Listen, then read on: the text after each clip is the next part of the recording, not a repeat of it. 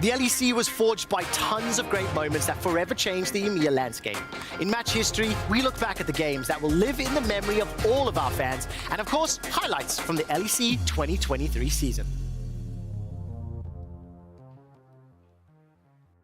I was always a big fan of Kaiser on Engaged Champions. I think it was one of his big strengths. He's incredible at team fighting, but the Yuumi is so powerful in the meta right now. I respect the pickup, but how is it going to match up to such an incredibly aggressive and oppressive lane like Kalista, Nautilus? You got a Zin's out jungle too, and there's just so much setup across the board in this early game for Gen G, backed up by this incredible scaling option of the Azir in the hands of BDD. And yeah, you always lock in your pocket BDD Azir for later. You're like, all right, we're good to go for those team fights later on. Everything else is invested in control, basically, to get them there.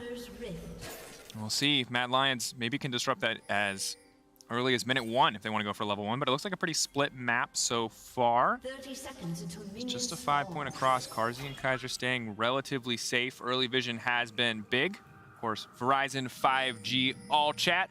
Share your opinions. Cheers. Well wishes using the Verizon 5G all chat. Let us know how you feel about Yuumi. Let us know how you feel about Jarvan and any other champion that LEC casters may have really strong opinions about. We'll psychoanalyze you if you feel like that's necessary for this time in your life as well. Look, man, therapy's expensive. If I got to get it from Twitch chat, so be it. Yeah, well, give it to you live here at Worlds. Defensive ward opening from both sides, though. I want to point out that the one on top side, behind the red buff, they're looking for those possible sneaky plays over to get that top side vision, while simultaneously setting up with the sweeper in Nautilus inventory for a delayed invade. Anytime you see that sweeper early on from the support, yeah, it signals a delayed invade. They get their ward kill. They also get their zombie ward up, and they...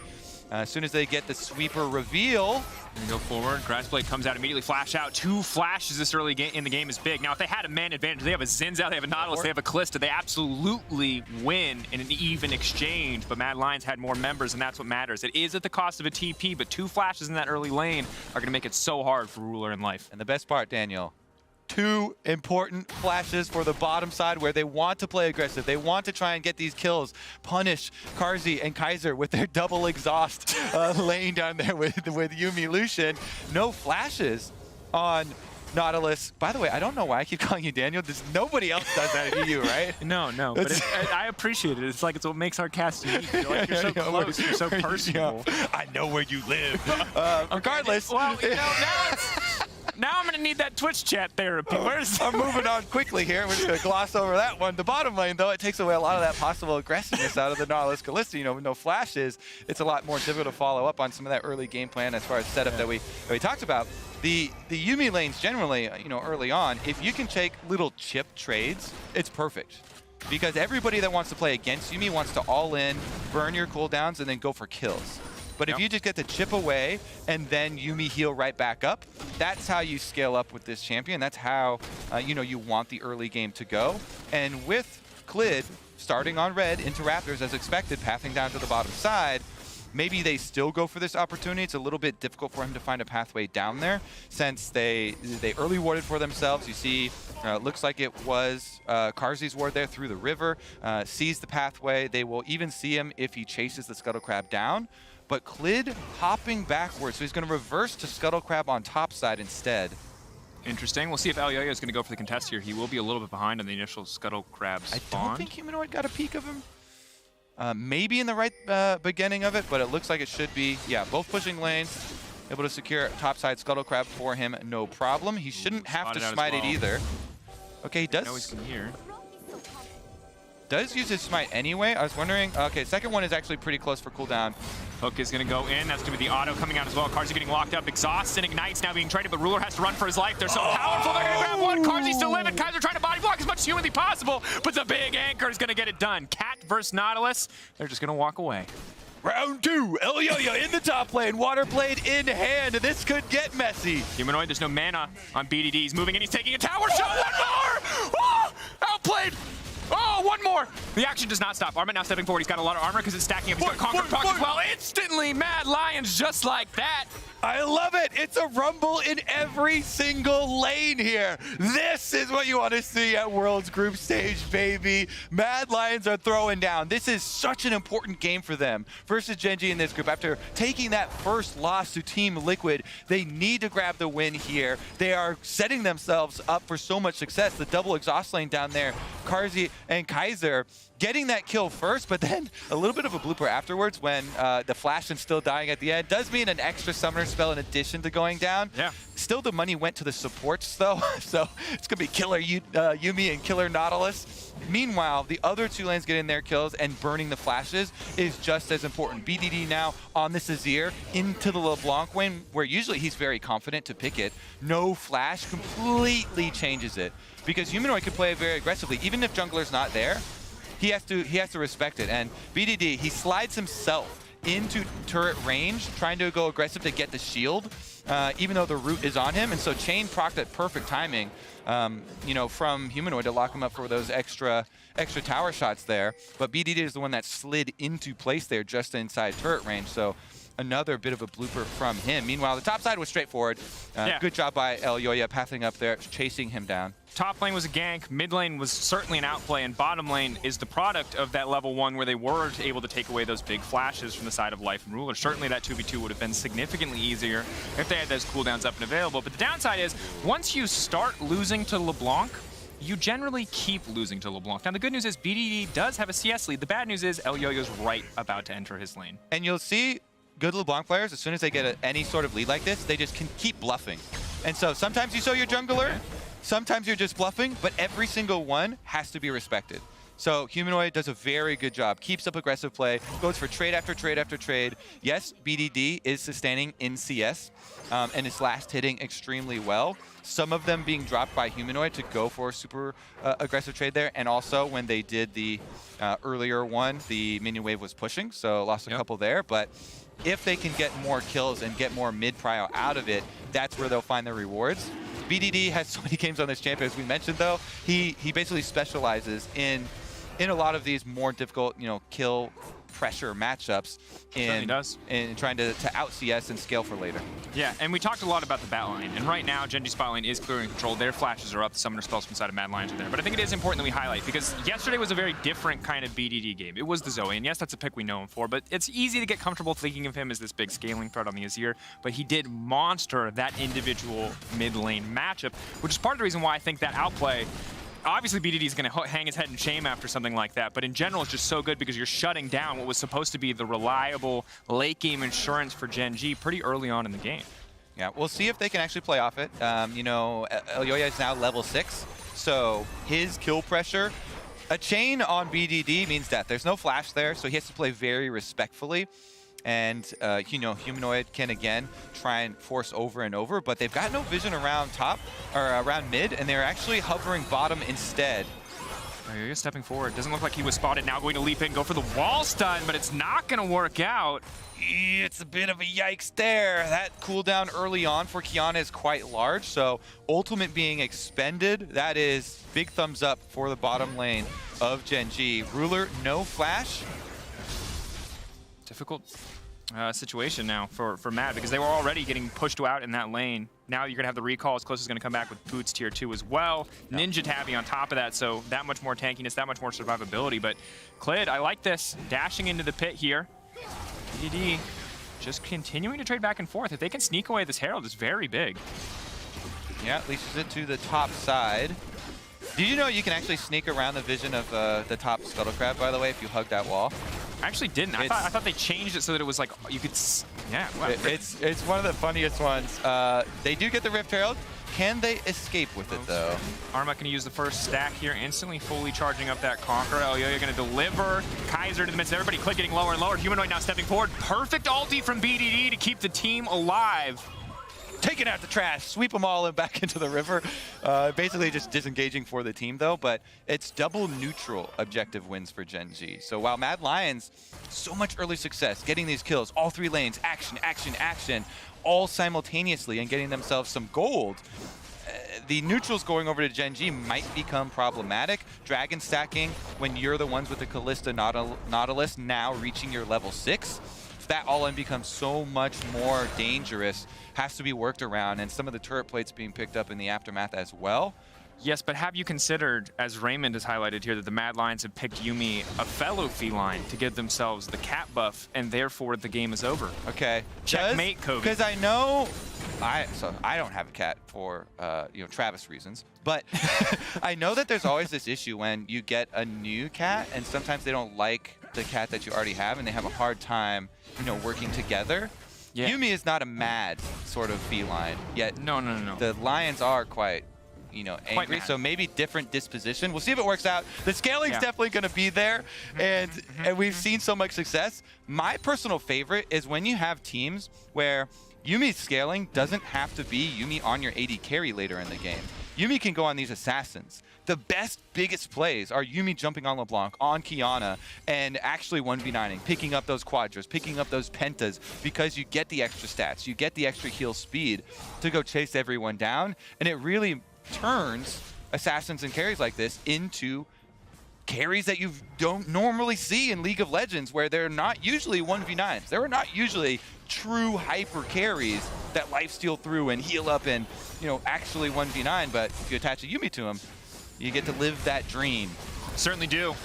See how Mad Lions want to set up for that dream, if it's going to be Humanoid or Elyoya, maybe even Armut, who's going to carry the Yuumi through in these fights. But for now, Gen G moving in, taking control of the bottom side of the map. Mid lane control is even, but you got 4 members strong now on the bottom side from Gen G. And Carzzy and Kaiser, they've got the ulti to clear a wave if it comes to it, but a lot of threat there.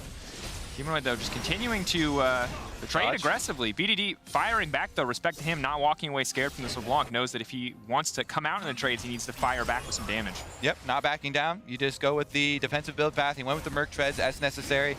His flash came back up now. Rulers is still down from that bottom lane play that we mentioned, but it's going to come up pretty shortly here, too. And then they can go super aggressively.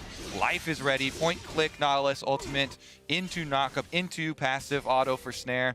Somebody's going to sit in the same place for a while. And while you already have invested your gold into Grievous Wounds down there, into the Yuumi, kind of like to see that. The Executioner's one of the first pickups there for Ruler. He knows he's going to be putting a lot of work into targets receiving healing and wants to be able to get to those Rend kills.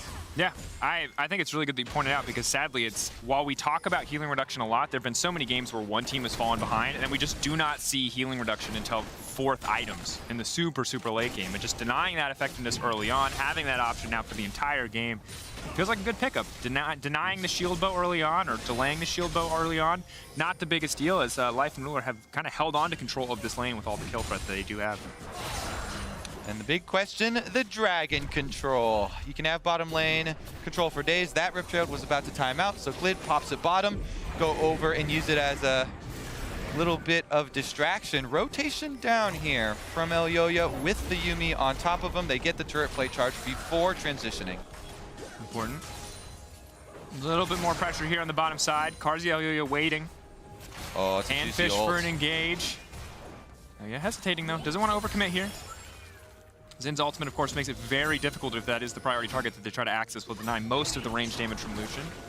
They have a reset from Humanoid, who looks like he's looking for a teleport. Anytime you see minimap them just staying in Fountain, he's got to be looking for his teleport. There it is. Ready to fight for the objective. Do not want to give up the second Drake. Elyoya waiting in stealth, pushing forward. A big ult is going to be crucial. Is finding the snare in the river. Yuumi ult now coming out, but they're throwing the Nautilus right back in the midst of the team. That's going to be one squishy. Kiana instantly deleted. Rascal throwing the ult across the backside. Carzzy firing back in the meantime. Humanoid leaping in, trying to lock down Clit. Armut in the midst of every team. The clone as well as him just spinning. Clit now going to get dropped. Carzzy flashing out to safety. Absolute messy fight, but Humanoid going into the backside, trying to finish up Ruler. He's going to grab one, but no, the spear's coming out. Finds the kill on Life, but Ruler fires right back. And they do split kills, but really the biggest exchange, Dragon number 2 going over to Gen G. They can keep stacking it. This is how you want to play, this set from Gen G. Force on that possible Dragon Soul as early as possible into the game. So number 2, critical pivot point there. They do come out exchanging the kills with, Humanoid flashing in to go get another one and exchanging his life there to finish off the support. But mounting pressure now as BDD has been fending off the LeBlanc pressure mid lane. They never actually brought the Kiana to combine with Humanoid. That's actually something I was kind of looking for as far as the opening. You know, the flash was blown, keep up that pressure, you know, try and Kiana burst him and really keep down this Azir. But since they did not spend resources into it, he just kept farming. He's up to a very suitable pace. Here's another look at how they finish it off. Of course, they're the ones with the Kalista. They have the Ren, they have the extra stacks in Dragon.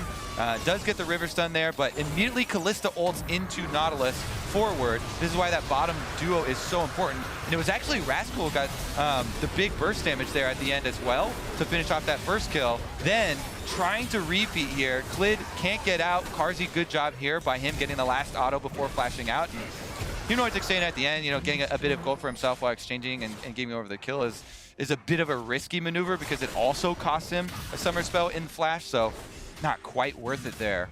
Now, Armada getting aggressive on the top side, knowing that he has jungler and support in the area. Rascal going to be forced to back away as they get a little bit more tower damage, but it's 15 minutes. Not nearly as important as the early game in breaking down those plates. For now, Genji holding onto the gold lead. And I think important thing in that fight, Elyoya's second ult, again, very ineffective. Only hitting the snare on the Nautilus, not finding the stun on anybody else. And credit to Genji for splitting up and not letting that cooldown be impactful in the fight. That's going to be huge as we move forward because Mad Lions really need that CC if they want to win these team fights. This is hard to fight against this Nautilus Kalista. Yeah, they have to have a good ultimate, but they also have to have DPS to follow up on it. So that one kind of had neither. You're like, turns out if you don't hit people, it's not CC or damage. Who would have thought? They the good exchange though there is kind of ult for ult. You're forcing the Nautilus ult or the Kalista ultimate to get the Nautilus, but then he has a way in, and it's good follow up there from Genji. This Rift Herald being started out though, they do have their cooldowns back, so Mad Lions should probably be able to finish it before the rotation comes through, especially with Humanoid playing body blocker. Oh, the eyeball! The back is there. They smite it, they get it, but they can't pick up the rewards. Hatch that eyeball. Sit on it like an egg. The warmth of the Nautilus. Yeah, go squat on it. There you go, Rascal. It's your job. You're a bouncer now. Nobody touches this eye. Oh, yeah, he's on watch. Grave is a good bouncer, too. He's got the Mafia skin. It's perfectly thematic. That's what we're waiting for, is the thematic champion and skin picks. You know, the Rift Herald is actually quite evil, too. It's like, it's a scuttle crab that got corrupted by the evil presence of the Baron Pit. Oh, wow. And then turns out, oh, it's actually just the progeny of Graves. Didn't know that twist was coming. He, not a mammal. He lays eggs. Who knew? Give him back a cigar. Get us out of here. Luden's Echo now finished for Humanoid. Very crucial item at this stage of the game. Of course, BDD already has his on the opposite side, and you're now seeing the shield bow come in for Ruler alongside the Rage Knife. So the Kalista, very big, powerful threat. BDD already kicked off to the side lane, but naturally, I do think we need to keep an eye on Humanoid and Elyoya specifically. The big mid-jungle threat, the power, in theory, to delete anyone on the map, but can they make good on it? I agree. I want to live that dream too. Anytime I see Yuumi in the game, and you know, a lot of people recoil, but I look for who is going to be the star that gets the attachment, buffs up your stats, you get to chase people down and get your kills. Well, Humanoid is level 11 and he finished his Luden's Echo, so he's a good candidate. As you mentioned, soon to follow will also be Elyoya. Maybe they, with the slow that Yuumi can get and the ultimate, maybe they can set him up for a better one of his own. Going in, immediately getting the Kalista ult in exchange. Life still living, though. Big major team fight all gone. Maybe Mad want to use a little bit of the pressure they built up now to go for something. The Dragon spawning in 15 seconds. They are the ones with priority access to the pit, but they will not have the Kiana ult for the fight. So that one was actually a much better trade for Mad of ult for ult, even though it's the same two, because they also chunked out life, and there was no engage follow-up with the second half of the Kalista ultimate. So now, no Kalista ultimate, no Kiana ultimate, not quite as much pressure there. Crucially, no Yuumi ultimate either, though. Now we can see Yuumi attached to Arma here. Double Wukong ult, huge potential impact. Genji very much grouped up, but obviously Arma can be very telegraphed on the entrance. You can see now he's fishing for the flank. He has the flash. Have they spotted him on the wraparound, however? If you play the poke game versus Mad, you're going to lose. They have a Yuumi on their team, so poke from LeBlanc goes unanswered. Dragon started up. LeBlanc showing in the lane, though. This might be the move. Pushing, has bot prio for now. Carzzy, sidestep is clean. Ulti coming out, but there's no follow immediate. It's Armut onto the backside. He's going to find one knockup. Ruler now getting out to safety, clear in the midst of everybody. But Mad Lions, they've started the fight, and they're starting to take it. Rascal and BDD still stepping forward. Life and Ruler alive on the backside, but they have to be careful. Humanoid, another round of cooldowns might be able to end it. Who is going to get the Drake? Elyoya in the pit, but the Dragon might kill him if they can't end this one quickly. Now the fight kicking in again. BDD from the backside. Instant double kill. Yuumi, Elyoya, can they get it? Kaiser wants a way out, but he cannot find it. Yes, they get the Dragon, but at what cost? BDD was a monster in that fight. The cost is a quadra. 4 deaths on the side of Mad Lions, and BDD once again on one of his signature champions sweeps right in. Flash Azir ultimate secures the extra kills. Good evasive maneuvers there from Ruler, because the flank from Armut, I thought was going to set them up for a huge team fight there. Gets behind on the back line, but immediate exhaust and flash come out. And they're able to evade it for long enough to buy them time. Dragon DPS actually was meaningful too. Elyoya was taking the slow attack from Ocean Drake, is so annoying. Big damage. You'll see him right now. He starts at full with the Yuumi heal, but Axe Effect replay will just show how long and how much DPS the Dragon does get out on him. There's the first one. Sweeps right in. We actually have counterintuitive set up on top of your screen there with the triple. Slips back in. Dragon is just beating him down. In spoiler, he gets his revenge. He gets the kill on the Dragon, but BDD takes his whole team out for it. Kaiser wants to slip onto him. Elyoya is saying, there's not enough time, friend. Sorry, see you later. Sometimes you're so focused on getting revenge on the Dragon that you hang your entire team out to dry. Now, there's nothing you could have done probably to save that team fight. Well played by BDD, and now Gen.G very much in control. 3K gold advantage. Azir scaling up at 2 items. We got triple healing reduction. They are not gonna let this Yuumi be impactful whatsoever. Graves looking stronger, Kalista looking terrifying. It's gonna be hard for Mad Lions in the minutes to come. And some of the properties for Yuumi can still be super annoying, because you do give your passive, increase to stats whoever you're on, and you get your Qs and your slows and you set them up. But that's generally more when you're on somebody who's super far ahead, and then you wouldn't care about the heal as much. In this case, they actually need both properties of the champion to sustain through the later stages, because Gen.G set themselves up so well here with the secure setup. 2 shield bows plus the gore drinker. Lots of steel caps down here. 4 steel caps on the side of Gen.G. So if it's not humanoid bursting somebody down, it takes a lot more time and effort for any of the other Mad Lions options. That's why I would profit size that you'll have Kaiser more often on humanoid and come up with that kind of game-saving LeBlanc pick, because there's so much armor. There is not magic resistance to have to deal with, and he's going to try and pierce it. And that's even more amplified by the fact that we do see Moonstone come out on Yuumi now. Super standard, but we have seen a lot of Luden's echoes, interestingly enough. Now, admittedly, there's been a lot of games where Yuumi's gotten giga-fed, I guess would be the official term. So I'm not sure if this is more standard and it's just a product that Yuumi's being fed. But the downside, of course, is while you might have more sustain, you are packing less magic damage. And again, you highlighted it. Ninja Tabbies alone are going to do so much work as we get later in the game. Plus, as much as Mad Lions are such a good team fighting team, and it got them back into so many games inside the LEC, guess what Gen.G did? And they're not going to split up and give a lot of opportunities. You see 4-1 here from them. Teleport should be answered by Graves quickly. If he doesn't start channeling, he won't be there. This is going to be big, though. BDD already has the tower set up. Gen.G can just retreat to the tower and fight on their own territory. Humanoid getting incredibly low. He's running for the hills. They've already taken down the clone, but BDD essentially trading his passive for that TP on the opposite side. Rascal, of course, was forced to respond, but now Gen.G can just push forward with confidence into this Mad Lions tier 2. Armanov on the flank. Clid looking to look to get something started here. Now the Culling coming out. Life getting lower and lower. Clid forced to use the ultimate instantly into the wall. That's going to hit 4. That's massive. That's what Mad were waiting for. Clid now going down. Armut into the backside. Oh, and there goes the Yuumi ult. That's a double looking for a triple. Manages to take down Ruler as well. He might even want the quadra. BDD's going back under the tower, but he held on to the ult this long. Will walk away. That's it! Mad Lions find their team fight. As much doubt as about to set up here. Huge flank. And there it is. Elyoya, yeah, your first Kiana ultimate, kind of a whiff. Second one, and the river, kind of a whiff. But this one, big comeback. So much gold needed here by Mad Lions. Huge. And then the follow-up from Armut as well.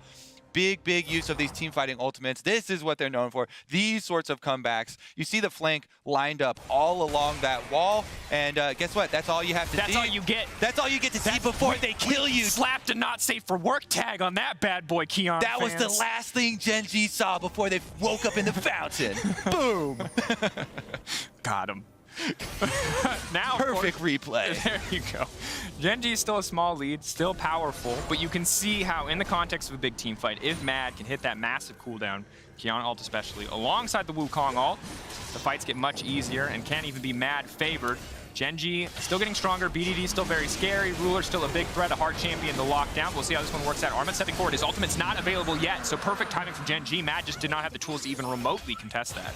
Yeah, no early push to try and push out mid-wave and move through there. No push on bottom either to gain access, and so it makes it kind of hard. Yeah, Mad, had a bit of a pincer going, but just a little bit slower than Gen G. Gen G have been so good at setting up the objective first. Very secure too, since maybe you get a flank and you have 2 assassins, but they easily have 2 points they can use as their front line. So since they're all still grouped up, it doesn't really give you a great opportunity like that flank did up on the top side of the map, where you're coming from the side of the wall and you have really great access there for huge wraparound Kiana ultimate. So this one, since you're not there quick enough for Mad, I like the call not to commit to it. It's kind of afforded to them by the earlier dragon, number 3, that they actually paid a huge price to get. That bought them this time around to delay that soul. But next one, going to be a very difficult setup here. Ocean Soul would be big for Gen G. Maybe it gives them that extra edge to sustain through some of the bursts from these assassins. No. If you can get that extra life coming back for everybody, along with some of the defenses they've been able to stack. And certainly as well for the Azir, getting there first, getting the vision first, being able to set up, forcing Mad Lions to come into you rather than you having to go into Mad Lions is a massive difference for a champion like Azir, for the Victors, the Orianas of the world. These control mages love it if you have to walk into them. It's so good for you. You get so much free damage, but have to see.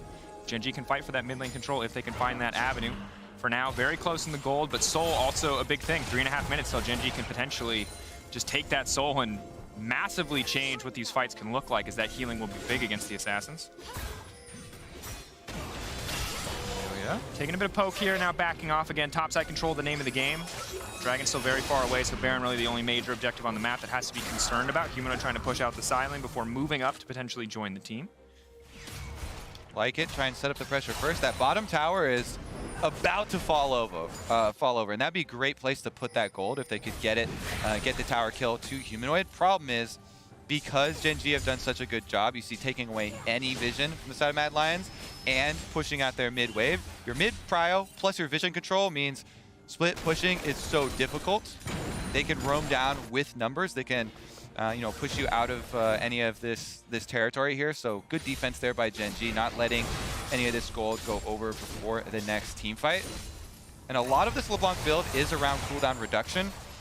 So it's not quite as bursty as trying to find that really nice, satisfying pop onto the backside. He is about to hit level 16 though, so the extra level in your ultimate puts through a lot more success as far as trying to actually kill BDD or Ruler. Problem is, shield bows on both of the AD carry members, and then Zhonya's now being just completed by BDD. He can Zhonya's through one of the chains and block one of your combos.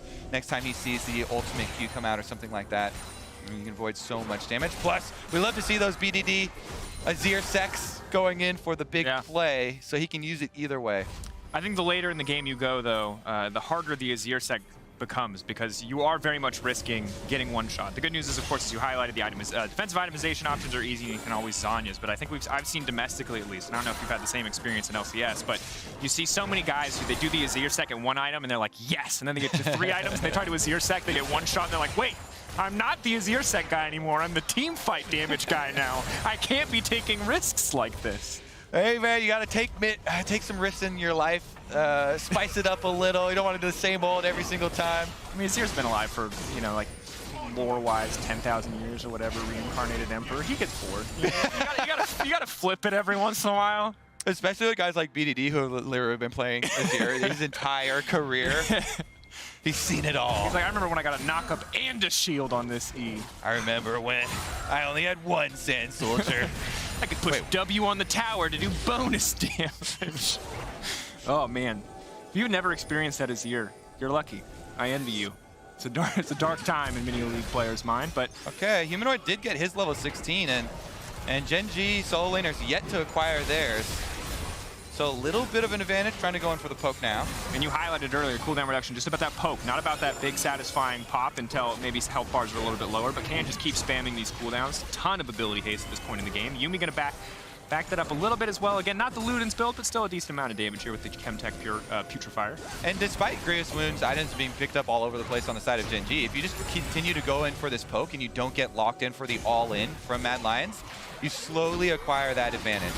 Giant staring contest here. Armut gonna burn that cooldown now. Wukong, relatively long cooldowns on the basic ability. They're not gonna commit to this one, but he's just gonna turn right back on top of them. Exhaust going down, Coling over the wall. Now Humanoid jumping onto the entire team. Not a lot of damage coming out, but big ult from Elyoya. They stack up against the wall, but BDD again, he wants to turn it, but Humanoid, he's already found his priority target. They're still living, they're holding on. They got all those Grievous Wounds, but they can't finish the kill. It's a masterclass in 2v2, 3v2 rather, as the Yuumi's still part of the fight. But Clid, BDD holding on. Elyoya ready to go over the wall, but they're gonna turn immediately. Oh, man! Close fight at the end of the day, Mad, take it.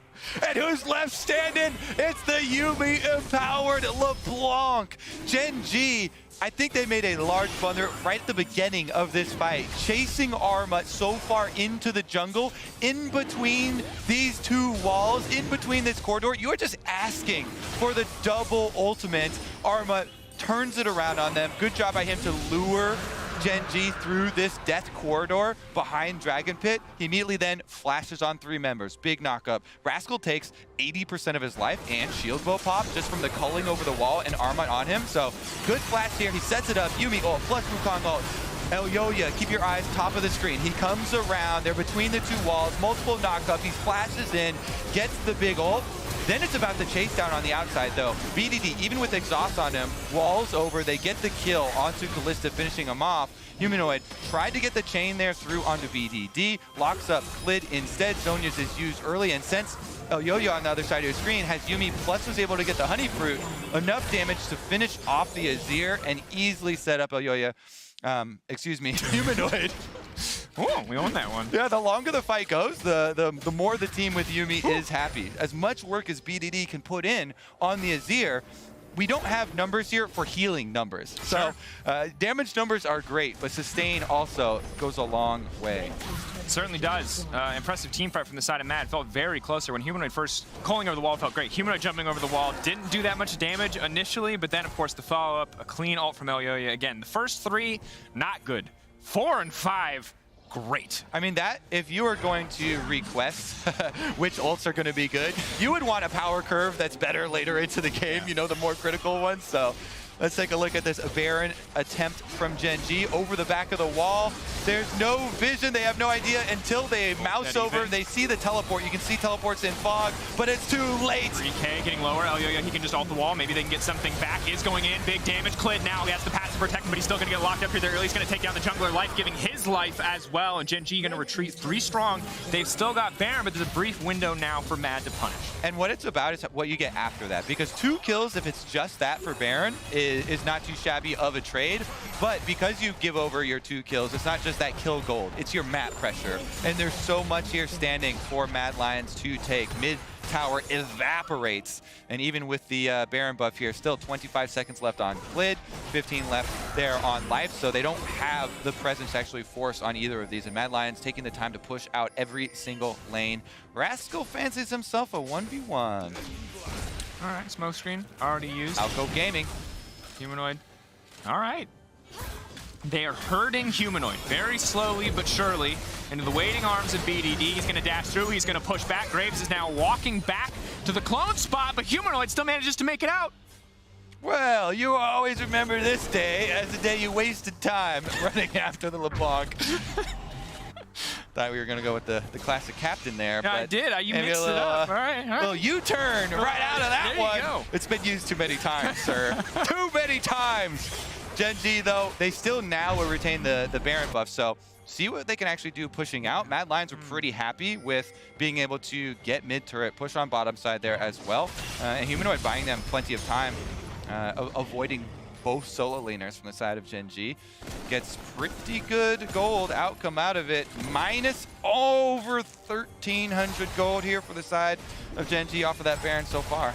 And again, waiting for that next big team fight. Soul still on the table for Gen G in 1 minute and 30 seconds. And I think crucially, earlier, it was the ability haste build for LeBlanc. But now that she's got the death cap, we're back to full-on damage. She can definitely pop somebody. And as highlighted earlier, mostly physical damage. There's no MR, and now the fight's kicking off. Oh, yeah, again into the back line. They're trying to delete the entire team. Ruler now running for his life, but he's holding on for now. Humanoid immediately leaps to the back line, trying to isolate the primary characters, but Elyo is getting burned down. The Yuumi healing is still coming in clutch. The grievous wounds are not enough. Humanoid is popping people left and right. BDD, Rascal, Ruler standing strong, but Humanoid flashing in.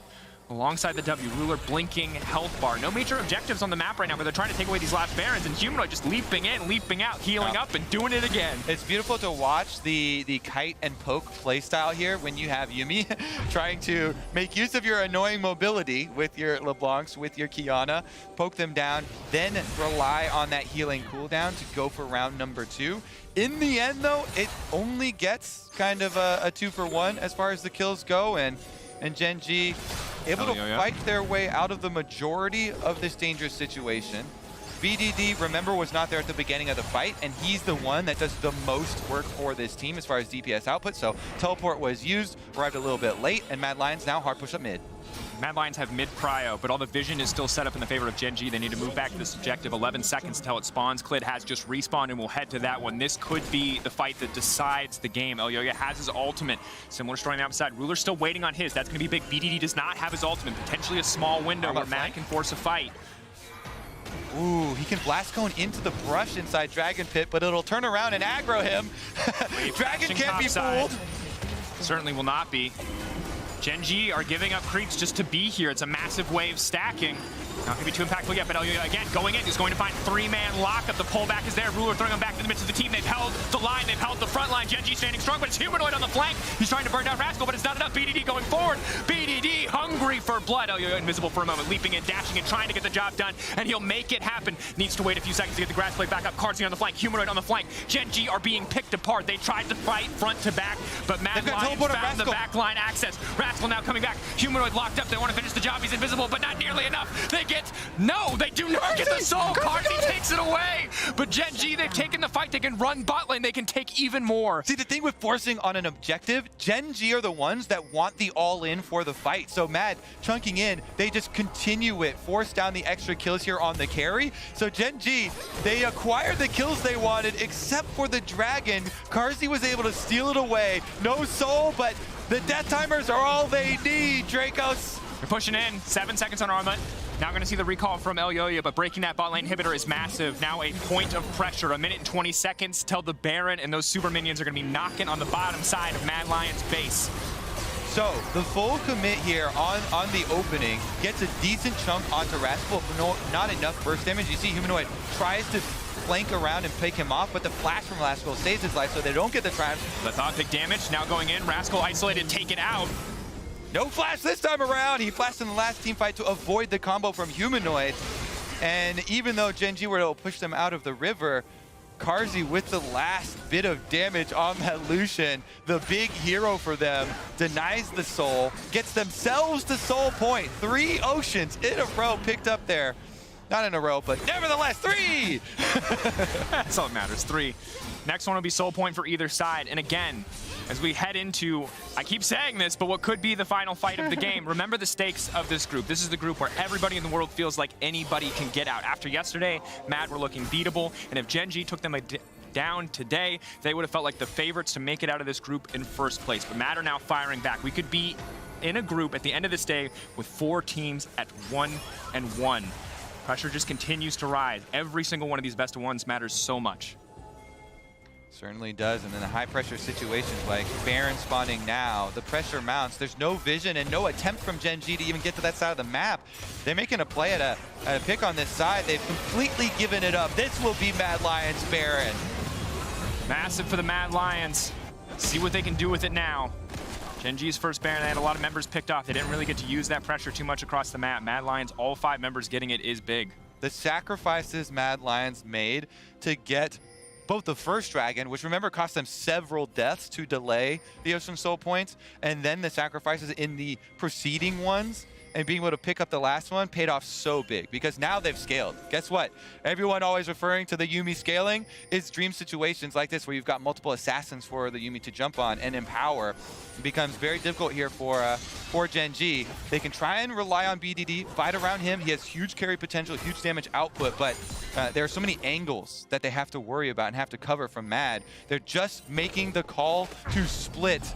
Baron empowered recalls means you can answer these calls very effectively, but they're keeping, no, okay, they even get LeBlanc back. So they successfully forced all the recalls out of Mad Lions just with the bottom side push here. Baron empowered ones means it doesn't cost them anything.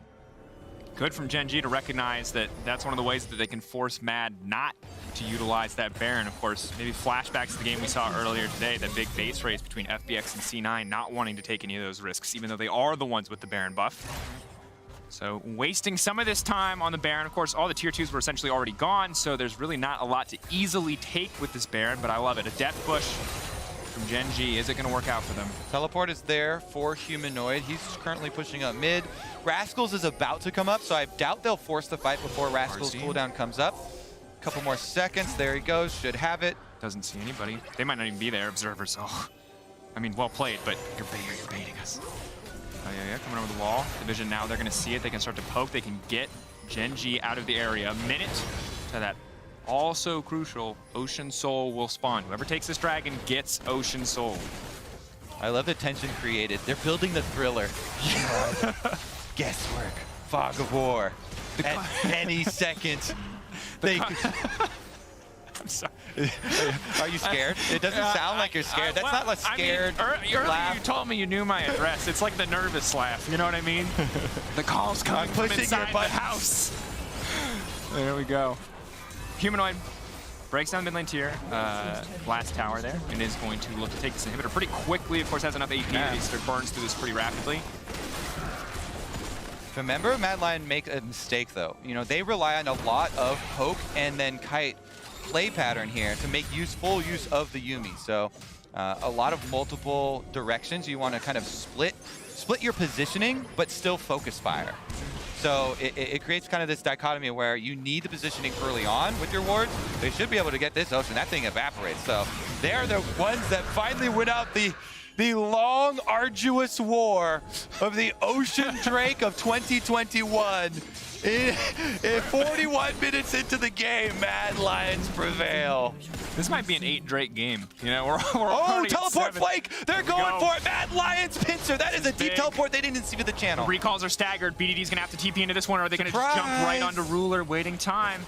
Kobe, the call's coming from inside. No, it's not. They're gonna back away. Don't Man, they really got us with that one. Do they know the TP is gone? That would be the question, because that is a cooldown that could be. Yeah, they're like, how did he get here? I believe he teleported, sir. Sneaky monkey. All right, they're back inside the base. Now I'm gonna step forward. Are they gonna go for the engage? Well, are they feeling confident enough? In the meantime, they can just like humanoid 1 or 2 autos at a time, eventually break this down. But I feel like we just keep getting more and more hyped. We're in the filler arc of the anime. It's time to fight, boys. Let's go. Yeah, I mean, it's so difficult now for Gen G because you can only cut so much healing. Even at reduced properties here, when you've got Yuumi on the team, plus the Ocean Soul, they can easily avoid a lot of these all-ins. How hard is it? You know, life, yeah, you can throw out the hook, but guess what? Wukong's got answers, Lucian's got answers. Everybody on this team has dashes, has answers to try and avoid the all-in. That's a scoop D. He does manage to hit him, but now he has to go gold, and he has 5 bit more time. Life now going in there trying to lock up the carry, but now a massive ult. Now they're fighting into the pinch, into the waiting arms of a Wukong, but Life, Ruler, maybe they can get this done. Ruler still barreling through this Callista. Can they kill him? She's just so strong, but Humanoid now on the flank. Ruler has to survive. Ruler has to make it through Humanoid's onslaught. Can he do it? Can he finish the job? That's the GA procced. He's walking away, but Mad, surely they've come out to win the day. No, Life buying more time for Rascal to now retreat. Ruler still standing. It is an absolute bloodbath at the end of the day. Mad Lions slightly advantaged.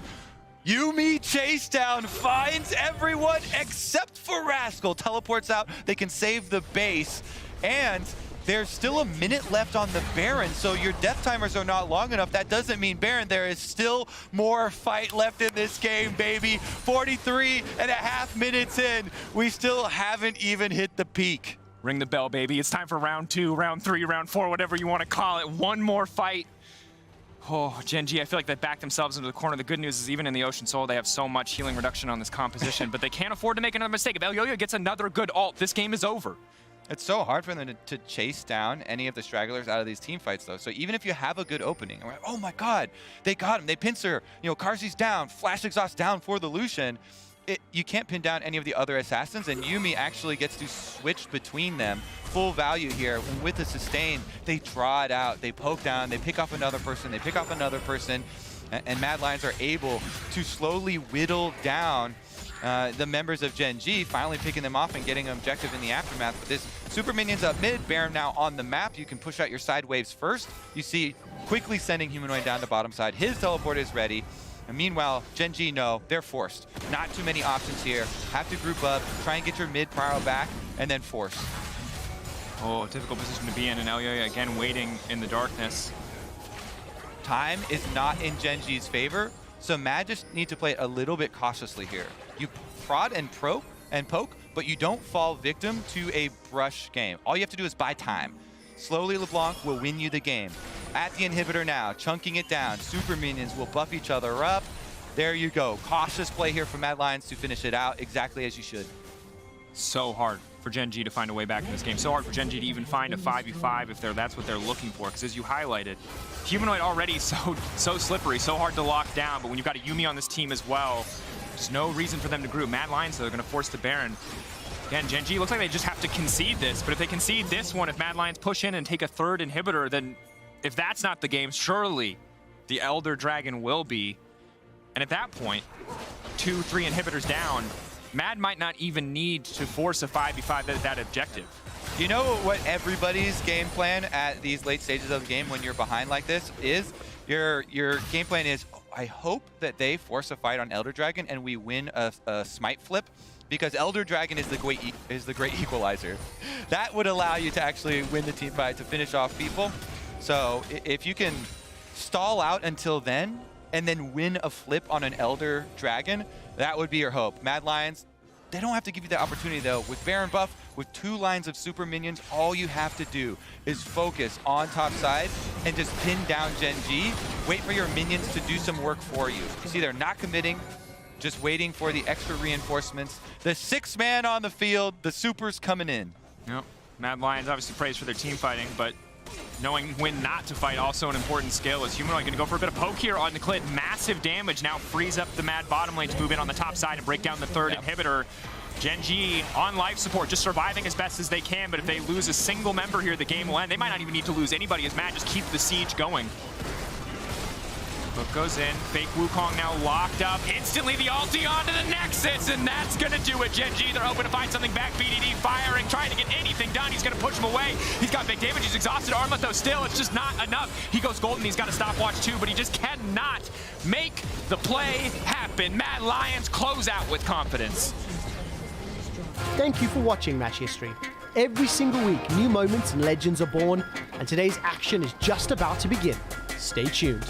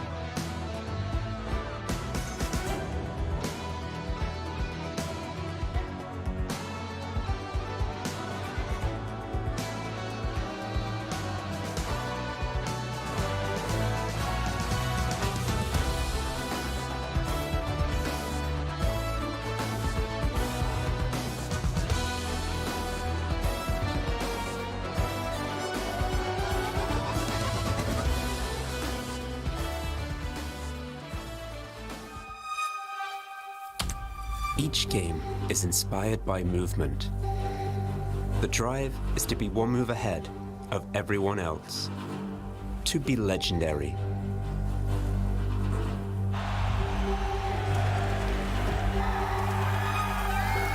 Are you ready to make your move? Make it legendary. Join Kia at the League of Legends EMEA Championship. Kia, movement that inspires.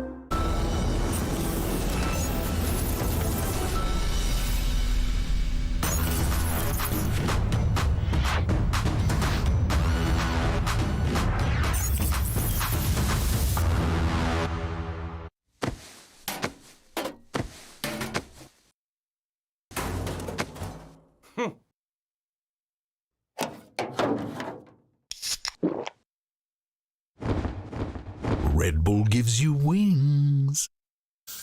Danke, Marine. Okay, come up with a new banger copy pasta. Ask that later. Definitely speak to Law about some hair advice. Have a break. Yes.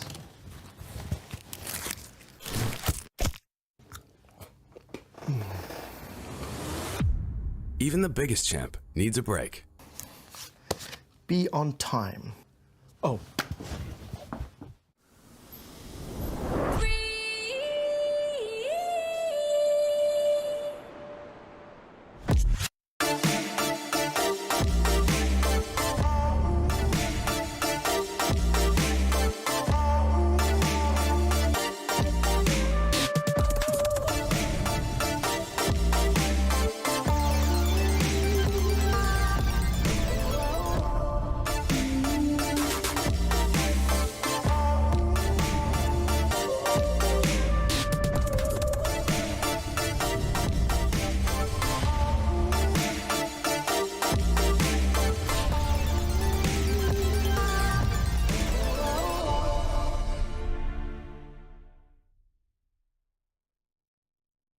Get ready, summoners. League of Legends is now on display.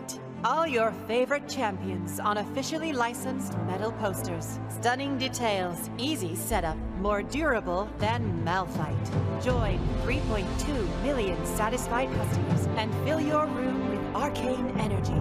Order now at displate.com.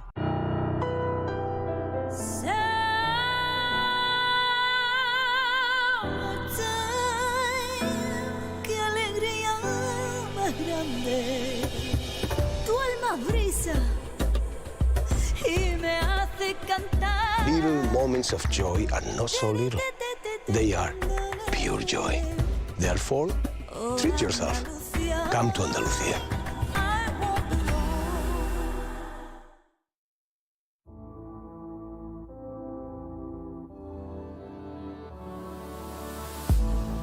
If you had it all, would you look the fall in the eyes?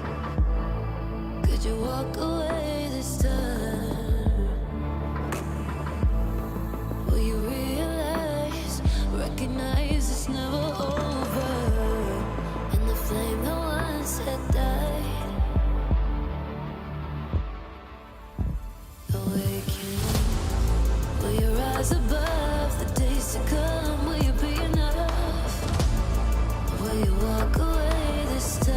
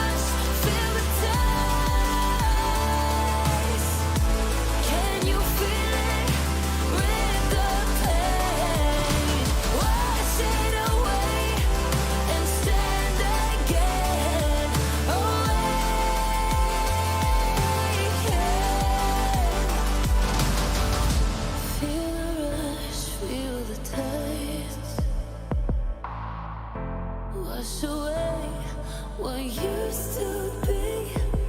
Will you make your stand? The world in your hands again.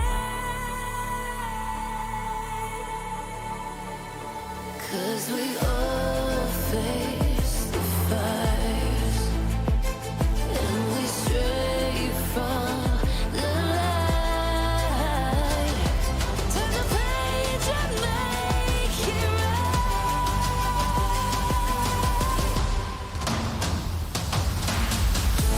Feel that rush, feel the ties.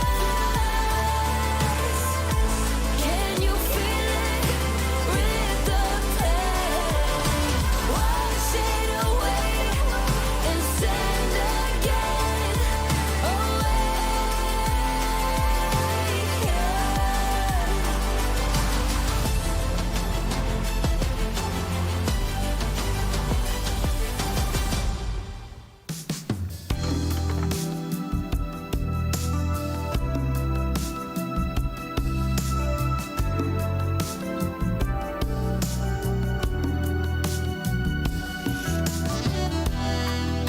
Too late to call you, too shy to dare, too big for me to tell you I care.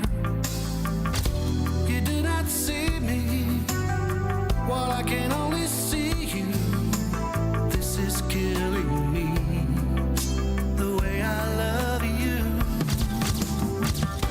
But every time I try to get close to you, I don't know what I break into. No matter when or where, there's nothing I can do, and yet I only think of you.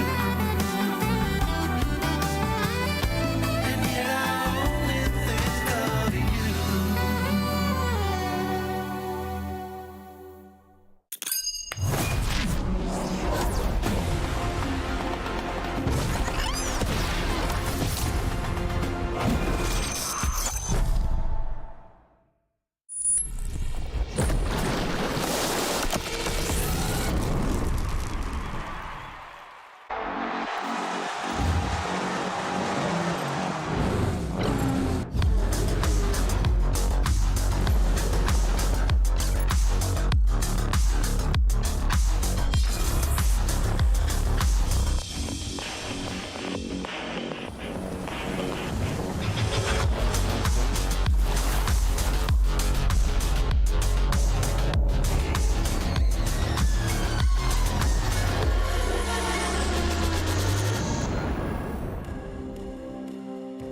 Welcome everyone to the LEC 2023 Season Finals live from Berlin, Germany. The road to Montpellier starts today, where all eyes are set on the crown as our teams fight for their spot in France and a ticket to the World Championship. Our 4-week journey begins today with Spring Split champions Mad Lions facing off against the newly dominant XL in a match that I cannot wait for. I'm Ender here with Goldborg, and we are going to be joined by Shocks. What? Have you been sleeping there? What year is it? I thought we were just going to do because it's Season Finals. I didn't realize you were going to be back. It's Season Finals? Yeah, that's why I'm doing I slept for 2 weeks. Where have you guys been? Here? Where have you been? Here, obviously, Wait, sleeping. you were here too? What do you guys do? I went home and was like Season enjoying Finals. the grass outside because we had a break, but... Well, excuse my... I'll fix it Do you later, even know but what's happened? What's happening? What are the Season Finals? What's going on? Well, Season Finals, because we had winter, Yeah? then spring, then summer. Those are all seasons? Yeah, we got the shields. This is for like the actual trophy. This is the big one, the big deal. Yeah. okay, Yeah, I this is see. winning EMEA. This one. The bracket right now. You look at it. BDS, G2, Mad XL. One of these teams wins. They go to Worlds. Wait. XL? How did that happen? Can anyone fill me in? So I get it, because you only saw them when they got 10th place twice in a row. twice. Yeah, so they got 2nd place. Yeah, they went on this slingshot ridiculous turn. They brought in Peach, really fun new jungler for them. And took G2 to 5 games in the open did? bracket. It was and insane. I'll raise you on that. Oda Wamne by qualifying for season finals, getting second place, eliminates former team Koi from the competition. So you'll notice they're not here. Yeah. How'd you like Koi's them grudge apples? match. Yeah. Koi isn't even here? No. That's some drama. Yeah. I'm sad I missed that. But you know, what about Vitality? Where are they? Hey. Yeah, so much like Yamato, they kind of disappeared. Yeah, it was a bit disconnect. They were not playing together at all. It was a tough look for them. They disconnected their jungler. But you gotta explain something to me. You gotta explain something to me. Yeah, what's up? So Excel made it, right? But we're at the season finals, so I can see how a team like G2, because they did well, like all year made it, and they're the most recent champions in summer. But what happened with Excel then? Championship points. Okay. All right. So there's like basically either you perform like above average the entire year, and off of points, off of the 3 splits, you can get in there. Or a team like Excel, they turbocharge their points by winning at the very end when it matters. Like the only way they made it here was finishing in second. Because they did so badly before, they needed that. This percentage of scenarios when Summer started out, 17.43 or something like that, around those numbers. Yeah. Absolutely insane. And they actually managed to overcome all those obstacles. It's crazy because when I look at kind of the upper round 1, G2, BDS, Mad makes sense. Like throughout the year, they've been doing well. Excel peaked really late, but then below, Fnatic. They're in there still too. Well, that's another team like very similar to an Excel with the addition of Noah on the bot side. This team has been insane. And not only that, you probably remember Koya, they're not here, but they traded supports. Trimby's on Fnatic in summer. What? That is like the worst trade deal of all trades. Yeah, but from Fnatic's perspective, that's the art of the deal right there, sir. They really got the better end of that stick. And yeah, they were phenomenal during summer. In summer, they looked like one of our best teams. Top 2 for sure. But it was a little bit of a rocky state. Best teams. I gotta say, before I fell asleep, I got to looking at some stats and some VODs. And how was the level of play? Oh, we're great. We're awesome. Yeah? Yeah, we're winning worlds. The best. Okay. Honestly, like the other region should be Oh, scared good. of us. So should we be scared just of G2 or? All I of think, them. okay. So honestly, the last split was kind of strange because I felt like we had a few teams that went through like really big overhauls. The trades between Koi and Fnatic, of course, Vitality being the super team that fell from grace, and then also you have Excel stepping up. So I feel like we've seen like the start with some of these teams, and now, especially for an Excel and Fnatic, this is where we see how much staying power they have towards the top. And that's where I'm going to get full-on confidence bought in these next few Yeah, absolutely. I think it's still catch-up for a lot of the other teams, like we're used to at this point. But they also had a break, so it's hard to see how much they've actually been able to make out of this break, because it's been good practice weeks for these teams. Some of them have been taking time off, and some of them, we'll see what actually happens today. And super important, I guess, because this is now for all the marbles. It's the first time we had these season finals. So this is it. These are the teams that are going to be here. 100%. All the rest gone. And in fact, I believe that whoever wins their best of 5 this weekend goes straight to Worlds. Yeah, for the upper bracket, that's certainly true. You locked it into the top 3 there. So yeah, that is monumental stakes for some of them. And for clarification, top 3 is a spot at Worlds. And Montpellier. Yes, agreed. 4th place, that gets you into the qualifying match versus NA. So that little I mean, match. I can see why some teams would want to do that as well. Okay, but I feel up to speed. I'm Lovely. awake. Job Let's done. Get going. Job done. The show begins. You're gonna. No, I'm kind of... Calm down. Yeah, that was a lot of effort we just did there. So let's play a video so we can just chill. Yeah. Yeah.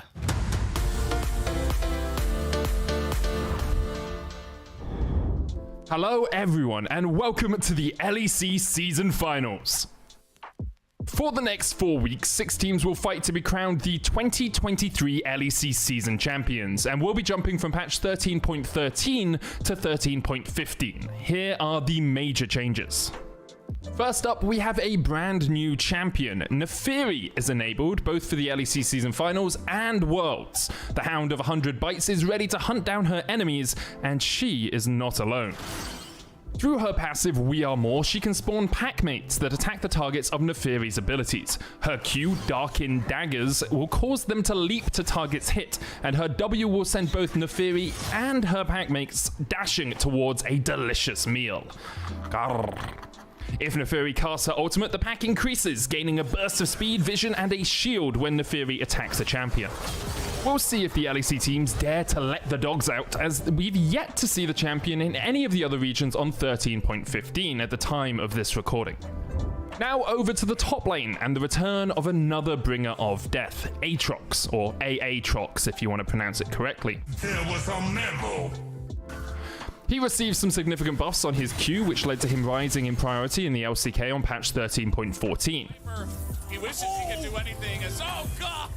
Look away! Cover your eyes! Now, on 13.15, these buffs have been toned down a little bit, but Aatrox should still be a lot stronger, especially with his new Lethality Duskblade build. G2 fans, please look away. The enemy jungler Shy is going to be fighting so many people! Ivan was changed on 13.15 with buffs to his supportive abilities and nerfs to his damage. The tree's best friend Daisy will no longer be the terrifying monster she was on 13.13, but overall Ivan is still pretty strong. Does use the blast contact. Okay, so you walk up, you cue the blue buff, blast code over, cue it, take the wolves. No! There he is! Yes! Boom! Oh! That's the Ivern tech. He's a good Ivern. Kai'Sa was one of the most popular picks both in bot and mid lane, and on 13.15, we should limit the power of the Daughter of the Void a little bit with nerfs to her base stats, her Q, and her W. In addition, Static Shiv, Kai'Sa's and everyone's favorite item, received some nerfs to its wave clear on 13.14, which makes it harder to destroy minion waves at lightning speed. However, we still expect to see Kai'Sa and others continue to build the item in the LEC this week. Kill advantage. The LEC will be on patch 13.15 all the way to Montpellier Occitanie, and the stakes are now higher than ever, with spots at Worlds also on the line.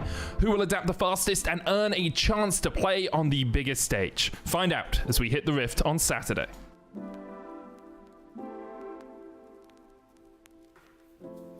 And thank you very much to Medic, of course, for making that video very detailed and in-depth. But there's so much more to this patch as well in terms of what we can expect for pro play. And I know, Yamato, you've been scouting, you've been looking, you've been theorizing. So what are some of your highlights that we have to look at here? I think the easiest way to start, right, is 13-14, because it's just a patch that we jumped ahead of. Most of the things globally seem rather similar, but even on 13-14, there has been like less of a prio on Kai'Sa. Xayah so strong, Tristana prio super high. And of course the tank junglers. And I think that is just the biggest shift coming into 13-15, is that we're getting that Sejuani nerf, Maokai nerf probably will still be played, and Rel will get nerfed. And removing these tanks all of a sudden opens up a completely different playing field when it comes to the jungle position. Absolutely, and it's not like any of these OPs suddenly will not be champions that you want to pick. Some of them did get adjustments, but in the end, they're still very good champions for what they offer when they finally get in there as well. Also, of course, we saw some lethality changes. Don't know if we'll be seeing too much of lethality Caitlyn, as we've seen of it in solo queue and any other in that regard. But for pro play, and speaking of solo queue, of course, I know you've looked at a lot of accounts for some of our players here to see what we can expect of them. So what have you been finding with your scouting? So basically, it's like, I always love doing this because I think you see the similarities, you see the parallels of what people are playing, because of course they are screaming and playing against each other. So you get to see these patterns of champions that will be for sure played. But the main pattern that stands out right away is that all junglers are playing some form of AP jungle, which kind of highlights the fact that, oh, the mid laners that people are going to be playing are the AD ones. We saw the Jace, we saw the Tristana. Maybe we'll get expanded to the Yone and even go so far to, of course, Naafiri. Naafiri jungle, plain and simple, just kind of garbage on the patch. This is a champion that just needs a lot of gold, but you can see the trends. A lot of Nidalee gameplay might scare a lot of people because on stage might look different. 3 weeks of scrim might give you some fake data. Taliyah the same way. Diana, therefore, Elioya and Yike. These are champions that both of them have played in the past and like super much. But at the same time, when these champions are being picked, the Nidalees and the Talias and maybe the Dianas, this is where Kha'Zix will also find more room to be played, Viego, and also sometimes Kindred. I think that without the tank junglers, the jungle pool will be a lot more dynamic, but I expect to see a lot of Ivan and Maokai still. So you talk a bit about Naafiri. Now that champion seems like a bit of a stat checker, needs a lot of gold as well on that. Is that something, because we're seeing it in solo queue, but is it something we'll be seeing in the LEC? I'm so certain that we're going to see it. Is it good? I'm not so sure. It reminds me so much of Kiana of old, the champion that could just farm and then reach lethal ranges super easily. But I think that this champion has some counterplay, but I think it's very good that each mid laner has put some time into it just so they know that what they might be up against, because they need to bring that information back to the team. But following the other trends. You see the Yone as well as something that's been played by 5 out of 6 mid laners. And then, of course, the classics. You see some outliers with caps on Ziggs, played more than 5 games. And then the usual suspects with Xerath, Azir, Jace. I know Tristana's not on here, but everyone plays it. Still some LB.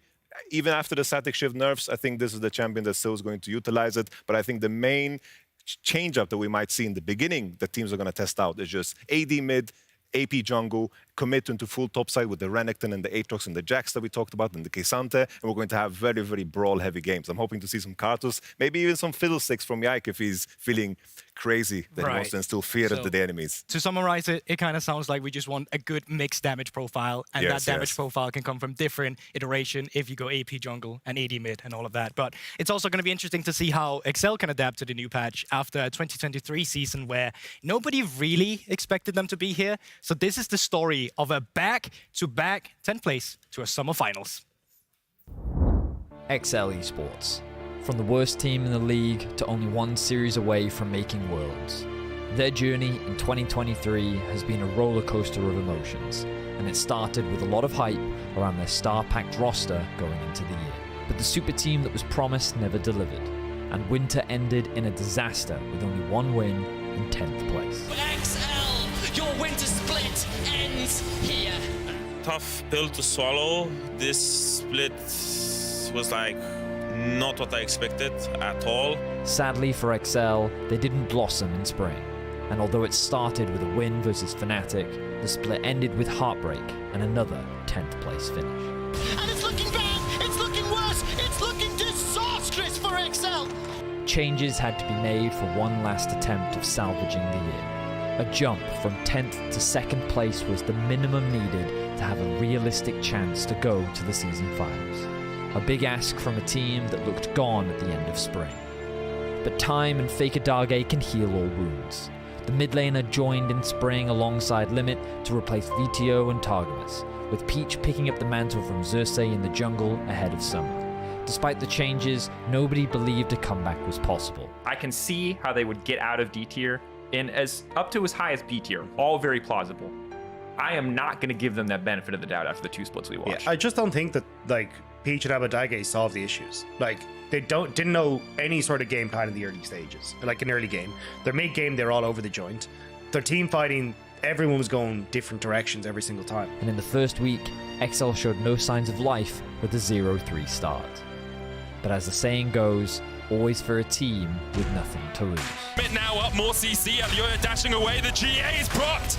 The Nexus Tower is still surviving, Kazi's gonna fall to Limit, and now the chase begins for XL. And the Nexus Towers are everyone's kryptonite this game. Magic flashing away, trying to escape, chase these clutches, and Abadage was able to sweep away Niski, which means the Destiny doesn't come in. Abadage going forward once again, Hylissang dashing in, Niski just able to survive, but Hylissang is not. Somehow, after starting 0-3, XL managed to turn it around by winning 5 of their remaining 6 games to secure a top 4 seed going into the group stage. Players and fans started to believe in the miracle, but an exit in groups would still mean the end of XL's year. However, this lineup and their story was far from over. XL was unstoppable in the group stage, going undefeated with a 4-0 record against Mad Lions and SK Gaming.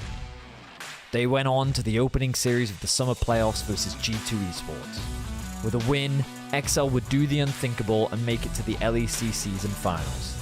What we witnessed was the best series in the LEC 2023 season so far. Patrick with a Featherstorm, Cavs trying to get away, but he's stunned up, he's locked up, and the shutdown goes over to Patrick, and what a superb fight it was from the XL AD carry. Peach is flashing forward for another taste of victory.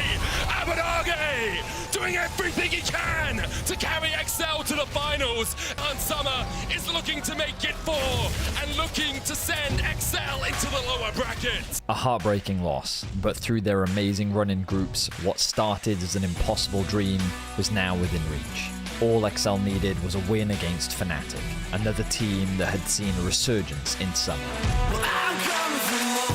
Goes godlike as he kills up one and Omni tries to get one in response. He gets it, goes into the booster, trigger sleep. Enough! Ono survives, the double kills him off. Noah trying to do it again, but he's pulled. XL are going to finals. From back-to-back 10th place finishes, to now only being one series win away from reaching Worlds for the first time in the organization's history. XL's comeback is one for the history books. But their journey is far from over as they set their sights on Montpellier, Occitanie, and Worlds. Wow, Verius, what an amazing breakdown. And I think also very necessary for maybe people that have not been paying that much attention throughout the whole year. But now when you get it laid out for you, Yamato, it is so incredibly impressive what this Excel roster, I should say, org team has managed to do over this year. No, I envy it. You know, having that memory in the memory bank, you just know that this is something they're going to keep forever. I feel like this format really opens up for something like this because it just carries so much intensity, and they were allowed through the time that they had off, so to speak, to make the correct adjustments and then turn into the beast that they became at the end of the season. I still think it's so crazy how much pressure they were under, not just to do well in summer, but to get second place to actually pull that off. And it came after a whole year where they kept shifting around pieces. This wasn't like overnight something suddenly clicked, right? Like the winter split was a complete disaster for them. Then they bring in Limit. Halfway through spring, Abadage comes in as well with the new coaching staff behind too, but they didn't have enough time, I think, with Abadage in the roster. So it wasn't until they had that break during MSI where they also brought in Peach and could gel together that we saw them really take off. It's so interesting when you also look at their opponents today, the Mad Lions. We put everything here on the timeline because the Mad Lions started good, then it went better. They won spring, and then in summer, it's just been pretty awful all around. Well, it's crazy how the format just, it carries so much pressure because it's so evident if you don't perform. I think that performance always has fluctuated in the LEC, even the previous formats, but the teams that had the named players were always very good at adjusting themselves to find peak performance when it matters.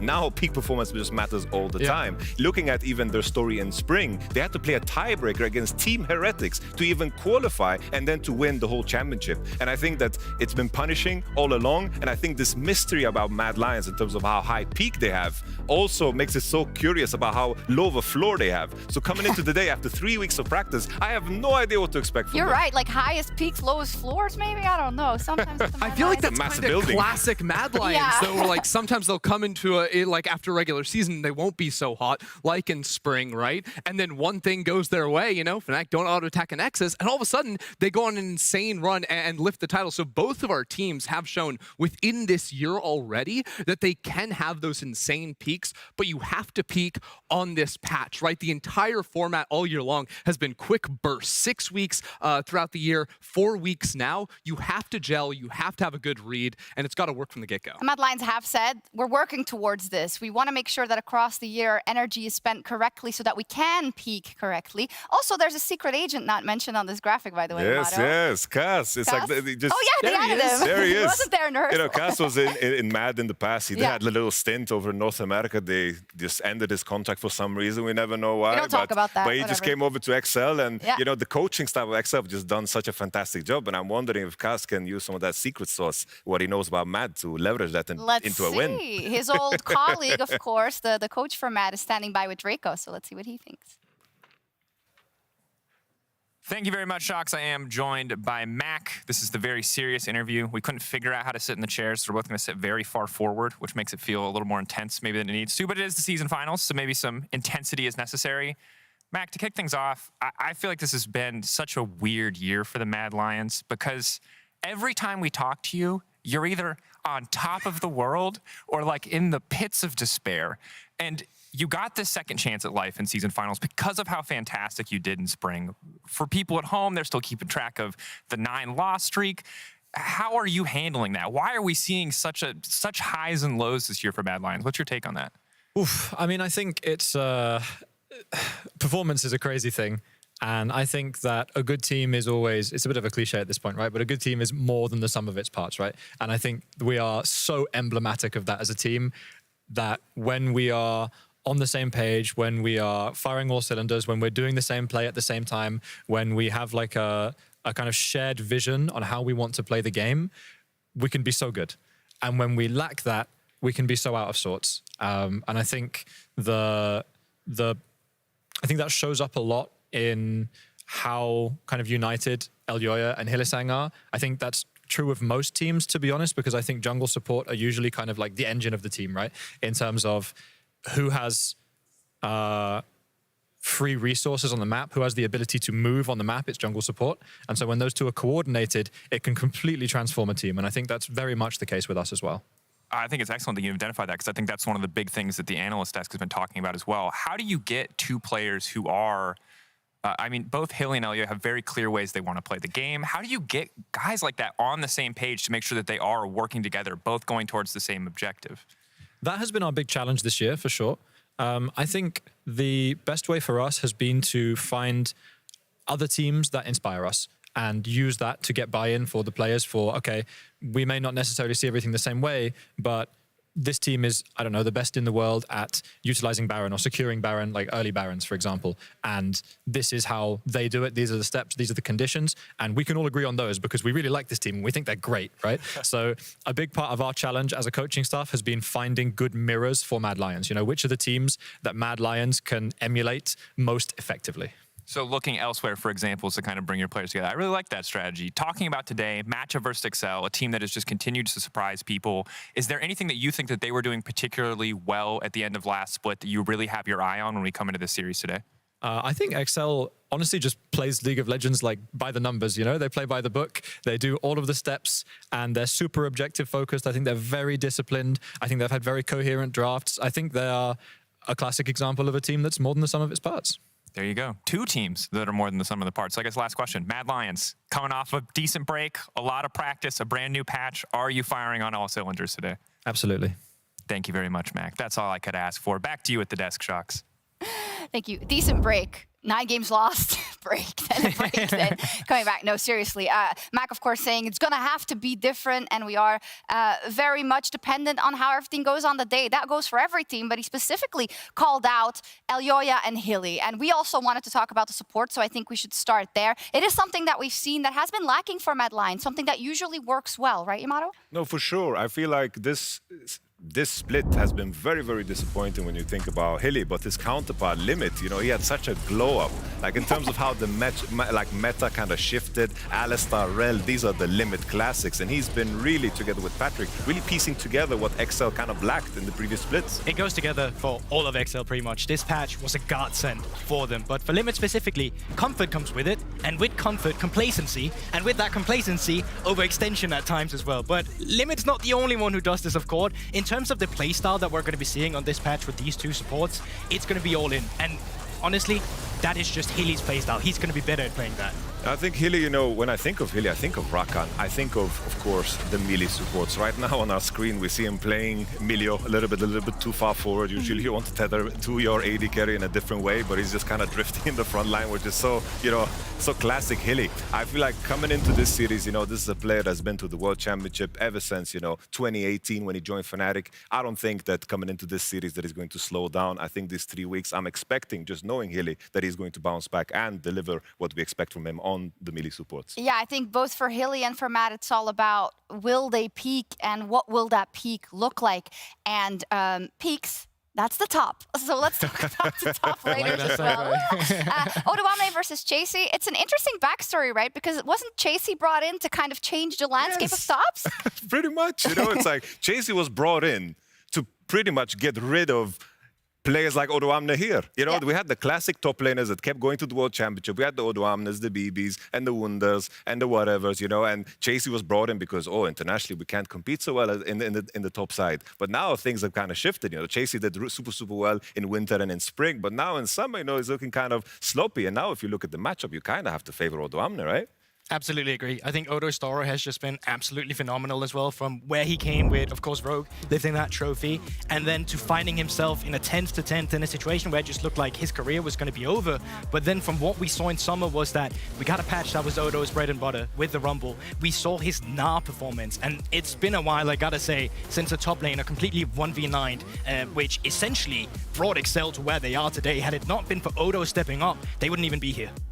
So just looking at how everything has panned out. I know that you mentioned many times how the jungle proximity has changed, you know, between the splits. I think Chasey has had a harder time to adjust to, of course, the Rumble. We saw it on the screen where Oscarine is solo kills on Rumble. If you get solo kill on Rumble, FF. Jace is not as strong, you know. People send it to the mid lane. You know, it's been a tough period for Mad Lions altogether. So, of course, the individuals are going to look worse too. Yeah, you look at some of the stats up there. Chasey has just started getting less resources in summer as well from the rest of his team, and that had obviously halted his performance a bit. I think when he's going up against Odoamne today, you can't really let this happen. Odo, through summer, has just been the better top laner. Odo is the better top laner. If Chasey is left out to dry, you're going to be having issues. We saw what happened when he played against Oscarine, and that just wasn't it. Chasey has become what he feared the most, just an EU top. So we'll see. I think we can pull up the champion pools as well and just kind of the ones they share because we're getting close to the picks and bans as well. I'm having a hard time thinking how this matchup's going to go, not just in the top laners. And I think, of course, the question mark of the draft is really big, but it's hard to predict because of the way Mad Lions ended and the way Excel ended. But how much of a chance do you give either team? Well, I was speaking to Pat while he was getting his makeup, which of course is one of the coaches of Mad Lions, and he was saying that they had a great break as well. They went on a boat trip together. Everyone was having a good time. The best scrimmage or practice they've had in ages. It seems like people are more happy now as well, which is definitely showing throughout the gameplay. So he was saying that he felt confident coming into the day. But honestly, who knows? There's been a break, and Mad Lions, it's such a hard team to really put in a box. It's so tricky because Excel have been so sharp at coming in hard into patches. This has been their strength. Mad Lions on the other side, they're just a mystery. We don't know what kind of Mad Lions we'll see today. Hopefully a good one. I hope they take it to 5 games. I mean, hopefully from the both teams we see a good performance. They will be a little bit like guinea pigs, I want to say also, because they'll be the first teams that'll show us what they want to do on the patch. But the stakes couldn't be higher. There's a spot in Montpellier and a trip to South Korea on the line. Without further ado, it's time to kick off the first ever LEC Season Finals. The inevitability of G2's dominance is undeniable. This weekend marks the beginning of the first tournament of its kind. For the 11th time, G2 are your champions. The reigning champions G2, crowned victor in both the winter and summer seasons, will face off against BDS, a team that reached their inaugural finals but found themselves finishing in the 5th spot in the recent season. BDS! 1 win away from being your champions! Mad Lions, winners of the spring split, but finishing 7th in summer, now face a confrontation with XL. This formidable opponent, in the face of countless past failings, has miraculously shattered expectations to claim their rightful spot in the season finals. XL are going to finals! Meanwhile, both Fnatic and SK await their turn. Fnatic, after a tumultuous start, managed to salvage a commendable 3rd place finish. Meanwhile, SK, driven by the burning desire to prove themselves, have tasted playoff glory once and faced the challenge of group stages twice. The Emperor's Divine whiffs completely! 1, 2, 3 members down! SK dunk on Fnatic! And Oscar's racing in the wings! Look at the piercing on the shot block! Every player dreams of playing on the big stage. The LEC Grand Final, Worlds. Dead from below, they're not low enough yet! But in the end, Hot Summer will fall! And Mad Lions are way too hungry for the win! Oscar in with an arm into the wall, up to the hookup! Is enough to kill off the Jackson, that's everything! It's been stopping XL! Amber slides in! And XL look to glide their way to the season final! But only those rising to the occasion in the season finals will earn the right to follow in the footsteps of Titans. The trigger, all the BDS immediately follow up! Charm sidestep, but the Arctic Assault is not! It's a triple! It's a quadra! It's G2 destroying XL! Who will have the hunger and the skill to finally take home the LEC trophy?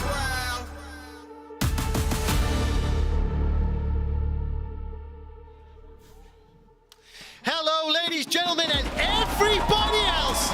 Welcome to the season finals event of the 2023 LEC. Yeah, my name is Quickshot. I'm joined by Dagden Cadwell. We are dropping in hot to pick some bans. Kadril, Mad Lions had side selection. They went blue. Just before we get through these drafts, are we expecting big changes on 13-15? Well, there's a Taliyah ban already, so instantly targeting the jungle.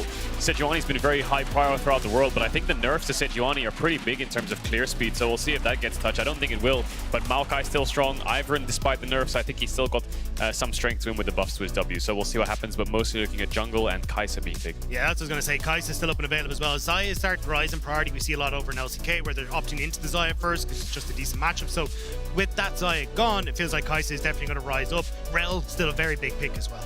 Let's find out what these first pick priorities will be. Kai'Sa has also seen some nerfs. We've seen Static Shiv tweaked as well.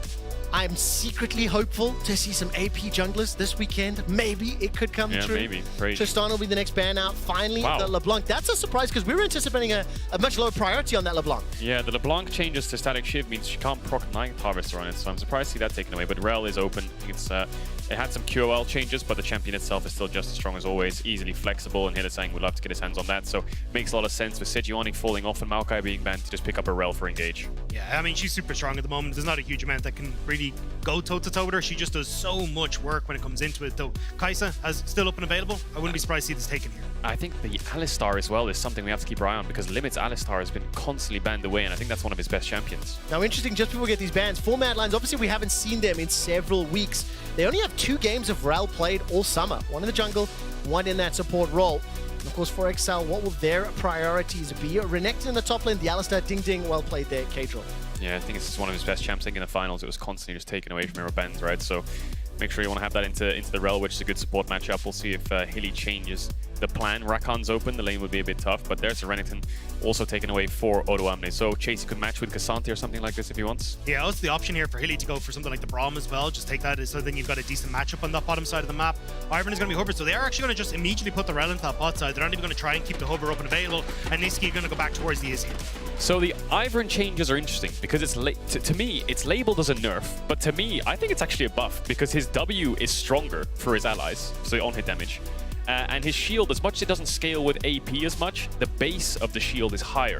So I think we were talking about it, the cutoff is at 100 AP, but Moonstone and such only gives something like 35-40 AP, right? So it's not like you're going to break to that point anyway. And Daisy changes with the Smite, even though she got nerfed in that sense and is weaker, the Smite doesn't do as much. There's a Kalista for Patrick. Not only are the changes pretty significant, when you consider Alyoya, what, 300 odd professional games? 2 Ivern games ever. It's not a champion I would have associated with him as a player, so to speak. We'll see what he does in it. The crowd in Berlin loving the Kalista lock-in. I think there's a little bit of background information here, because even for the Taliyah, Alyoya has only played it once in his career as well. So it definitely feels like these two teams are coming in well prepared here. So for the Varus now taken off the board, definitely going to be looking towards that bot side. And this is kind of just a call out saying, look, you can take the Kai'Sa if you really want to. Kalista works wonderfully into it. You've already got the Braum there, but a decent matchup into the bottom lane as well. So I think the big question mark now is, what do you try and take in the mid lane to try and answer this against Niski? And already they're trying to get rid of the Ahri for Abbedagge. Yeah, I think something like the Nico or the Annie would just be ideal. Anything that can really throw itself in there. I mean, we've seen Abbedagge's TF. I wouldn't want them to pick that on 4 though, because you can match that with things like the Jackson top into the Renekton ride, and it just becomes a little bit tricky for the TF. But of course, XL will start to target the 80 carry role. Could look at Ezreal. You know, you're playing Kalista Alistar. Ezreal is something that can easily escape the clutches of the Kalista Alistar, but they're going to go for the Draven ban instead to make the lane a little bit less volatile. I'm trying to figure out what kind of happens with stuff like the Poppy as well. Maybe you go for something like a Poppy here for Feature in the jungle, just to try and set yourself up into a decent spot. Because, I mean, Rel crashed down, you can try and get onto the Azir, and it has been so strong. And especially when I think back to the series we saw between Mad Lions and Excel, and how much of it came down to the setup around objectives where Excel were able to get that advantage. I think something like a Poppy that works well could be the option. I really like the Poppy, but I also like the Poppy on Mad Lions, like a Poppy top. Yeah, good work. That would do so much work for their draft against Kalista, Renekton, Alistar. So we'll see what they do with the Poppy pick.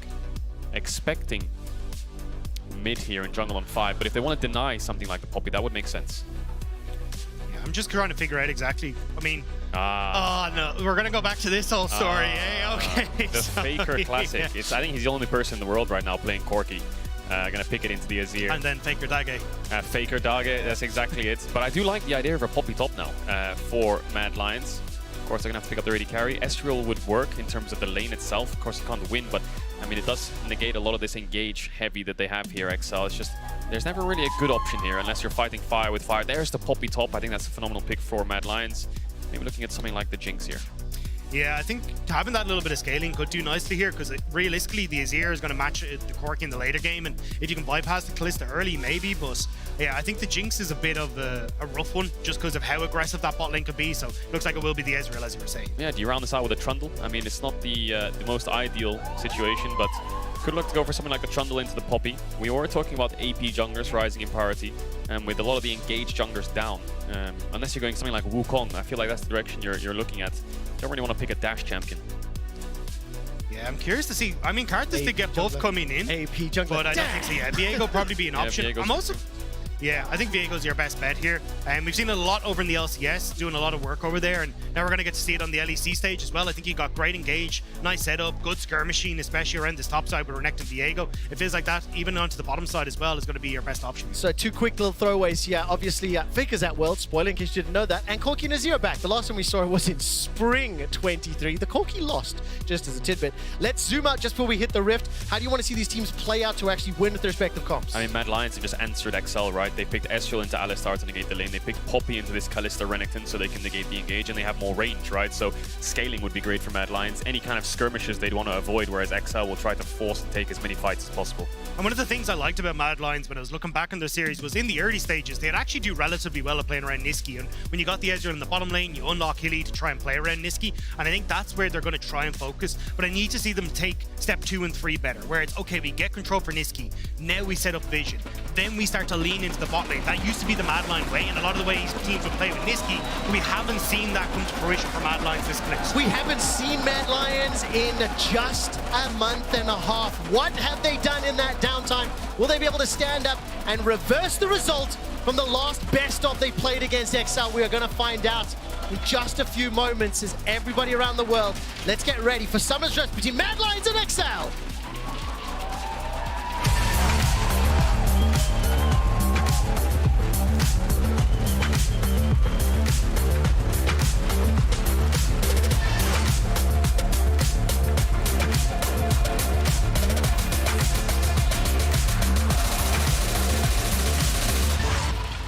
All right, welcome to Summoner's Rift. Woo!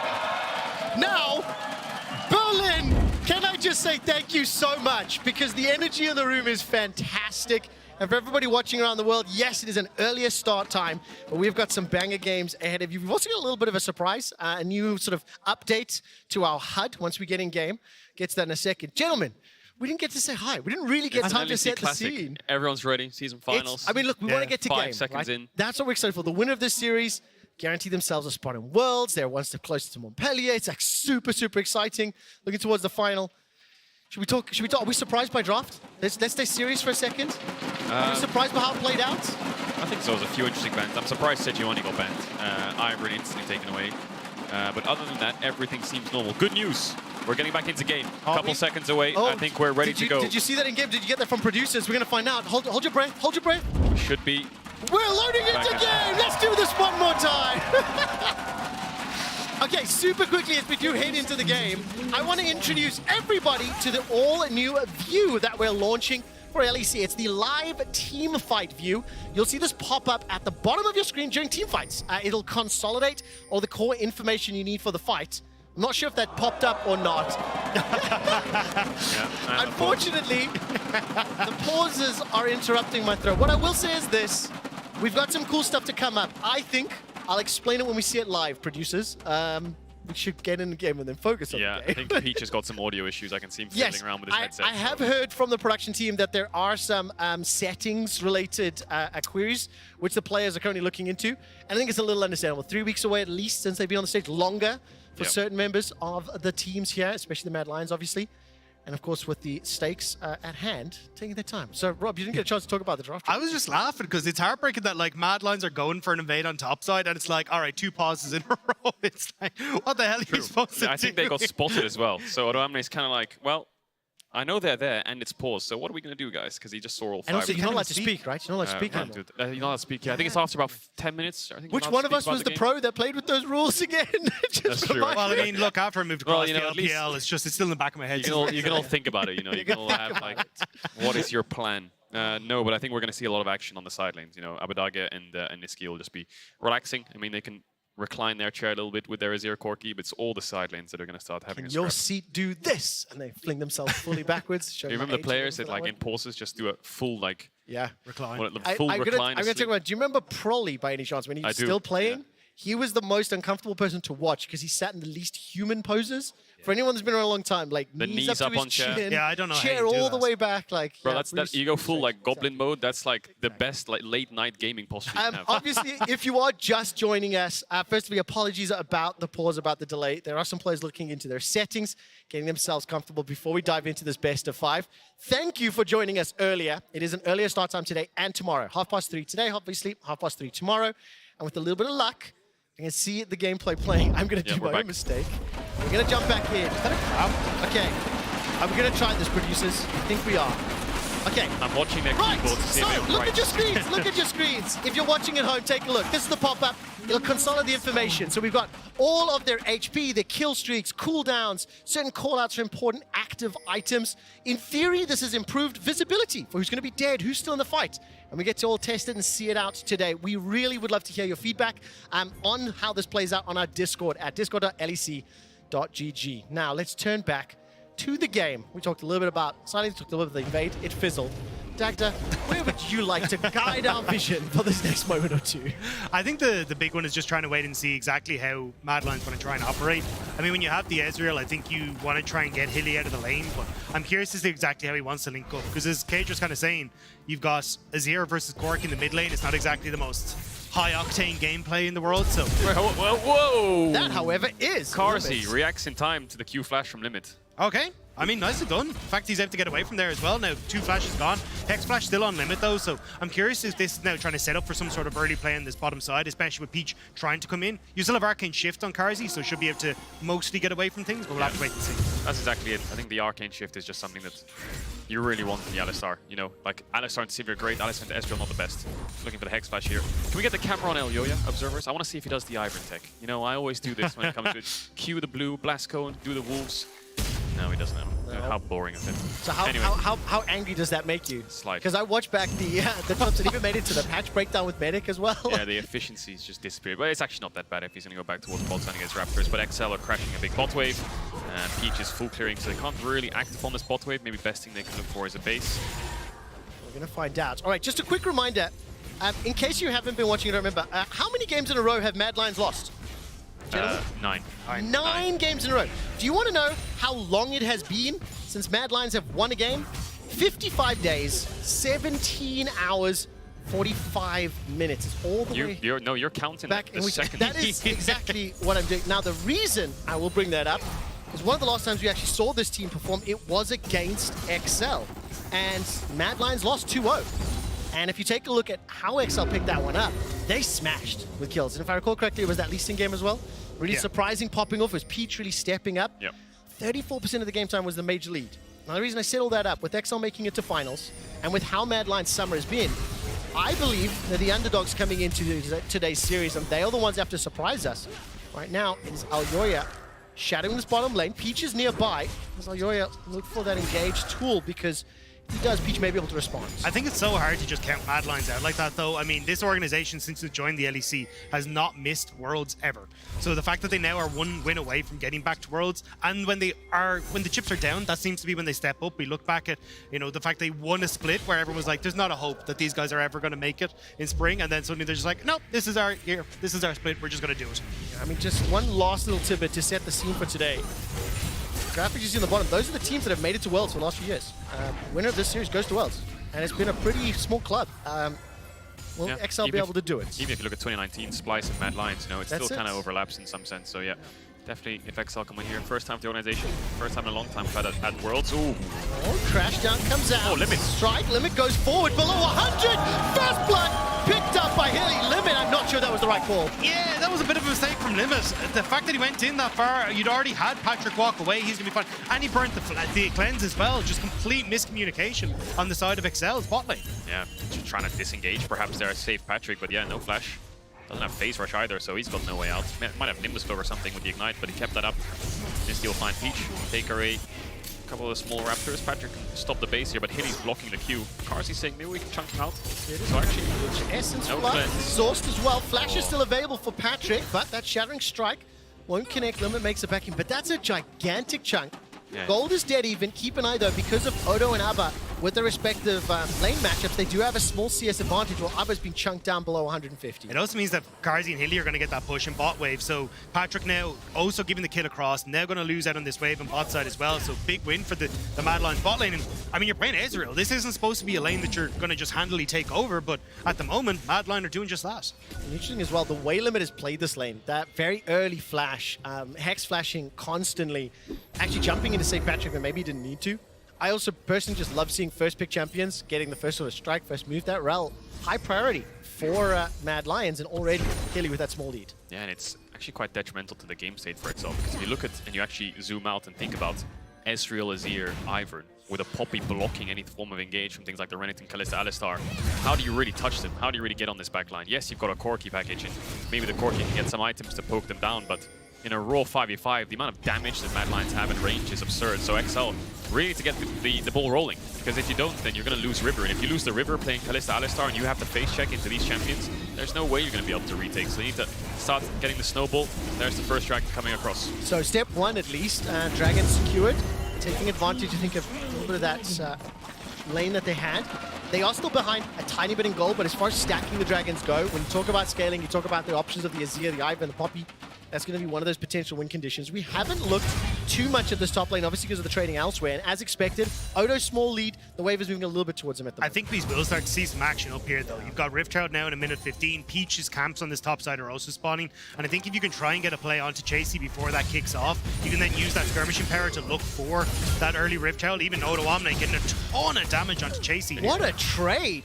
Yeah. There's no support yet from either squad, though, so that's going to be Chasey just moving backwards. Still got a couple of cookies, no TPs available either. And I keep looking at the minimap where the wards are being placed. Less than a minute to go until the Herald does spawn. He's trying to clear out some minions. Level up right now, Hilly. Might be looking on Patrick if he gets the stun. Patrick, Shattering comes out. Very good Pulverize headbutt there from Limit to interrupt it. Really good disengage. Yeah, Peach managed to push Elioya back, but he's going to have his blue buff up now. He's going to be able to smite that and then get towards level 6. The Herald is spawning in about 30 seconds, but Mad Lions have the bot push. XL have this top side push. No TP on Chasey to recover himself out of this lane. Yeah, I think that's the biggest problem. I mean, has the biscuits there to at least try and help out a little bit. Pop one to keep his health bar up, but realistically, you're in a lot of trouble, and especially as Corki has push in mid, now starts to leave the map. He will get spotted on some of those wards in River, so it won't be any sort of dive moving into the top lane, but you can still see XL very much want to try and move up towards this top end and continue to focus on these objectives. It will be ideal for XL to slow this down a little bit, though, as much as they want to keep the ball going. 2 minutes from now, Corki will have the package, so it's not the end of the world if they wait it out, but Peach is just going to start it up straight away. So Chasey's in base, Odo Omni is pushing out top. Midwave's contested by Abadage, but it's just a case of how quickly can the bot lane get here at Mad Lions. That's the strong point. Limit's going to be a little bit late, but Hilly will be here first. He's very close to 6 there. Maybe he's telling Niski, don't kill the wave yet, let me get a couple creeps. And then maybe he can ding over to that 6, but he didn't get it. Still going to try and contest. It's down, 2,000 hit points. Hilly's making his way up. Chasey coming 2. Herald down to 1,700. Odo's dropped low. He'll secure it now, waiting for the eye pickup. That's already a kill for Odo, and XL are on the board. The slam against the wall from Chasey slows Peach down. But they get the Herald, they get the kill, they get the eye, and they get out. I'm surprised that Mad Lions try to commit as heavily to that as they did. XL have great skirmishing with the Viego, the Renekton, and even Abadage have been pushing mid. And they had to basically ignore the Corki who's just whittling them down this entire time as they try to reposition. So XL, they get the Herald, they get the kill, and now they have an opportunity to pick up that package we're talking about as that Dragon's coming up with the Rift Tower to put pressure on the map. What I'm seeing is this snowball starting to build up. The Dragon, the Herald, the kill, the package, but Abadage may need to use this flash. He's low on mana. Hilly and Elioya pushing him forward. There's not a lot of damage, but enough to force the flash, so another small win. And Cajal, you were talking a little bit about momentum needing to be built up. There are some tools and some stages for XL's early game plan. And surprisingly, it's not through bot. I mean, they do have a Renekton, so fighting topside's pretty straightforward and easy. They call in these kind of team fights. Odo Omni will just press ult in a second and just flash W anyone. Niski walks up way too far at this point. Maybe he feels safe with Hilly behind him, but he's melee range with a Viego. So Odo Omni just says, hold on a second, flash W, and down he goes. That's the power of Renekton in the early stages. Reset comes through, and despite Hilly being there first, bit too far forwards there from Mad Lions. Yeah, it felt like they'd overcommitted to the top half of the fight and just left themselves completely vulnerable because Abadage was in behind them. So, bit of a weird call. And now XL in a position, as you said, you've got Rift Herald that's available. They're going to be able to keep that shove in mid with Abadage as well, having just completed the Manamune. So, the only thing you have to worry about is, well, Karzi, who's got a 500 gold lead, but he hasn't really hit his breakpoints yet because he's had to start off a tier. And the other thing as well is when you do look at the Mad Lions, their damage sources are really heavily Azir Ezreal, right? So when you do think of those skirmishes and the 2v2s, 3v2s, especially in the early stages, you kind of lean a little bit towards XL because of how many more options they will have to play around. And you see the 700 gold in the lead for Odo on the top lane, plus 20 CS. Despite being dead even in the mid lane, look at the advantage Peach has been able to accrue as well. And it's only Karzi for the time being currently in the green for Mad Lions. I'm curious what Mad Lions want to try and do, because I think there is a window of opportunity here where Chasey has his TP up and available if they want to try and make some sort of play on the bot side, but Peach trying to move into the top to keep pressure there for Odo Omni, so he can't really make anything happen. Like, even with the push, you need to try and crash this wave and get the bounce back. So it feels like Mad, their windows of opportunity to make things happen just really aren't there. Although XL with a late reset here. Yeah, late reset, but 30 seconds on the spawn. Limits coming out of base with wards. Abadaga's gonna have the package now. And it's a very interesting scenario in this game state because no one's got their breakthrough item in a sense. Karzi doesn't have the Essence Reaver yet. Niski doesn't have Leandry's or whatever item he's building to Crown, whatever it may be. There's no Sunder on Peach, no Blade of the Ring on Patrick, but even without Mythics, I think the base damage from XL, the champions are just stronger in these stages, and they have a package. So maybe Mad Lions want to consider dropping this objective, but by the looks of it, they're going to go through bot. They realize they can't go through mid, and they want to contest this. The only worry I have for them there is Herald mid, right? You can really start to push down that lane, and Mad Lions will waste a lot of time down here. See if Patrick can join his team, though. It does feel like a little bit of a lose-lose, though, here for Mad. If you try and position mid lane, you just rotate XL from Dragon to bot lane to use Rift Herald there. But XL dropping the Rift Herald in mid now because they see all those members of Mad Lions in the bot lane means that they have to get gold into Abadage as well. So he now starts to push up towards his item breakpoints instead. We're starting to move down to this bot side though. It looks like Mad still want to fight this. Yeah, package is running out. So if they want to engage here, XL, they got to go now. Wait, where does the Valkyrie go?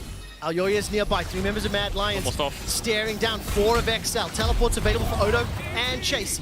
The line is dropped as Valkyrie is thrown out. Daisy has been channeled and teleport now coming down from Chasey. I think he's a little bit low on mana though. Once he does, I think actually recalls that one. All of a sudden it was Niski joining the fray. Dragon now low. Here comes Odo. All right, waiting for the ensuing fight. Dragon secured by Mad Lions.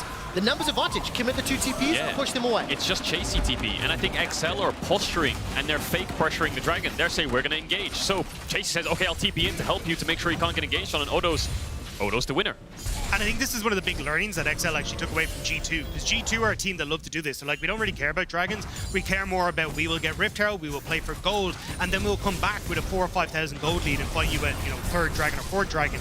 And it looks like XL are kind of using that to their advantage here as well. We've now got Gore Drinker on towards the Renekton. Odo Omni's in a great spot. We got the charge on mid. Like, the gold lead is starting to slowly but surely go in favor of XL. I really don't think Chasey had the TP there. It looked like the situation XL was backing away, but the second the TP came in, they definitely said we're backing away. I feel like it should have been more of a reactive TP because the amount of disengage that Mad have and the amount of tools they have to kite out XL, right? But we'll see if Chasey's in trouble here. Looking for that plate, will get the demolish. Has the W to stop the combo, so it's a bit of a mind game here from Limit if he wants to knock him up. Patrick's also finishing off the Krugs there. If you do look at the minimap, Hylissang could have arrived, I think, in time, so ultimately nothing comes from it. Couple plates bounce back. Chasey is still 1,000 gold down. And Odo, the recipient of another place, continues to accelerate ahead on that Renekton as XL maintain a minor 400 gold lead. The problem is though now you've got TP advantage for XL as the Rift Herald's about to spawn. So you can see Mad Lions trying to see if they can get control over River to maybe look for a pick before this comes up, because otherwise you're just going to have control with the mid lane push for Abadage, Odo Omni potentially TPing in, and even these deep wards from XL coming in as well are going to make sure that Odo has some good flanks. Although Abadage... Oh, he gets caught out, stunned down, Magnet pulled backwards. Able to escape with his life for now, but a heroic charge from Chasey. Holds Limit in place. There's no damage to follow it up. There's no Ezreal, there's no Azir. There's nothing Mad Lions can do. They at least get that flash once again out of Abadage, but nothing more. It's a huge mistake though, because Abadage got caught, Odo had to TP early, and now you get the chance for Azir, he's already pushed that wave of bot, to now join. So XL are now down on HP, down on spells, and Mad Lions are able to fight his 5 with this next Rift Herald. Limit just cancelled his recall though, and Abadage has TP, so maybe without the ultimate on the Alistar, they're considering a fight. I mean, he has Kalista, right? So he has a bailout. Flash combo from the Alistar, that's your engage tool, gets pulled out, so the lack of the ultimate is kind of negated in that sense. Gonna heal up with the Honey Fruits. Now the question is XL, do you want to fight Herald or do you want to get bot tier 1? You have two options to go for, and the bot tier one is the safest. You can buy time here. Each gets stunned up. Hilly pulls him backwards for now. True shot barrage flies in. Patrick's trying to hop, skip, and jump, but it's Hilly that's got the first. Teleport finally arrives, but it might be too late. Abadage Falcons over the wall, firing out the rockets, and Odo has got himself a double and stayed alive thanks to that dominance. Mad Lions forced backwards. They've lost one of the damage sources. It's a 1-for-2 fight. Odo Amne is pulling so much weight in these fights, isn't he? I mean, it's Peach that really struggles to even find any damage to get a reset off, but Odo Amne basically solos out the backline, gets Hylissang, gets the stun onto Niski when he dashed a little bit too far forward, and Abadage TPing in just in time to get that kill. Yeah, I mean, Renekton at this stage of the game is absolutely noxious. So you beat the Gore Drinker as well. I mean, I've seen in several regions where he's putting off like 1v2, 1v3 plays to get kills. And when you're in a skirmish like that, that's exactly where Odo wants to be. You'll see it here as we come into it. So XL going that little bit too far forward with Peach, and Hilly comes in, but Niski goes in to try and get the big swoop and boop to set up this play, but he doesn't actually get onto Patrick and flashes away. You've yoinked out Limit, so Odo Amne is just kind of in the backline then, absolutely murdering folks, so where everyone else on XL can focus down Niski. What a reaction from Patrick. You know, Niski's just going instantly with a very short range dash, not very long range, not enough, not a lot of time to react, sorry. And yeah, Patrick manages to react to it to stop the fight from going. Well, Patrick's It's huge, head. especially when you consider the influence he can have. Alyoya just gets caught out. I think he may have felt setting up a play could have been on the cards. Ultimately gets punished. The 4th kill secured by XL. They managed to extend that gold lead 2,000 for now. And after what we were anticipating, like a lot of shenanigans around the Herald, they end up just being punished. And first tower goes the way of XL. Another step towards this like snowball and momentum you wanted. Mad Lions, what they're doing doesn't make sense. Elyoya is hovering bot to try and defend Chasey to defend the tower, while Hylissang's hovering to dive the Renekton top and force a top tier one. I feel like if Elyoya was top there, you're cross-mapping, you trade towers, you play for Herald, right? There's no TP on the Corki. Or, alternatively, if you really want to defend that bot tower, I mean, Hilly could be down there and you could look for a pick onto the Corki with no flash, but both plays are good. Just choose one, right? Why are they splitting up to opposite sides of the map? It's a question that we won't have the answer to just yet. And more importantly, we need to keep tabs on how Mad Lions continue to play throughout the series. You know, I was taking a look at some of their prep. For Mad Lions, when you take a look at like their early game from the regular season to then groups, their average like negative gold was minus 180 during the regular season. When they went to groups, it jumped to 700 down, like a significant step down, obviously crashing out. Dagda, when we were talking a little bit about Mad Lions and what to expect, theoretically, we were hopeful that we could have seen some growth, some development, right? Not to write them off already, but when you do see some of these mistakes creeping in, you start to get a little nervous. The problem that I've had with Mad Lions is basically what Cage just pointed out, is that they don't really seem like they're on the same page. And at the beginning, they can get some good plays around Niski, but it just never really amounts to anything. And you can see it again here, where they haven't even managed to get really much in their way. We'll get the first tower here in the mid lane for themselves, at least, as XL will get the dragon, but maybe they can trade it for top tier 1 as well. Yeah. But it is, actually, this is a play where it's like, okay, this is actually decent for Mad Lions, but they just have to get out now. Let's find out if they can. Hilly just based. Will just about finish. Tower secured in the top lane. Mad Lions will have that advantage for now. But pressure mid here. Multiple members of XL. Shot Barrage will try to clear that out. Yeah, so like I said there, Doug, the mid and top tower fall, XL get the dragon. I think on the back half of the play, in the next minute or two, XL should be able to re-answer top and get top tier 1 in return. So in the long run, XL will win out on the dragon. Just a case of whether Peach gets caught, he's going to use the Unstoppable. We're going to find out. He's still got that flash available to him. He's going to get caught, knocked up, pulled back, and Mad Lions, they invest a lot for the kill. What is available? Top tower's down, mid tower's down. The wave's not set up for bot just yet, but it is a kill secured nonetheless. It also goes into Kazi's back pocket, which is one of the crucial members for this composition to work together. Oh, Hilly. Now Hilly finds himself caught up. Where's the rest of the support? Crashes down over the wall. Gets stunned up, held in place. That's 1,000,001 spears. The support from JC. Patrick's the target. He won't find the red just yet. He manages to do it. The Marshall poise, hop, skip, and jump. Now, while Patrick's running for his life from Niski, the Sand Soldiers secure it. The top lane will fall to Abadage. 2 kills go to Mad. The tower goes to XL. There's no world where that should have been 2 kills over towards Mad. The fact that Hilly was that overextended, nearly manages to escape, but drives Patrick and Limit over the edge and pulls in 2 kills for Mad is absolutely insane. But as you say, tower goes down for XL, but this is still Mad now with a ton of tempo advantage, being able to get out on the map burst, push in waves, and actually start to threaten some of the last outer tower in bot lane, and then start to set up vision as as well for themselves in River. What was Hilly even thinking? You know what? I'm not even going to question it. Hang on, there's a sentence that has been said countless times before. He found a bush and he claimed the bush. This is his bush. You do not enter the Hylissang bush, and they entered it, so they got punished.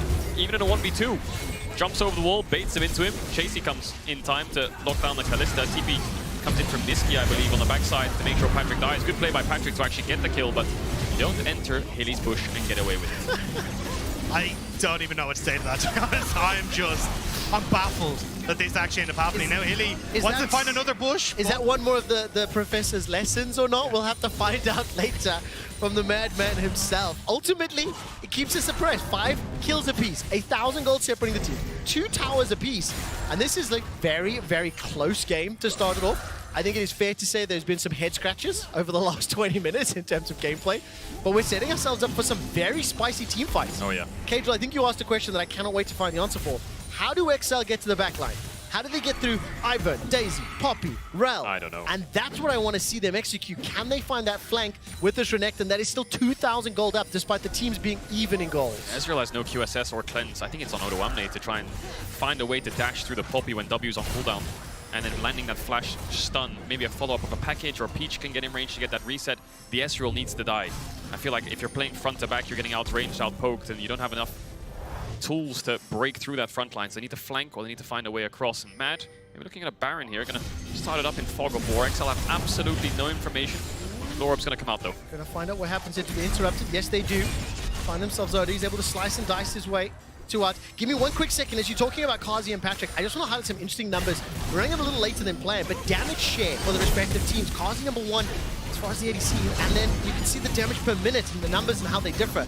For the fact that Kazi's on this Ezreal and the way that early game is played out versus Patrick on that Kalista, they are going to be crucial for the respective teams to find victory. They really are, and it's Kazi getting the upper hand right now. Upper level, almost 2 levels if you actually look at the experience bar.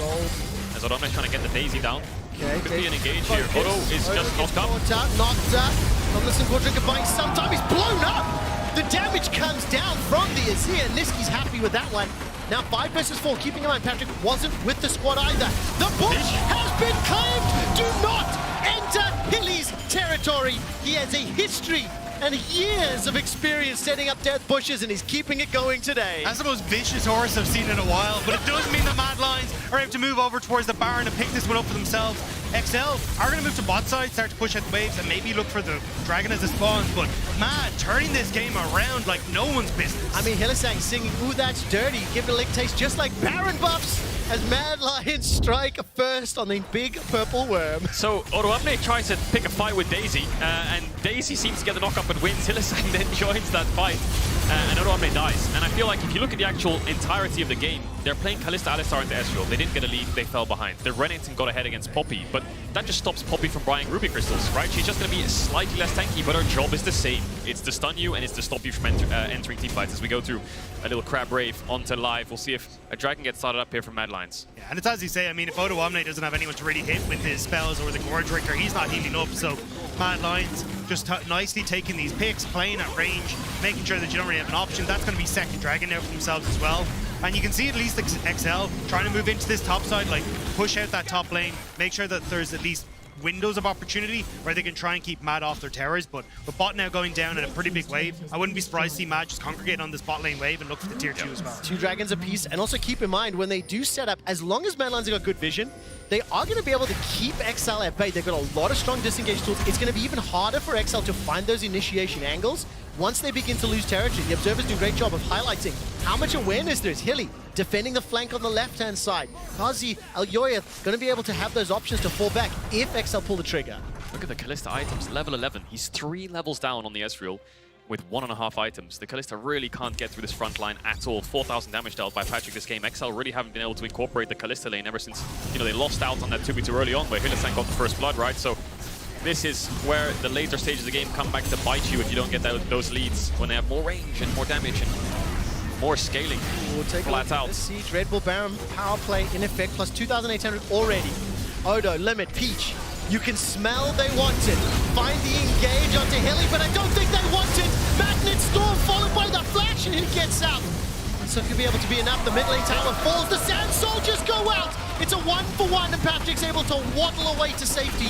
Two-shot barrage for the snipe. It's sidestep right between the uprights. No goal secure by Mad Lions. XL trying to take the fight before JC can get in there, but not fast enough. Mad Lions group up and they manage to crack open this bot lane turret. Unbelievable start to this one is now all of a sudden XL trying to turn this Their package around. on Corki. Maybe they want to slow chase And this a little bit. 4,000. Here comes the puppy. Waiting for that W. Can cut them off. What else is there to play? 3.5 for Dragons. Only 2 apiece. They've got Supers pushing towards them. Peach still chasing.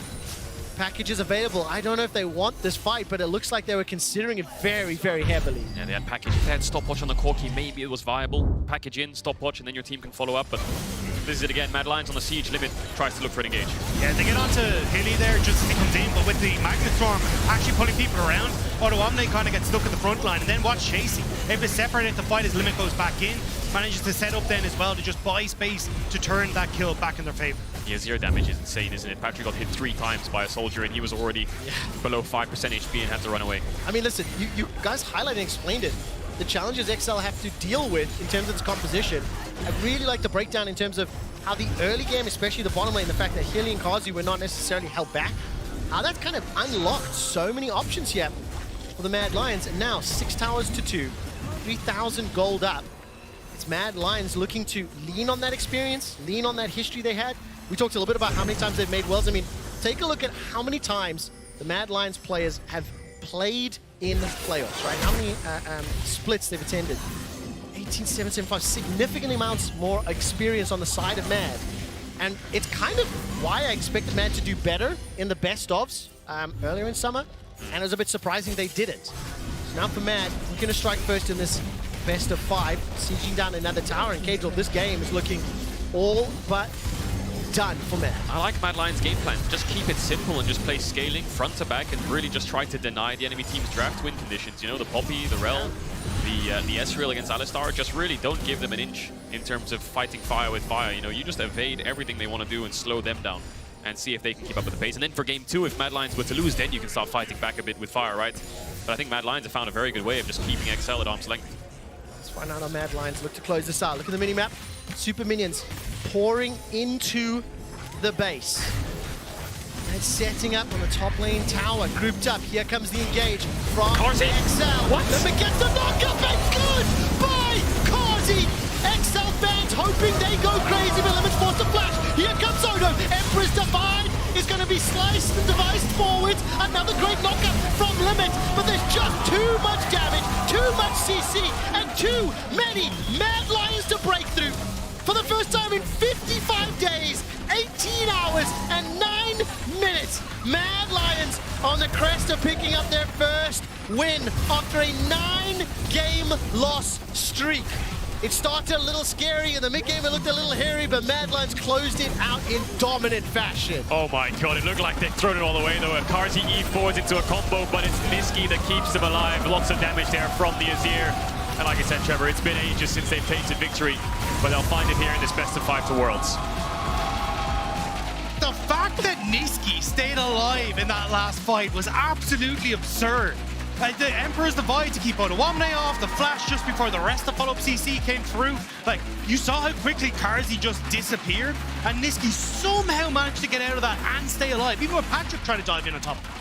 Really good showing by Mad Lions, and now it's on XL. They know Mad Lions' game plan. It's to answer XL in draft, play slow, scale, and keep you at arm's length. Does XL match that and say, we'll play scaling, you know? We'll drop the Kalista and go for something like a Xayah or a Kai'Sa or something, and just match hypercarry with hypercarry. I mean, that's the question, because coming into today, the fact that we are playing on 13-15, a little bit surprised by, to say, the LeBlanc pick, some of the priority on them. How does this adapt? How does this evolve throughout the course of the day, throughout the course of this best of meta? And then the next question is, what will side selection have here? Mad pick blue side. They started well, I think in particular, that Rel Ezreal.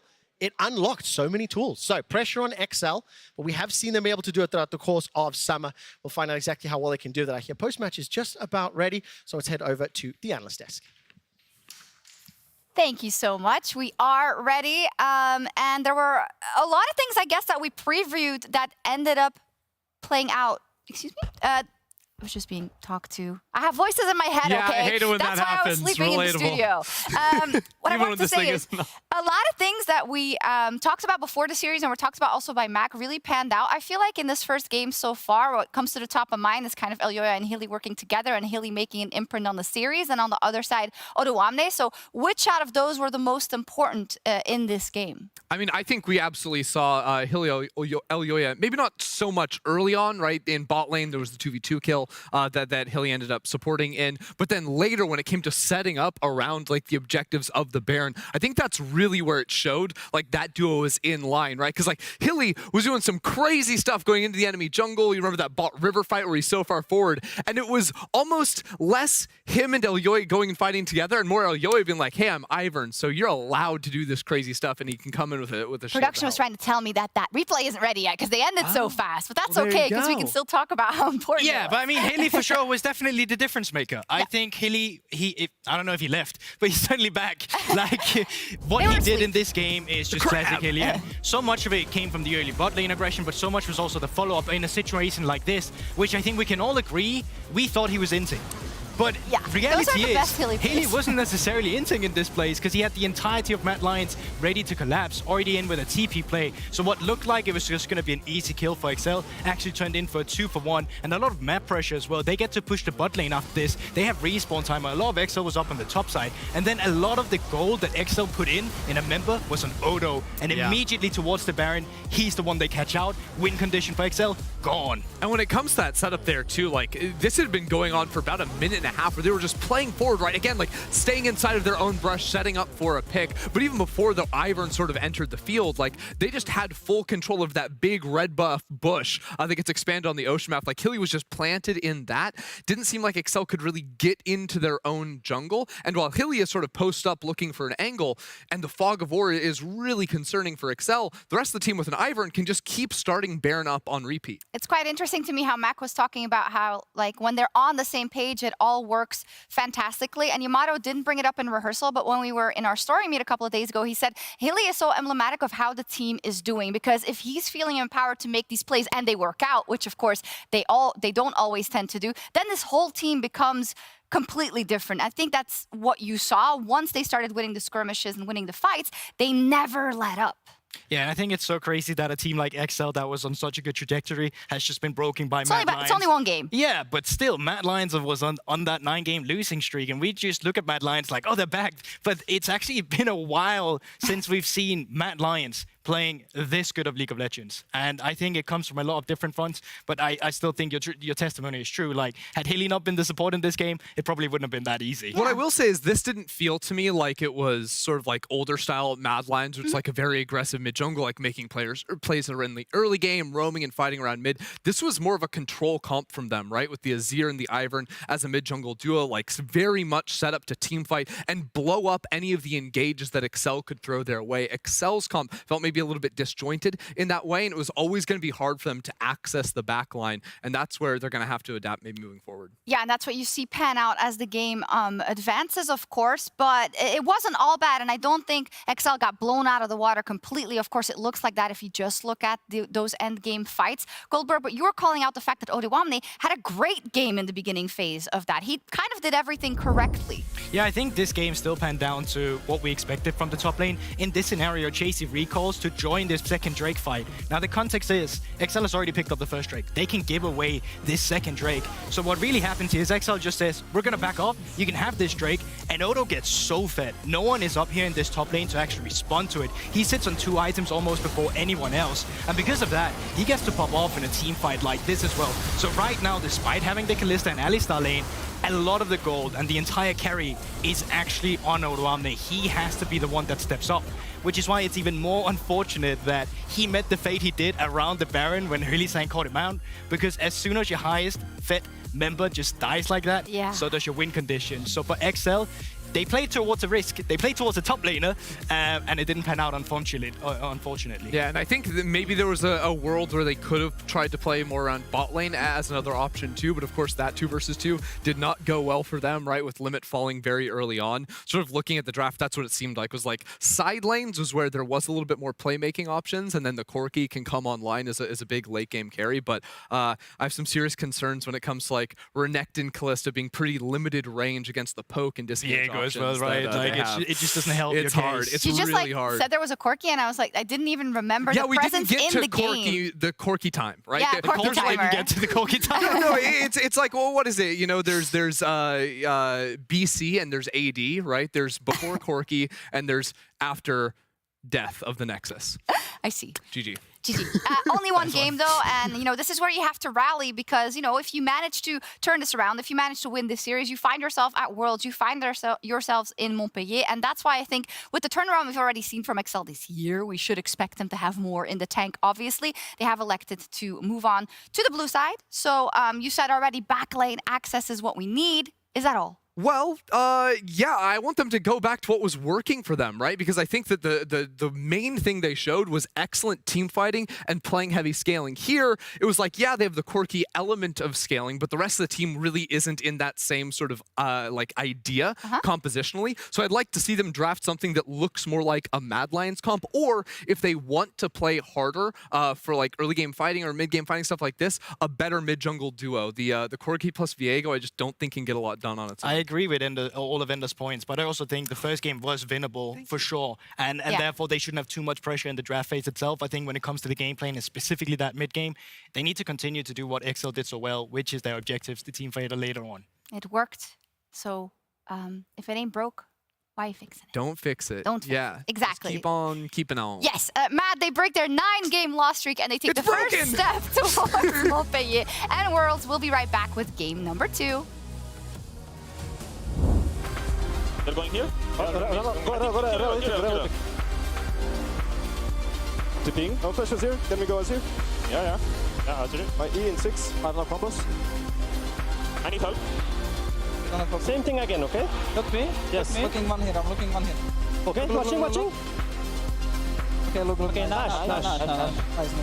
Here comes Odo. Empress Divine is going to be sliced and devised forward. Another great knockup from Limit, but there's just too much damage, too much CC, and too many Mad Lions to break through.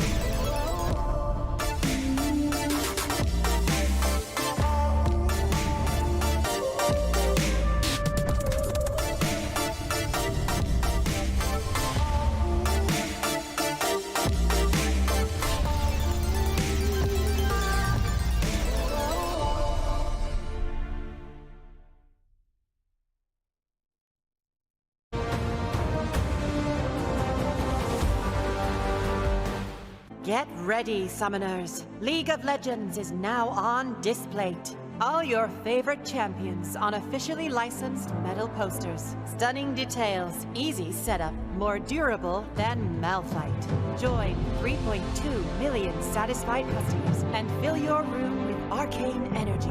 Order now at displate.com.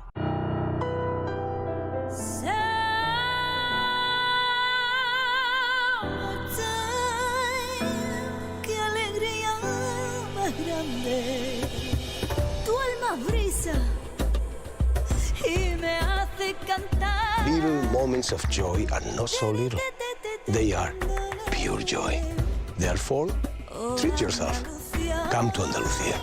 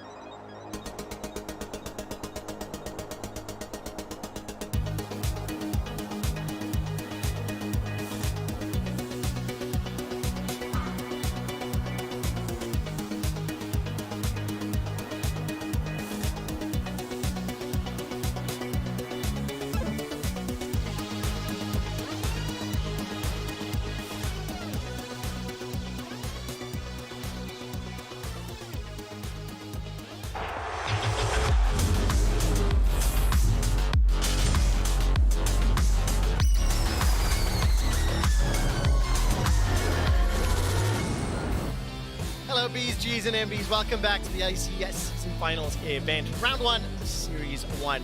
XL had side selection game 2. They picked blue side. And I'm not going to be a naysayer and see doom and gloom, but first game, 13-15, when we got Corky Azir. Yeah, lucky it wasn't 16-47. Yeah, new patch. Interesting new patch. We saw the Ivern. We saw the drop of the Sejuani. Swing at them. Wow. Go for it every now and then. Wow. It's Mad Lions, you know. Let's a little talk, bit of banter. Let's talk a little bit more broadly, of course. Still need to figure out exactly what's going to stabilize, what's going to become the highest priorities on 13-15. I was surprised to see the Ivern picked up that early. They'll belong to be banned away. Was anticipating some of the things. I know you're a strong purveyor of some of the numbers for Ivern. Yeah. What do you think could change this time around? Well, XL blue side, like we were talking about as the game was ending, you know, it's just a case of XL adapting, right? How do they adapt? I think they adapted pretty well against G2 and went really down the rabbit hole of fighting back, but you really need to fight back against Mad Lions. You know, I think you can also just pick scaling back and see what happens. You know, if you're confident in your macro and you're confident in your lanes being stable, you can also take the slow approach to the game. I do actually think, though, to give Mad Lions their due, this macro was significantly better than what we saw coming out from Spring. Still a few mistakes, like I'm not saying it was perfect, but like the fact that they were willing to go, hey, we'll trade 2 Terrors for Dragon and these kind of things. And look, the bar was set low. Let's not forget, this Mad Lions summer is one of, if not their worst in a long time, especially when it comes to playing the likes of the macro and the bigger picture. We will once again, however, see Talia instantly banned away. Saw some pretty significant buffs, especially looking at her as a jungler. It was Talia, Xayah, LeBlanc, previous game from XL. This time around on blue side, Talia, Rakan straight out the gates. Yeah, so is Maokai going to get taken away from Mad Lions? I feel like XL would snatch that up on a first pick, and that's taken away. And I think Rel is now the next point of contention for both these teams as Poppy gets taken away. I feel like a Rel last ban here from Mad Lions is a bit of a must.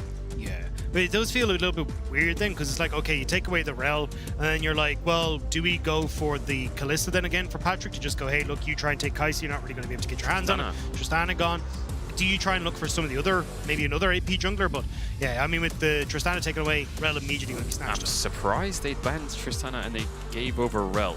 Maybe with the Talia ban and the Poppy ban, they thought they didn't have answers to the Tristana being open, but Mad Lions, they snatch up the Renekton. Xayah is open, which I think is probably the most favorite AD now on this patch with the Kai'Sa changes. And Ivern seems to be the Mad Lions' bread and butter if they lock that in. Yeah, so probably, actually going to maybe swap over. So going to be LeBlanc instead. I feel like I'm kind of surprised. That sets up an easy Lissandra for Abbedagge if he wants it. And as much as we've seen the LeBlanc changes, I wonder if it's AP LeBlanc. I think it will be, but also Lissandra did get buff coming into this patch as well, so I think she's actually in a brilliant spot to go up against the LeBlanc. I think if you don't, as I was going to say, take the Ivern here, I think you end up leaving yourself too open where you can actually take the Ivern on the other side, flex the Rel, so you have to go with the Ivern here, and then Renekton going to go across the Odo Omni as well. Do you... What do you think? Azir or LeBlanc? Lissandra, if you're picking Renekton here, Azir or Lissandra, yeah, Azir is just such a powerful champ, isn't it? I mean, Niski one with the last game has so much damage. Yeah, I think if you had more opportunities in the bottom lane to go for the Lissandra, like say you can flex in something that's a little bit more late game scaling, cool. But if you're maybe looking at something like a Kalista, it just puts yourself on such a timer, so maybe they're like, we don't want to go for the Lissandra in the early stages. And of course, for Abbedagge in particular, 310 games played, 45 of them are on Azir. It's his most played by a significant margin. Next up is Ryze at 28. So denying that, obviously you're running it into that LeBlanc, and it will be the Renekton, so exactly as we're anticipating. Yeah, I also just think on that last Lissandra point, Lee Sin is not really meta. I mean, you want to really see the Lissandra Lee Sin. So we'll see what jungler they find here. XL with the Rel Flex, that helps a lot. Of course, we have seen Serath into the Azir, but that's a LeBlanc, unless you're playing LeBlanc top into Renekton, which we actually have seen in the LCK, I think it was.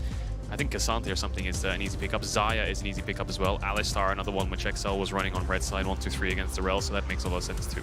Yeah, so going to be able to, at least if you flex that Rel into bot lane, have a good matchup, and I think the Alistar just in general doesn't have too many terrible matchups, unless again you want to go for something like the Braum in that bottom lane for a limit, which could honestly be the answer. I think when I think of Hilly, definitely having him something like the Rel, he had a fantastic game the last one, but getting out of the map and trying to roam is more Hilly's style. So I think limit, if he wants to go back towards the Braum, you take that a little bit easier in the bot lane, and then you can play off the advantages that Odo Omni was more than happy to get in that top lane against Chasey, and even in that mid lane as well, like play for the later game scaling could be the option. Taking away the Ezreal, so they are a bit concerned about gap closing. The amount of mobility they'd have with LeBlanc Ezreal will be a bit frustrating with XL not having like a Nautilus or anything along those lines. I mean, they can still opt into one if they want to, but Kalista Xayah down. You're looking at Draven now, I feel like, is like the strong AD to start brute forcing his way through lane. So I wonder if that's a ban from XL, or if they're saying we can match the Draven ourselves or pick it ourselves. I mean, they banned Varus Draven red side in the previous game, both of which are still available. Obviously, Kai'Sa has been hit, no Zeri as of yet. So a couple of options they can't take this. Yeah, I'm curious if you end up falling back then towards, like, as you said, Kai'Sa or like Zeri or something like that as well could end up working out here. Especially if you want to take that for cards we have seen elsewhere with the Kai'Sa ban. I think you go for Zeri. You still have a lot of that mobility that is going to be a struggle for XL to really deal with what they have at the moment, unless you're just worried about like Flash Renekton in team fights and stuff. But yeah, I think that's the only real big worry that you have here. What happens if Draven's open? Samira is another one that I'm thinking of. These engaged supports are just so juicy if you want to really dive onto them. So they're going to go for the Gnar into Renekton and save the AD pick. So they must have something prepared if XL do go Draven, because I don't think they'll hesitate too much if they want to. Zeri is another option. I mean, there's loads of AD carries open, but with these engaged supports, I think those are the kind of champions you might want to look towards. So it might just be an Aphelios for Patrick. Actually holding my breath to wait what gets locked in here, and then of course you need to figure out what Peach is going to be running in the jungle. See, the Maokai is gone. Poppy's gone. Sejuani was, in fact, banned in the previous game by the Mad Lions. Was hovered for a brief moment, so at least we know the Aphelios has now been secured. Yeah, I mean, I'm kind of sad looking at Mad Lions Cop that they have an AP mid laner, because I think something like a Ziggs in the bot lane here would absolutely sick. Karzi has been practicing a little bit in solo queue, but I don't think we'll get our hands on it this time just because of how heavily AP they'd be.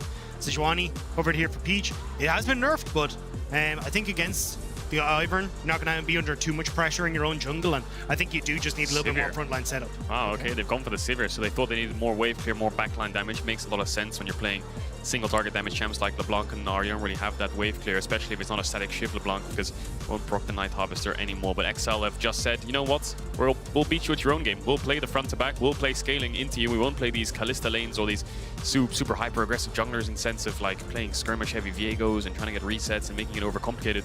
They're just taking a step back, and Mad Lions are the ones who have slightly more options this time around. Yeah, I do feel like, though, if we get to those late game fights, XL, I mean, you've got a good amount of range with the Azir, you've got good setup, the Aphelios as well. I just prefer to a Sivir in a late game fight where if he can get into the fight, which in theory he should be able to do with how these fights are playing out. So I kind of like what XL are bringing to the table, and even again when it comes to that skirmishing power with the Sejuani and Renekton around those early topside fights, like you can kind of play what you did last time, except try and keep the bot a bit more stable and play as you want for XL. And I think if you do slow things down in the early game and try keep it even, I mean, to be fair, we were like 22 minutes in game one before Mad Lions really cracked open their game and accelerated far ahead with that Baron buff.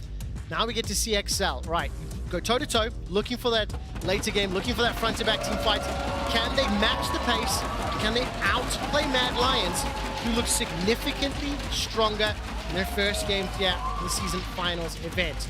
Running up onto Summoner's Rift for game number 2, where XL need to bounce back from their first game defeat.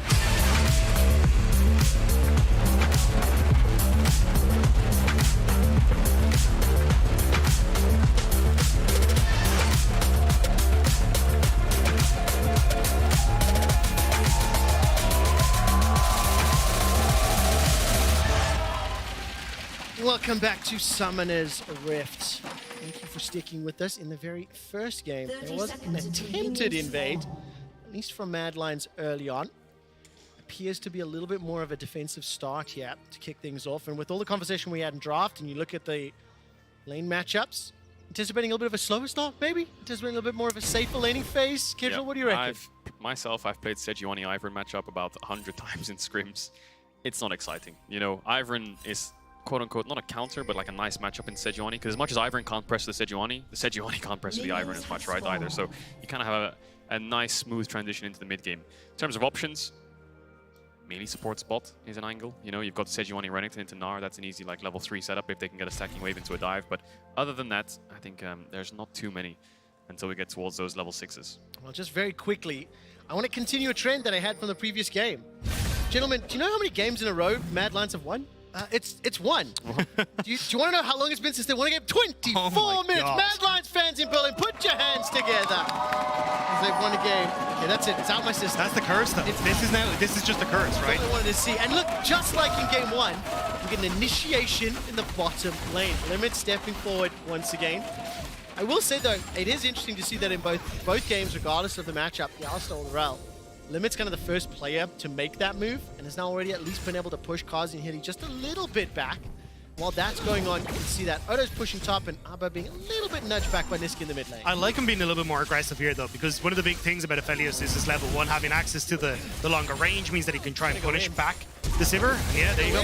That's it. The flash, the QW as well. Will at least get Kazi forced to flash away, and Patrick whittling away with that red-green, and there we go. Small advantage already accrued. Yeah, bit wide on the CC target with the Q, but it doesn't matter. You can still get a ton of pressure here. You can heal up as well, so I like playing a little bit aggressive with the Aphelios in the early stages here. We'll just have to see if they can try and keep themselves a little bit safer as the matchup continues to go forward. Yeah, just saw Auto Omni stacking this top wave. Chase is playing very safe though, very close at Mega Gnar. Peach has not gone for the level 3 top. It will be very hard to dive the Gnar on level 3 Mega with such a small wave, so he's going to go for a full clear. Elio is doing the same. Look at those top side camps moving towards this bot side of the map. See what he can do to impact it. Of course, we saw the flash trade, and the Sivir will be under a lot of threat, but not right now. You know, she can happily push these waves in. Jungler source bot side. Sejuani is up towards the top side of the map, so Mad Lions feeling pretty safe down here. Looks like Elioya is going to try and come in behind them here, though. See if he can get into this bot lane. Hasn't been spotted on any wards. And Limit doesn't have a flash available, so potential flash pulverize into headbutt back to Elioya for this Alistar if Limit moves too far forward. Yeah, definitely. I love the idea of the Ivan Alistar combo. Limit step forward, and keep in mind, Limit's played aggressive almost every minute of this laning phase. Strike comes out, crash down, held in place, use that Hex already. Limit will get taken down by the Mad Lions once again. Limit goes in a very, very, very wrong time, doesn't he? But I would love to see the replay of that, because I think Hylissang gave up the brush on purpose so that Limit would then think, well, I can take this brush and maybe threaten some kind of crash on this wave, maybe fight them back a little bit, kind of bait him into a false sense of security. Yeah, you can see Limit even hit level 3 before Hylissang, so he was like, well, I've got more spells and axes, I can actually take this one back, and that's where it all falls apart. Yeah, Hilly just kind of walks out the bush and says, you can have it, you know? I'll walk up towards here, Limit have the bush, and then it just makes an easy access for Elioya, you know? He can just Q-flash this bush here, Hilly, if he wants to, but it's Limit that dashes in first, making for an easy setup. Game 1, Hylissang defended the bush with his life. Game 2, concedes it to secure an easy kill. Another advantage, another bottom lane win. Now Limit looking to apply pressure mid. Finds the Q, finds the crash down. Abba's low on mana. I think it already used Conquering Shifting Sand, so Niski just takes a small chunk and isn't really under significant threat. Hilly was nearby as well. Yeah, it does look like Limit just wanted to try and cover here and make sure that Abadage is able to push out the wave, try and get a reset in for himself as well. Has that TP available to get back. Elioya is sitting this top side just to make sure that, again, Chasey can kind of do a similar thing. So at the moment, with that play going the way of Mad Lions, I think it's going to be another couple of minutes until we see really what Excel can respond with. You can't do particularly much when Hilly still has flash, unless Limit can get some sort of crazy Hex flash in onto Karzi. We haven't seen it yet, despite repeated attempts, to be fair. Gigantic wave being built up, so keep an eye on the minimap. Whether or not Excel want to try set something up, but it doesn't look to be the case. You can see Peach making his way to that northern quadrant. Abba still under pressure in that lane. And it's just Patrick pushing the way forward. So currently a minor advantage, but Kazi will clear that out. He'll be able to pull up a small lead. Big difference in the top lane. Once again for Odo Wamne. It's 13 CS for now. Well, Chasey's got a couple minutes to clear down, but at least Odo's early laning phases, 2 games in a row on this Renekton, have looked very strong. Let's look top if possible, because Odo just hit 6. Chasey's half a bar away, and this pings up towards his top side. So Peach is going to go all the way around. Level 6 Renekton can crash the wave pretty happily with the Iron Spike Whip. Can they pull off this dive? Chasey senses something's a bit wrong here. Well, yeah, flash is available to him, no supports. The rest of Mad Lions will just be denied. So the first plate will fall in a moment. Elioya arriving to potentially help, and the wave will slowly be thinned out. Cannon at least denied there to Chasey, and while they don't get the kill, small advantage, plate secured, another gold lead. The dual chains comes down, secondary proc to follow, ignite the auto, the shield, and Niski will not be able to find the kill. The toe shot flies and almost takes him down. Niski went to 11, Odo and Peach managing to run down Chasey. Elioya forced a flash for his life. And here comes the battle board into the bush. Kills. No way. It's a double for Odo's Renekton. He just went for that dive without a wave there, Peach. He was tanking the tower from the get-go. The range minion died, and the other one wasn't in range of the tower. So big kills over to the XL in this top side of the map. Yeah, nice job from them. Niski nearly getting the kill in mid, but not quite able to get it back. And he's even opted in towards like fleet footwork. He's going for the Static Shiv. So Static Shiv getting nerfed. And as Pedro was talking about it earlier, like you can't now use Night Harvester to stack the Static Shiv and use that as a proc to actually get that damage out. So surprised that he's going for it. But Odo here, able to do Renekton things on this top side. Gets a ton of the damage down, manages to use the Empowered Heal as well, thanks to Q. Really good stuff from XL. And Peach, happy out, just tanks it up, knows he just needs to take a swing and a hit in there to let Odo finish things off. Oh, he even gets rooted on the tower, but manages to just dash out of range before the last hit comes in. But again, we see a similar game state to game 1 where Odo Wamne's Renekton is really far ahead. I guess the only flip side to that is bot isn't too far behind. I mean, this wave is in favor of Karzi. He does have a kill, and he will get this wave soaked up, so he'll be about 10 CS up. Niski trading aggressively onto Abe. It's nearby. He's still got that flash if needed, but there's not enough pressure. I do want to take just a quick moment to talk a little bit more about Chasey, because he was one of the players we were focusing in on coming into the series. If you look at the stats on your screen, Winter and Spring, how Chasey and Mad Lions played around him, his damage share, goal difference, importantly for me, the jungle proximity, and how significant it's dropped off when we go to summer. When you look at game 1 and game 2, I don't think it's been about the junglers, because I think Odo's just kind of had the bear of him. And I want to see how Chasey brings himself back into the series. Patrick and Limit find themselves an engaged onto Hilly. Looks to be an easy kill. Here comes Ava. sends the Sand Soldiers forward and doesn't even need the Emperor's Divide, so easy kill secured. Daisy was dropped in the river. And it looks like this gigantic fight, but it's just small skirmishes with XL having the numbers advantages again and again and again. And they find another kill. It's XL melting through the Mad Lion. And they're immediately turning on to people that they have no flash. Limit takes a little bit of a boomerang, but will be fine, as Oyoya had used his flash in that top lane play, so he's fine. And Niski wants to turn on to Abadage. Do it again. Abba won't be able to get caught by the first chains. The 2 chains does. You can dash on him here. In between the Sand Soldiers a lot. He's still got the slide, the glide! Oh my god! Abadage wishes you well! Huge solo kill there by Abe. Kind of misplaced. The dash doesn't follow through on the E with the first Q, but manages to flash forwards and get the ult regardless. And here Hilly just looks for a face check on the limit. It's all of XL that can collapse first though, and of course with the gravity gun, there's no real way you can escape from this, especially with the chains you see from the Rel too. And it's, you can see the mid jungle. The collapse is just first from XL, so Niski and Elyoya late to respond. Elyoya no flash in this bot side river. Limit sees a window to punish. Patrick even having access to 4 of the guns there as well means he's got a ton of damage, so takes out the Alistair before he gets back. And then Limit, knowing that Elyoya had no flash, gets in on top of him, sets up for XL, and that's 3 kills now that immediately go over to XL. Help me find the words to explain this. I was anticipating a slower pace. I wasn't anticipating this many kills.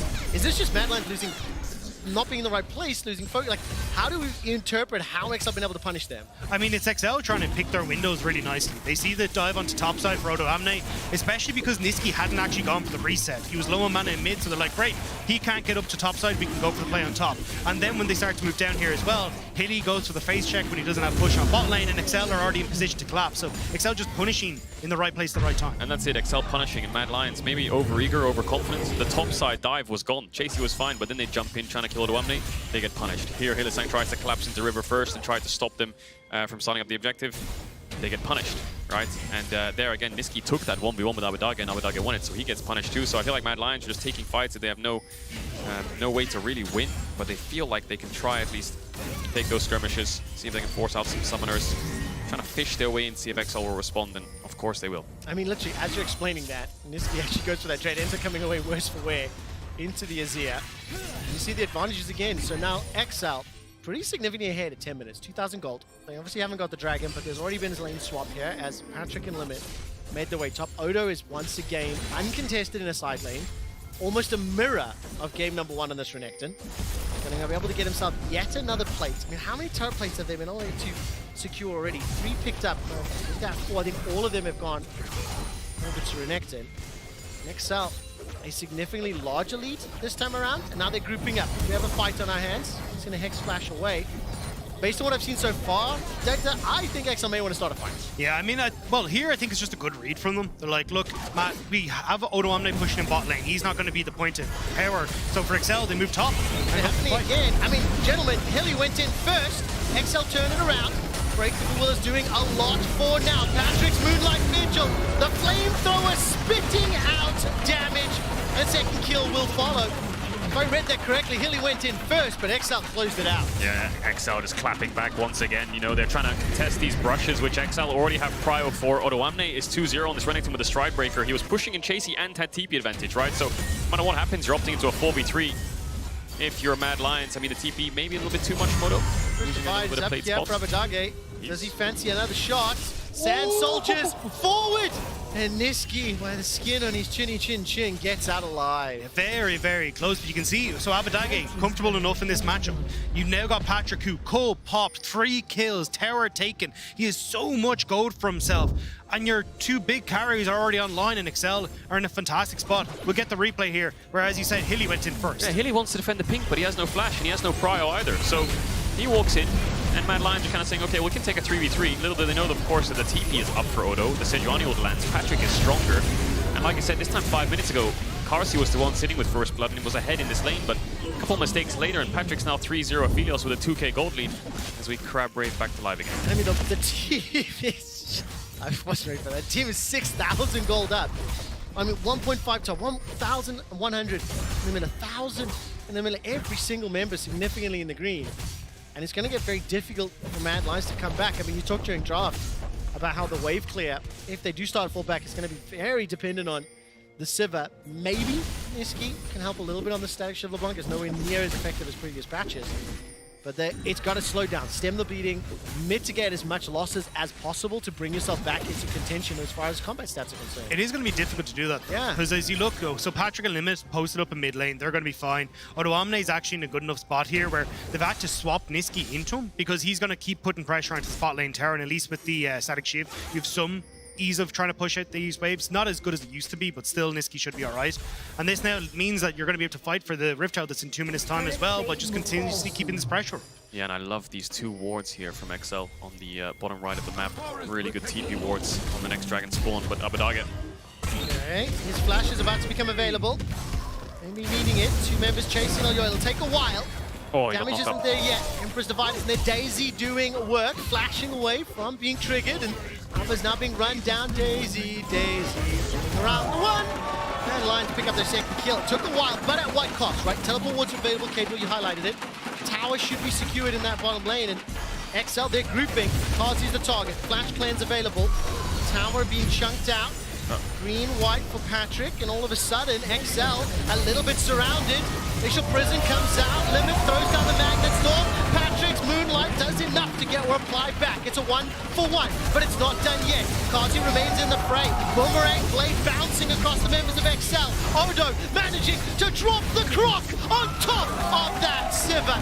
Elyoy is the next to fall, and somehow Patrick gets it before being taken out, and Limit escapes as well. He survives long enough to get away from Hilly, and there should be another kill secured. XL coming out on top.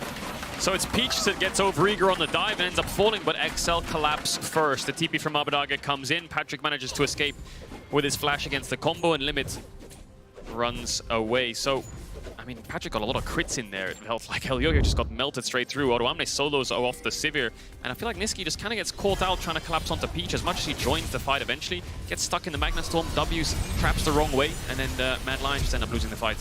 Yeah, I mean, you can see here, he gets onto Peach. Karzi's in a good spot to actually deal damage, but because you got the Infernum here, Patrick gets good damage off of the Karzi in the backline, but we're back to live and Dragon's up. It's a 7,000 gold lead already. Niski's being melted where he stands. Chasey arrives in Mega Nod, but is booped backwards by Peach.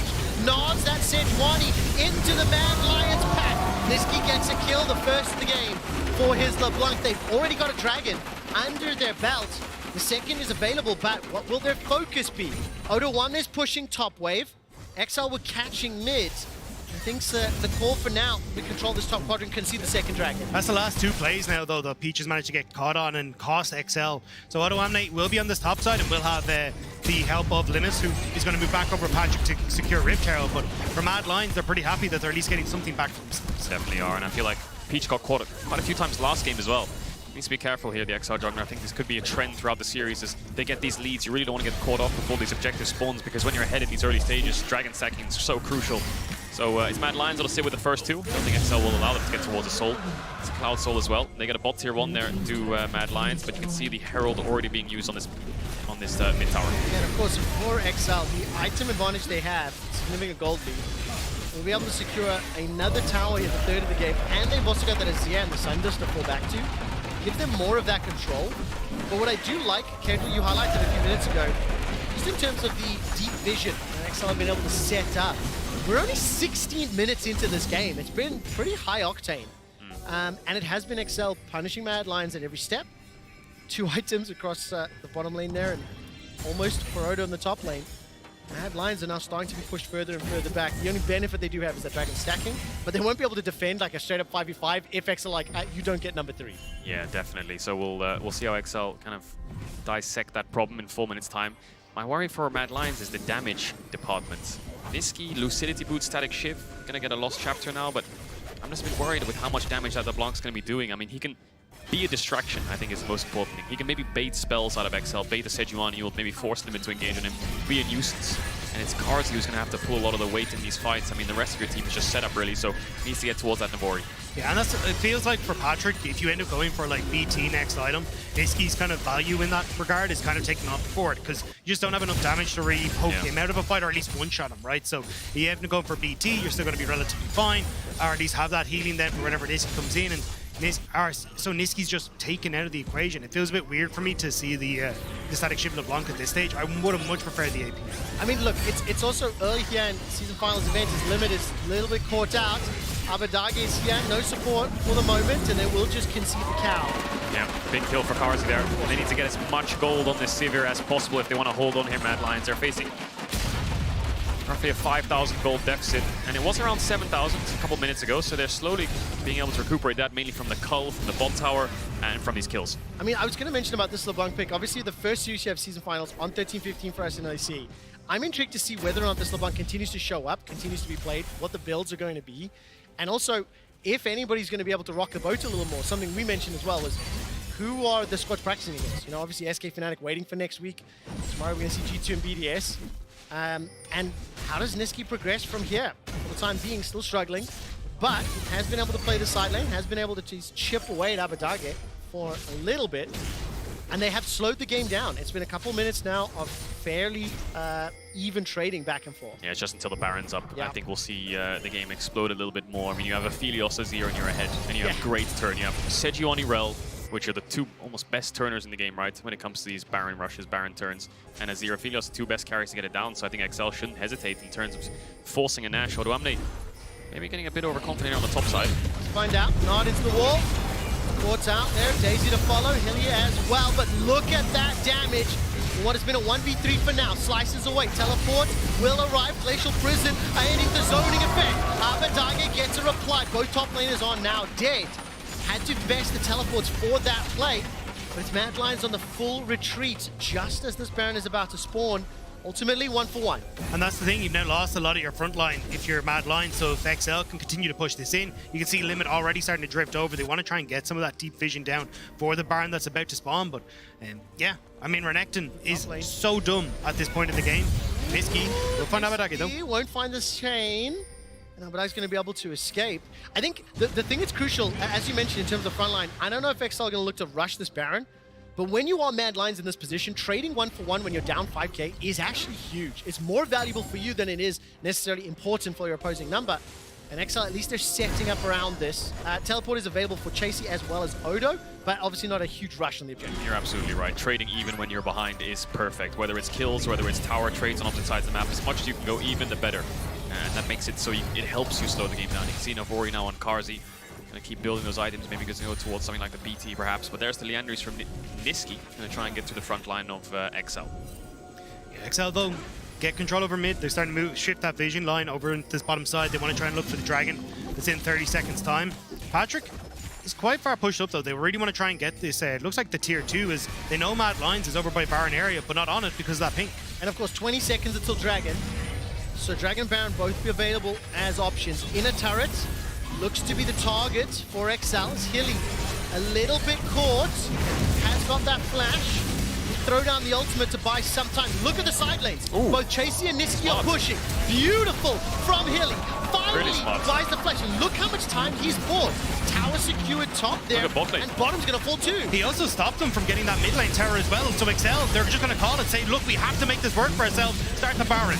How quick does it go down? 8k so far. Bot tier 2 is going to fall. Chasey has the TP. Hilly's ready to fight. He's rejoined the action. There's a flank. You can't turn a burn if everyone's split up. But the focus right now is Baron. Kill secured. At least Izzy is down, but XL get the Baron. They're turning onto Niski. Moonlight Vigil's done work. Patrick remains untouched, but 3 members of Mad Lions trying to get past Peach, trying to get past Odo. Thus far, it's a 2-for-1, and the Baron goes to XL.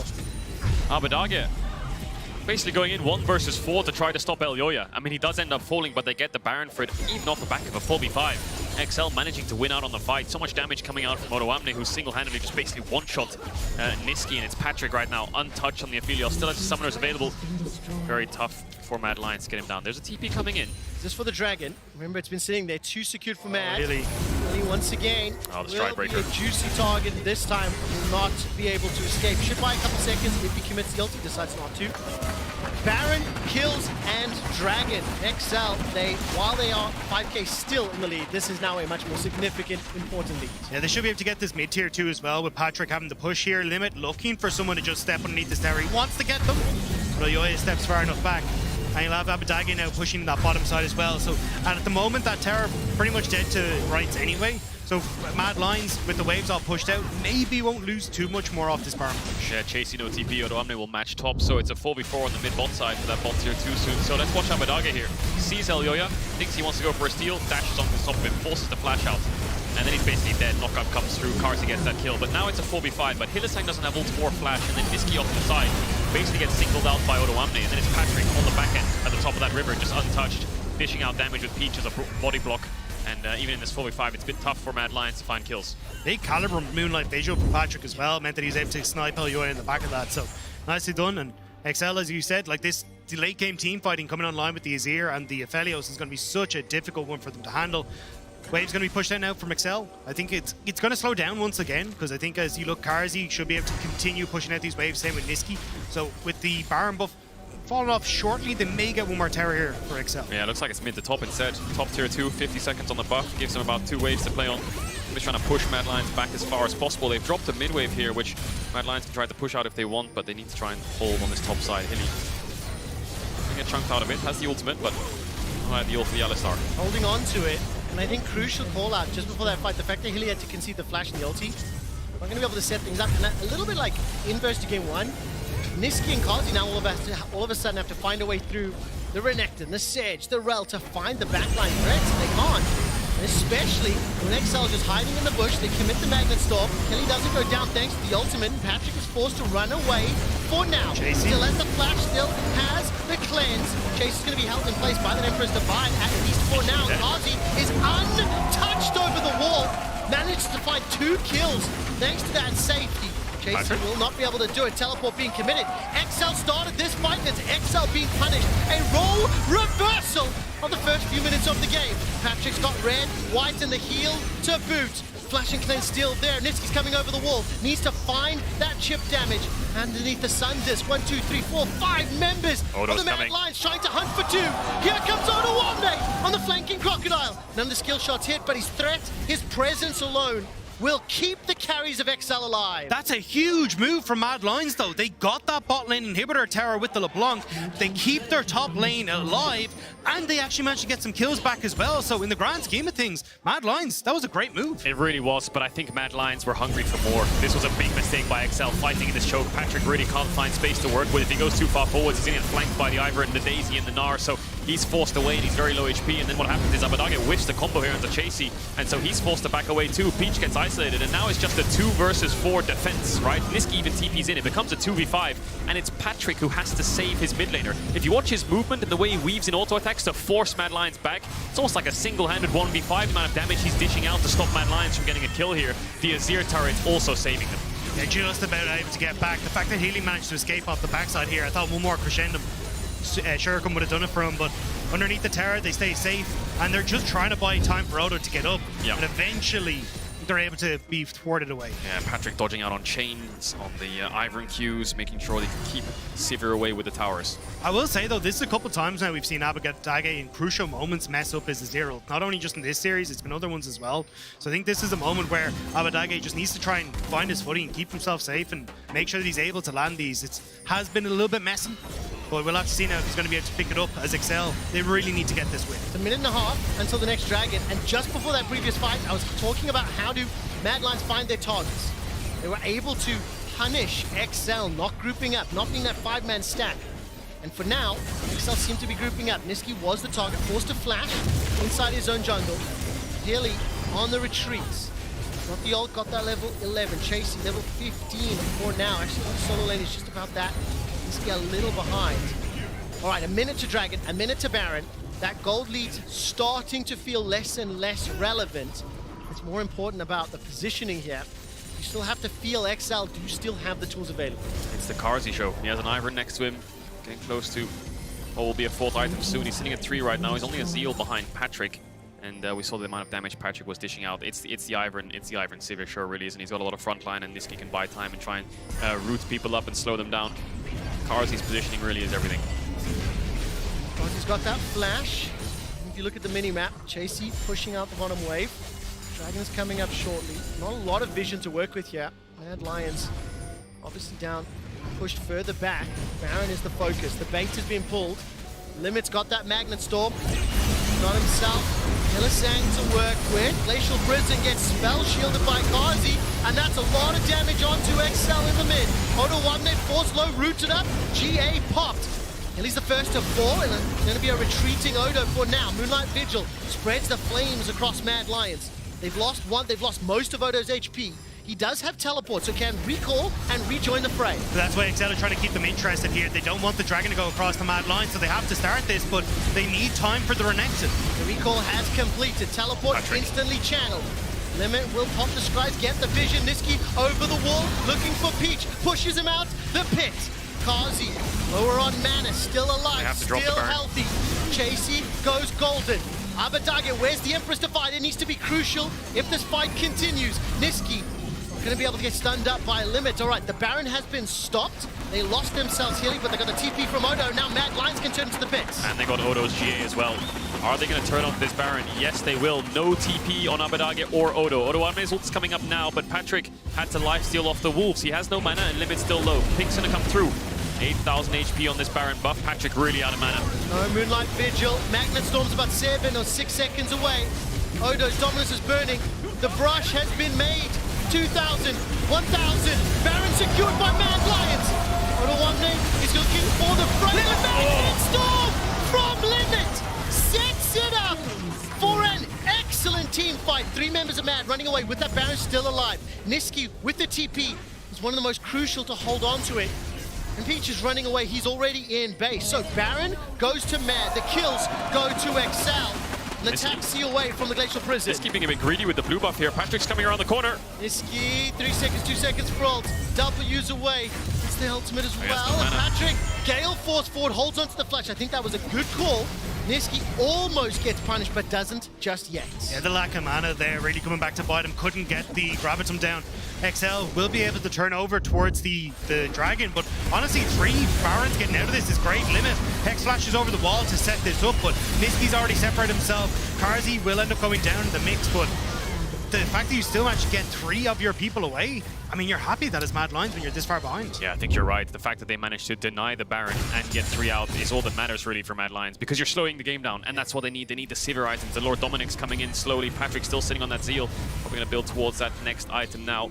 And it's just a case of XL. These fights, if they can reach the Sivir, it's always going to be great, but they can't reach the Sivir. It feels like they can really start fighting back with the Ivern, with the re-engages from the Alistar. And now we see the GA onto Chasey. Death Dance ready now for Odo Arme. There's a Hurricane for Patrick. Stopwatch available as well. You can also see that XL is very much like a 1-2 combo, but when that's done, it's out of gas. If Peach doesn't hit the ultimate and you don't get the big engage from Limit, there's not a huge amount left in the tank. So for Mad Lions, they've been playing really well around like play it slow, make sure the Karzi even great spell shield in that fight, and then we can start to look for poke with the Boomerang, with the LeBlanc as well. So it's a bit of an awkward game state because it's just an arrow. Hilly goes in. Hilly goes in. Gravitum's available. Ready to burn it down. Holding on to that Moonlight Vigil. Daisy He's still alive. Mr. Burns there. First kill secured by Kazi. Limit down. Now Abadage trying to use those sand swords. The Empress Divide. Scoop. He's alive. Kazi. Delivers Kazi to the back line. What? It delivers Kazi for the quadra kill onto XL. The game's over. Odo Arme is against 4 members, 5 members of Mad Lions. He needs to get the wave, but Niski's pushing in top. Unbelievable! Kazi's done so much work. The wave has been pulled. Mad Lions have got another queued up in the top.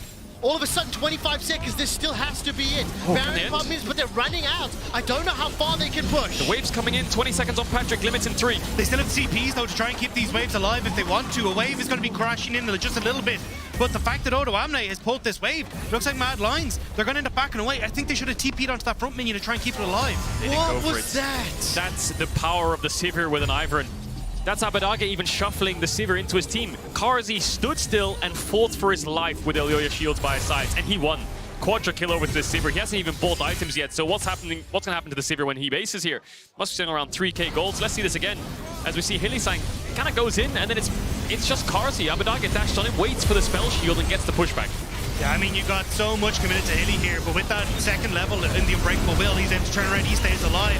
And then Abadage, he actually has to wait so long to use this because the spell shield doesn't get popped. So then eventually he's able to turn it around, but you've got the shields that are coming through. Hilly actually just moves back into range as well here for the Knight's Vow to then proc, which is going to help keep him alive as well. So Carzzy just barely able to stay alive on the edge of that. And you can see devastation there for Patrick. Keep King Carzzy alive. It's over 9,000 damage in a single fight. But that's exactly what it was. You guys broke it down flawlessly. Everything thrown onto Carzzy. It's been that way for over 10 minutes, and it once again comes to fruition. That fight, he had a Last Whisper and a Crit Cloak. Now he has a Lord Dominic's and a GA. So that's a 6-item Sivir off the back of that fight, and he's caught up in levels too. So level 16 Olioya as well. They need to get this Sivir down. That was also a fight. Not only did he have 2 less items, but he didn't have summoners either. Man, I need to see the training montage that Mad Lions releases after this series, because whatever happened in this month and a half that they had off, they are looking so much better. Look, they are falling behind, but the team fighting is looking better. They are making smarter macro decisions. Like, they're not just falling apart like we saw at the end of summer. And I think it is very fair to say both teams have had questionable decisions throughout the course. At the beginning, the first 20 minutes of this game, we talked about Mad Lions making calls, being in positions that XL punished. Kind of role reversal to some degree, but also just excellent team fighting. And I think for Carzzy, and the fact that Mad Lions have been able to play, they are still in a gold deficit. They have been in a gold deficit for over 20, 25 minutes of gameplay, as we saw on that graph. And it is them with super minions in the top lane, 2 dragons apiece. We're not playing for Assault for a while, but I think the fact that both of them spawn at the same time, and it is Mad Lions with control in the Rift for, I think, fairly the first time in 32 minutes of gameplay. Cadril, where do they go from here? Wait for those supers. They've got teleports available. It just feels like they can slow the game down now. Yeah, the Baron spawning in 45. Niski just base for Rabadon, so he can TP in if anything kicks off, but ideally there's lit for wait for those supers to crash in. This mid-tier 2 should die. Now it's just a case of how far the Mad Lions want to push it. They can really start sieging on these tier 3s. Very risky though. Blue gun on the Aphelios can easily clear out the waves, have Niski and bots play 4-1, but waiting for Baron is the easiest call. It's the best call. It's exactly what they will do. So 3 items on the Ivern to defend this Sivir. How quickly can XL get the Sivir down? Can Odoamne get on this backline? He has GA, Death Stance. Super strong on this running. You can see that at the moment, though, XL trying to funnel Abadage. Want to see if they can get to that Rabadon's death cap just before it comes up. Has the TP, try and come across. But I think for Mad Lions, if you can hold your line here, play for Baron, I think you just give up Dragon. You don't really care. Like, you're in a decent spot. Abadage didn't get to get that Rabadon's death cap complete. So I think for Mad Lions, they're pretty happy. Look at Niski, he's being a pain. XL want to get some Nash vision, but he's just pushing in bot. He has TP, and this LeBlanc is very slippery. XL realize we have to kind of engage here, or we have to get the Renekton down towards bot side. Either way, they're losing out. Hilly waiting for Pete. Considering it. Chasey's also about to Mega Gnar out. Hilly goes forward, gets the knock up on Yoya. Patrick. Looking, they managed to find Yoya. The shields are down, but Carzzy can still tear through the members of XL. Down at the bottom of your screen, the pressure is still on. Niski now being zoned and pushed back. Or is he? XL turn their attention to the Baron. Niski with the dip, get the Void Stomp. That's the flash forward. The slice and the dice. Odo is running out of range, and Dominus. GA is popped. Niski wins the time for now. The rest of Mad Lions, they're pushing into the base. Chase is inside. Where are the minions to work with? Are they going to look for the Nexus turrets? Recalls have come in off the Baron. Was secured. XL. Now, all of a sudden, they've got the tools to slow it down and regain control. Yeah, and they can even go over towards this Dragon as well. Mad trying to see what they can pick up on the way out. But it will be XL who managed to just barely hold and keep themselves in check. Mad sticking around though. I don't know if XL are going to be quick enough to get in here. This has gone very quickly. Yeah, it's gone. XL were alive too late, but they'll be on the map, and all of Mad Lions still need to reset. So the Sivir not able to really join these fights. Elioya getting caught, but Peach just walking in. Hilly no flash though. Back up, Carzzy's over the wall. Hilly will be sacrificed. So the 21st kill of the game secured there by XL. They got themselves bound. They've got 2 inhibitors down. And scratching our heads, how do you play out this stage of a late game? It's a mess, but it's a European mess, and we always love a game like this. Absolutely insane when it comes to these skirmishes, and so XL managed to get the Baron. Odoamne loses his GA in flash, but Niski loses his flash in return. And now it's just a case of how much can they get off this siege. Patrick sitting on 6 items as well. 80 carries almost dead even in scoreline, almost dead even in gold, similar to mid lane. And crucially, both teleports available for Mad Lions. If you look at the minimap, Niski's pushing in that bottom wave. The inhibitor has just spawned in the top lane. Thank you, observers. Highlighting Niski. XL have to maintain some answer to a potential double TP pressure, especially if those supers make it into the base. You know, there is a call that could be made. with 4.5 to Baron, 4 minutes to the next Dragon. So expectation is slow things down, don't provide an opportunity that Mad Lions can take to take down the Nexus Tower from XL. Well, I think it's also hard for someone to alone deal with Niski on a side lane. So for Abadage, he's kind of been put on duty to push against this LeBlanc, but with being able to just move in very quickly, combo, move out, Abadage shouldn't be able to get much return damage. So for XL, they need to send members to help. Oh, that was close. That was bold. Hex Flash manages to complete over the line. Baron and Parmina is pushing forward now. If XL group up a little bit, follow Patrick. Flash and cleanse available to him. He goes forward, re-engage out. Fired. A lot of damage from Patrick has been used already. That ultimate moving through them. And the tower falls. Baron and Parmina is helping a lot. Yeah, Hilly tried to combo in there, but Peach reacted with the Q, interrupted his combo, and Patrick just melted through his HP bar. So many checkrems. They get the objective they came for, and they get out. It's a 5k gold lead to XL, but I don't think it really matters at all. Everyone's getting towards these 6 items. Renduin's now complete for Auto Amnate. Void Staff being built up. Patrick actually going for the Lord Dominic's. We'll see how much damage he can get out instead of using that Hurricane. Yeah, it is weird to me though that we kind of see Patrick positioning almost as the engage tool whenever he has his Gravitum up for XL. It does feel like they're kind of waiting to see if they can just get that quick auto onto someone to start things off and then have the easy follow-up, because as you've seen before with Karzi, where he's able to spell shield some of these things, or Limit not quite being able to get in range because of the mobility on people like Niski, they're having a tough time finding the targets that they really want to in these fights. Listen, I'm finding myself at 40 minutes with absolutely no idea who's going to win. If you're watching at home, who do you think has it? XL and Mad Lions about to face off. Look at the minimap. Niski continues to play, pose a thorn in the side lane of XL. But this time, it's XL trying to gain position of that top northern quadrant. Less than 3 minutes to Baron. Fighting for positioning. Peach and Odo don't think they're at risk of being engaged on, but Hilly was considering it. I think XL gave up too much positioning there because they tried to keep that vision in the Baron area and that top side. It actually gave the opportunity for Mad to move into this bot end, but XL now. Niski, he's going to go forward. Here's the stun, the prison misses. Niski will be taken down eventually. It's Abadage that gets the kill. It's a 62-second death timer. But what can they do with it? There's no major objectives available. Yeah, Niski stayed way too long on that bottom side, but I think if XL, they've got like a wave here to work with, they might be able to push in and actually keep themselves in control. Not really going to be in a position, I feel like, to take a turd or anything like that because they don't have a Baron buff. You've got too much wave clear onto Karzi now, who sold his boots to even get the Phantom Dancer as well. Yeah.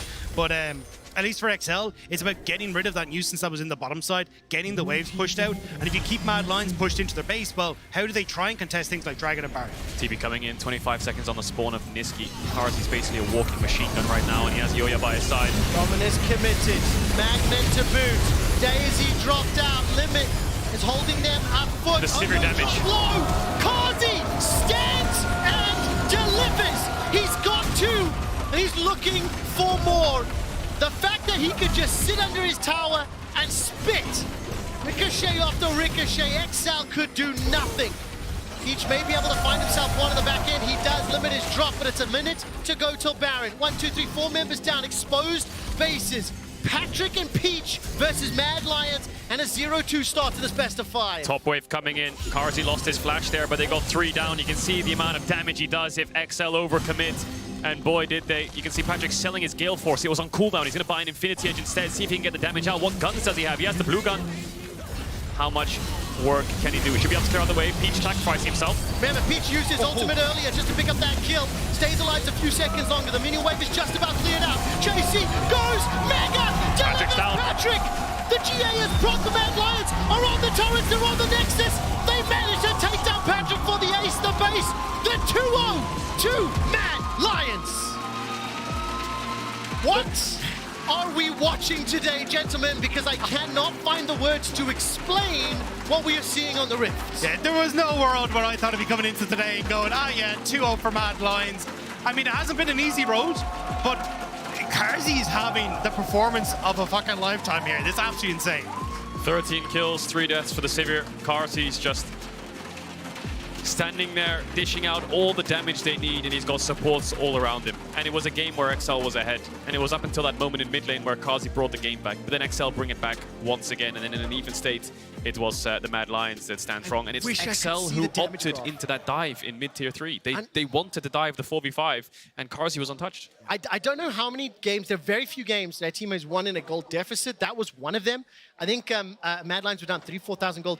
The thing for me is, the game almost, the amount of gold leads was irrelevant. It was literally about who was in a specific position that could get punished by their opponents. It's 40 minutes of one team punishing a decision that the opponents had made. And you can see how difficult it was, though, for XL to try and find the angle in these fights to get onto Karzi. Like, every single time, even Abadage, like, throwing himself at him to see if he could maybe get some sort of engage, but it just felt like Karzi was so far back, he had so much peel, and again, like Hilly, the engages, the fact he baited so many spells out of XL consistently with that Alistair was beautiful. Will Mad Lions go 3-0? It's not a question I'm going to ask you to answer. You have to find out the other side of the break. Before that, then let's just go break it down. And the other side of this break, don't go anywhere.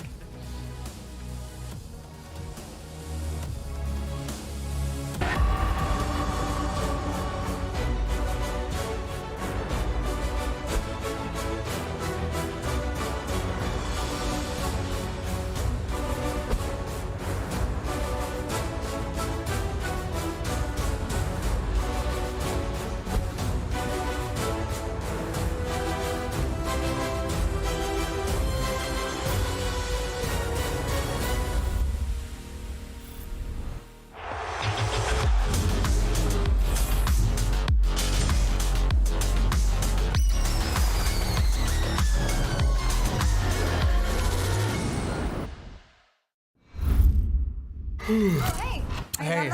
Yeah, I need a break though. That was some. Oh, Kevin was looking for you. Oh, now? In Okay. the green room, yeah. Okay, I'll go now.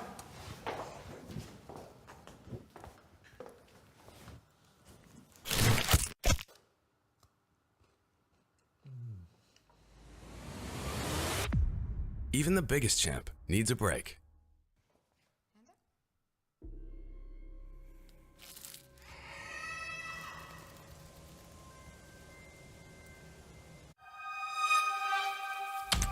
Each game is inspired by movement. The drive is to be one move ahead of everyone else. To be legendary.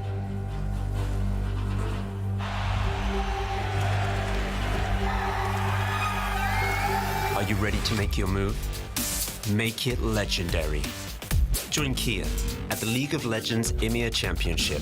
Kia, movement that inspires.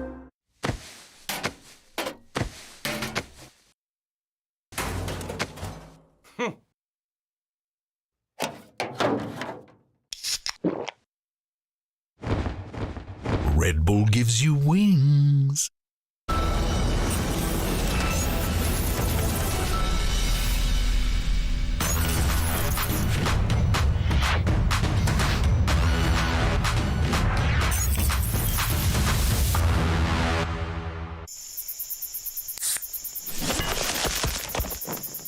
Red Bull gives you wings.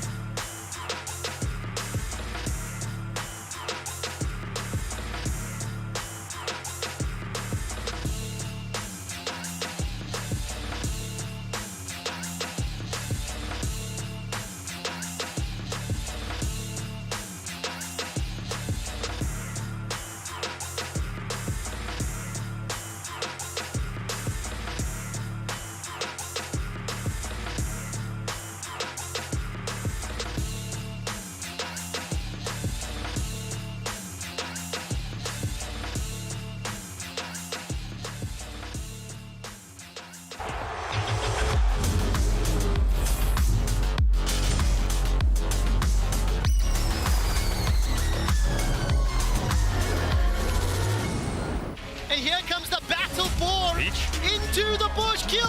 Oh, no way. Do it again. But Miss. be able to get caught by the first chains, but 2 chains does. You can dash on him here. In between the Sand Soldiers a lot. He's still got the slide, the glide. Oh my God. Abadagi! I have TP soon. We can fight. I think it's gonna be good. I will TP behind. I have no spells. I'm coming. Guys, I can't too much. Azir, pill. Wait, affe. Oh, mother. Oh, my mama. Oh, my mama. Oh, my mama. Penta. Genius shot Oh calling. my god, the amount of beeping. You could say, like, from those highlight rolls that the majority was Excel, so they should have really, I guess, almost won. But I guess the amount of swearing pulled Matt over the edge. It just makes you crit a little bit harder. Yeah. I swear. Through the power of profanity. Yeah, I don't know. All jokes aside, though, it's pretty insane to me that we find ourselves at a match point now for the Mad Lions. 1 game away from the World Championship, mind you, after that game. So let's start with some of the comeback fights for the Mad Lions. And I want to know from my analysts, what allowed them to come back in this fight, in this game, rather? Yeah, I think one thing for certain was the fact that XL is overstepping their own boundary, but it's also the pressure. Look, Niski's pushing down the bot side. He's been allowed to just pressure them. Now Odo goes back, and then when they finally find XL in a position where Niski can just back off, they find a good pick off, and Odo, who's their most fed member, is not able to be in this team fight either, so they kind of just rally them around in their own jungle through an overextension that obviously came from XL.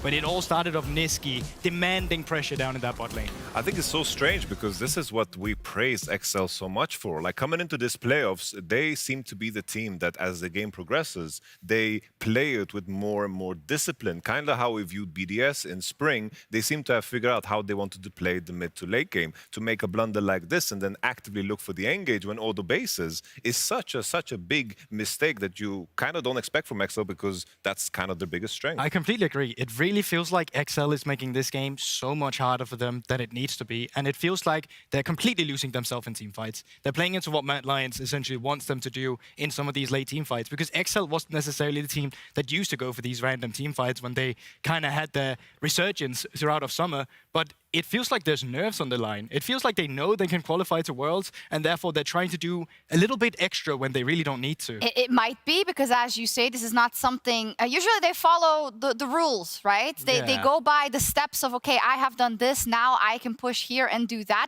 They didn't really do that, and the Mad Lions love that. They love when they can pull you into their chaos and then team fight their way out of it. The second comeback fight from Mad, 10k damage out of Karzi.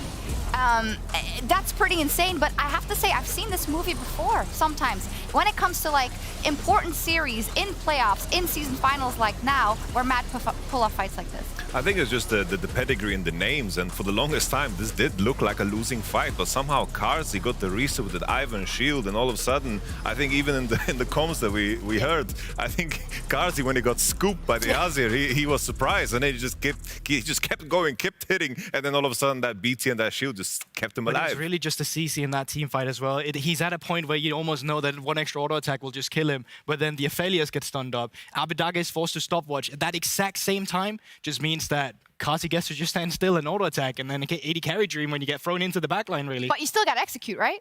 Yeah. Yeah. Or no, it's just stiffer, so it's like... That definitely seemed like he just stood still and auto attack the most damaged league members. How good does she look, by the way? Wow. Glow up.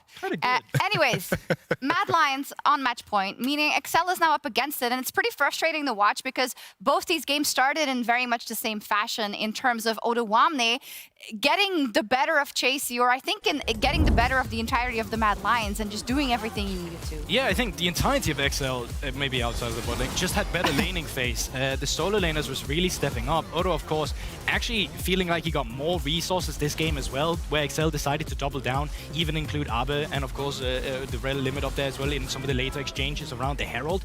And from the start that XL had, from Odo being in this position, they need to stop throwing this game away, because every single time they're so good at getting early game leads, they're so good at outplaying Mad Lions, and it just doesn't lead to anywhere. Yeah, it's interesting because looking at their opposition, right, Mad Lions, it seems like they have taken this approach where they are heavily emphasizing late games so they have more chances. I feel like Mad Lions, even at their best, they did look sloppy, but something that was so good about them is that regardless of what happened in the game, they kept going and they kept resilient. And I think additionally what is looking so much better about Mad is that they're actually fighting compact. They seem to be fighting on the same screen. Even if the fight doesn't go well, they seem to bounce back super quick and it doesn't seem to affect them. And this is the Mad Lions I like the most. The one that is resilient and always loosey and goosey no matter what the situation is. Loosey and goosey? All right. Let's talk a little bit about the trends that we've seen so far, because obviously with the new patch coming and the questions that we threw out in the beginning, what has been in line with your thinking? I'm just thinking Azir, still OP, still good, cool. But has there been anything out of the ordinary or... I think some of the only things that I've seen, there's the champions, of course, but then there's also the fact that we see a lot of Sterix Gauge as well after they buff that item with some of the HP and what you get out of it. It's essentially what Odo just goes second item to get the pressure every single time. But outside of newer champions or anything that really breaks the pattern, it seems like it's a lot of the same old, same old. Yeah, it definitely is. It's like we had Azir. It's like this looked like a game that Azir would win. The previous one, Niski also looked good on it. I think just Ivan was a champion that, in my opinion, got buffed with the changes in context of what competitive itemization we see and how the HP scaling is on the champion. But in terms of everything else, it's as if we haven't changed patches at all. We look at the bans. It's like the only thing that is really new there is Talia. Everything else are champions that have been high prio. And the only thing where we see the teams get tested is when they drop 4-5. A lot of AD carry bans come in and you get to see like Sivir on 5, the Aphelios come back. And that's like the only dynamic thing really that is new when we think about 30-15. Going to cover picks and bans on the desk, so you'll be able to talk about that. You made a note about Abadaga versus LeBlanc, I think. Was that something specific? No, I was very happy to see that that lane matchup went back and forth, and the fact that he managed to snag that solo kill, it seemed to be like the ending of that game, because at one point it was 6-1, the double kill top, the kill on bottom side, Alistar falling, they were 6-1. They did lose the first initial Drake, but it looked like they could actually leverage, Excel's biggest strength is just their disciplined approach to the game, but that just seems to be lacking. I think they needed to just convert in a more elegant fashion, this is what we're used to when it comes to Excel. We are, and if they don't, it's Mad Lions that go to Worlds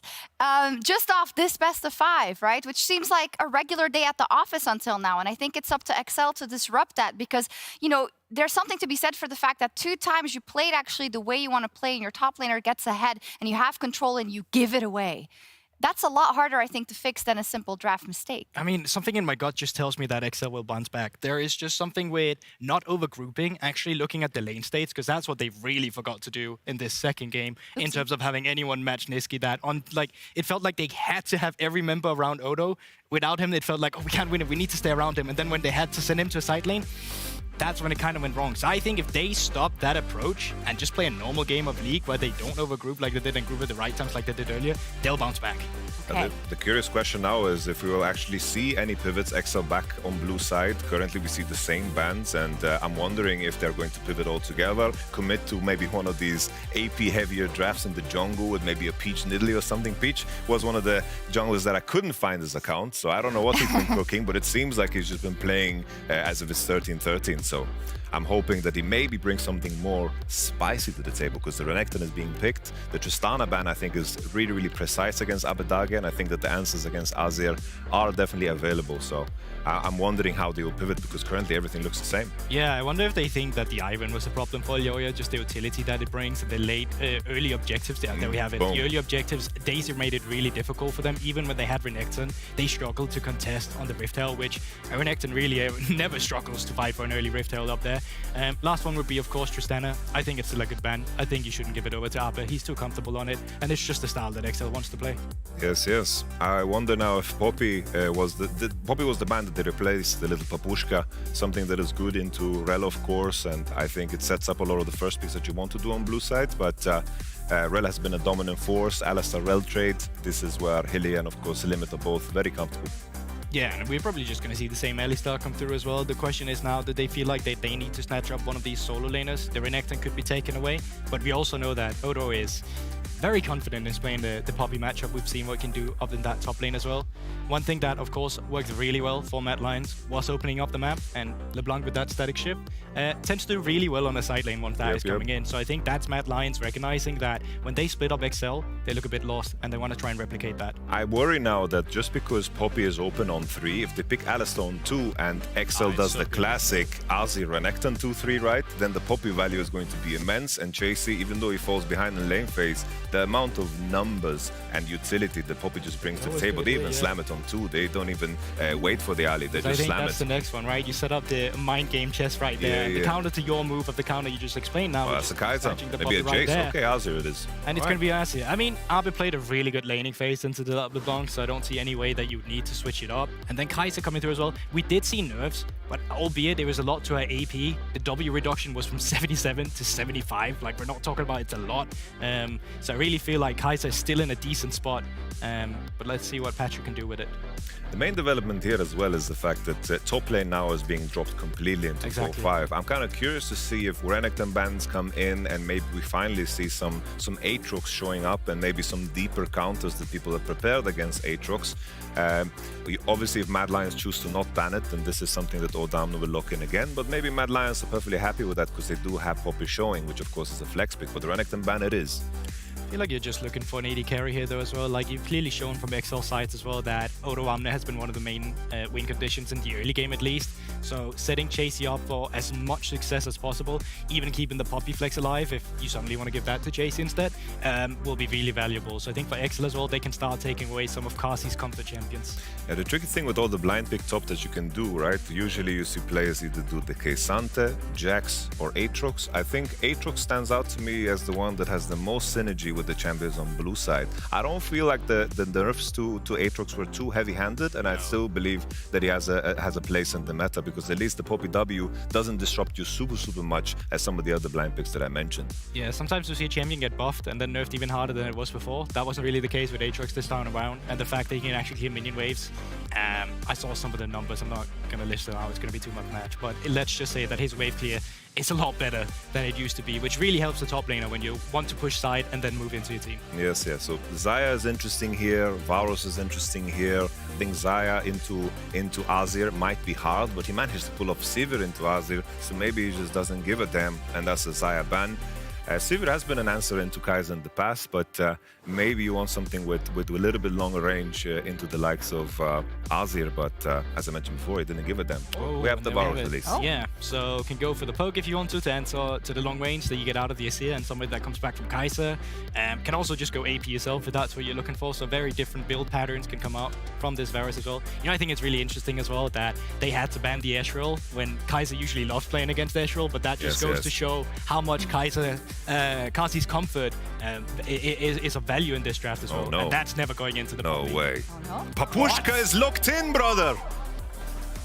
Oh my lord! It's definitely a game 3 spice. We're gonna put it all on the line. It's one of those, you should never pick Lee Sin here and then Lee Sin Smurfs games? That Maybe. could be it. Yeah, at least it's decent into LB. Like that's like the justification. Give it a 70-30 on that one, with 30 being the Smurf. Wow. Yeah, I'm a bit You taken are back by that. stunned. Like, okay, so last time Peach locked in a Lee Sin, he absolutely smurfed on it. And you were talking about in Italy, which will also have been risky, okay? You got your risk. I don't know if you're getting your reward just yet. I don't know if XL's getting it either. Is this a Jax on 5? Or is he gonna send like a little Jax on 5 into Nar? Is Chasey gonna bring back the spice, or has he decided to take the backseat in this BO5? I mean, if you want to go poke as well, you could go Jace. Oh! Like, oh no, they want to answer on side lane. Now, we have not seen Elyoya or the rest of Mad Lions in summer give a lot of resources to top lane. This is a game where you want your top laner to succeed. I mean, it is, but then all of the last games, he wasn't, and they still won. Okay, so but was that because of normal circumstances or because some of the mistakes we saw in the game? Okay, you're right. Thank you. The Camille buff is massive. It's like the amount of damage you get in your R was from 5 to 20. 15 is absolute it's bonkers. a lot of damage. Per auto attack, that is. Yes, yes. Like the base magic damage you get in ult. I'm excited to see Camille. I like this champ. I love this champ. I love watching a Camille indeed. So we're feeling that Mad Lions got the upper hand in the draft again. So are we just going to see a rinse and repeat? Or how does Excel break the cycle with this draft? Well, you want to go first? I just think that once again, it's like they have a stronger early game. Lee needs to be able to pressure the LeBlanc, but they haven't been able to convert. And it's going to be so hard with the Lee because the scaling, in my mind, is on the red side's advantage again. Yeah, I think you're looking a bit of the individuality again. If you can have mid-prio as well, play through the mid lane, see if you can take as many objectives in the early game as possible and really get the game ahead move on the Camille before Mad Lions can, there's an avenue. There might be. We saw there the coach, of course, Mac and Cheese from before, now on opposite ends, as are the members of these teams. And again, Mad Lions could qualify for Worlds right here, or will Excel fight back?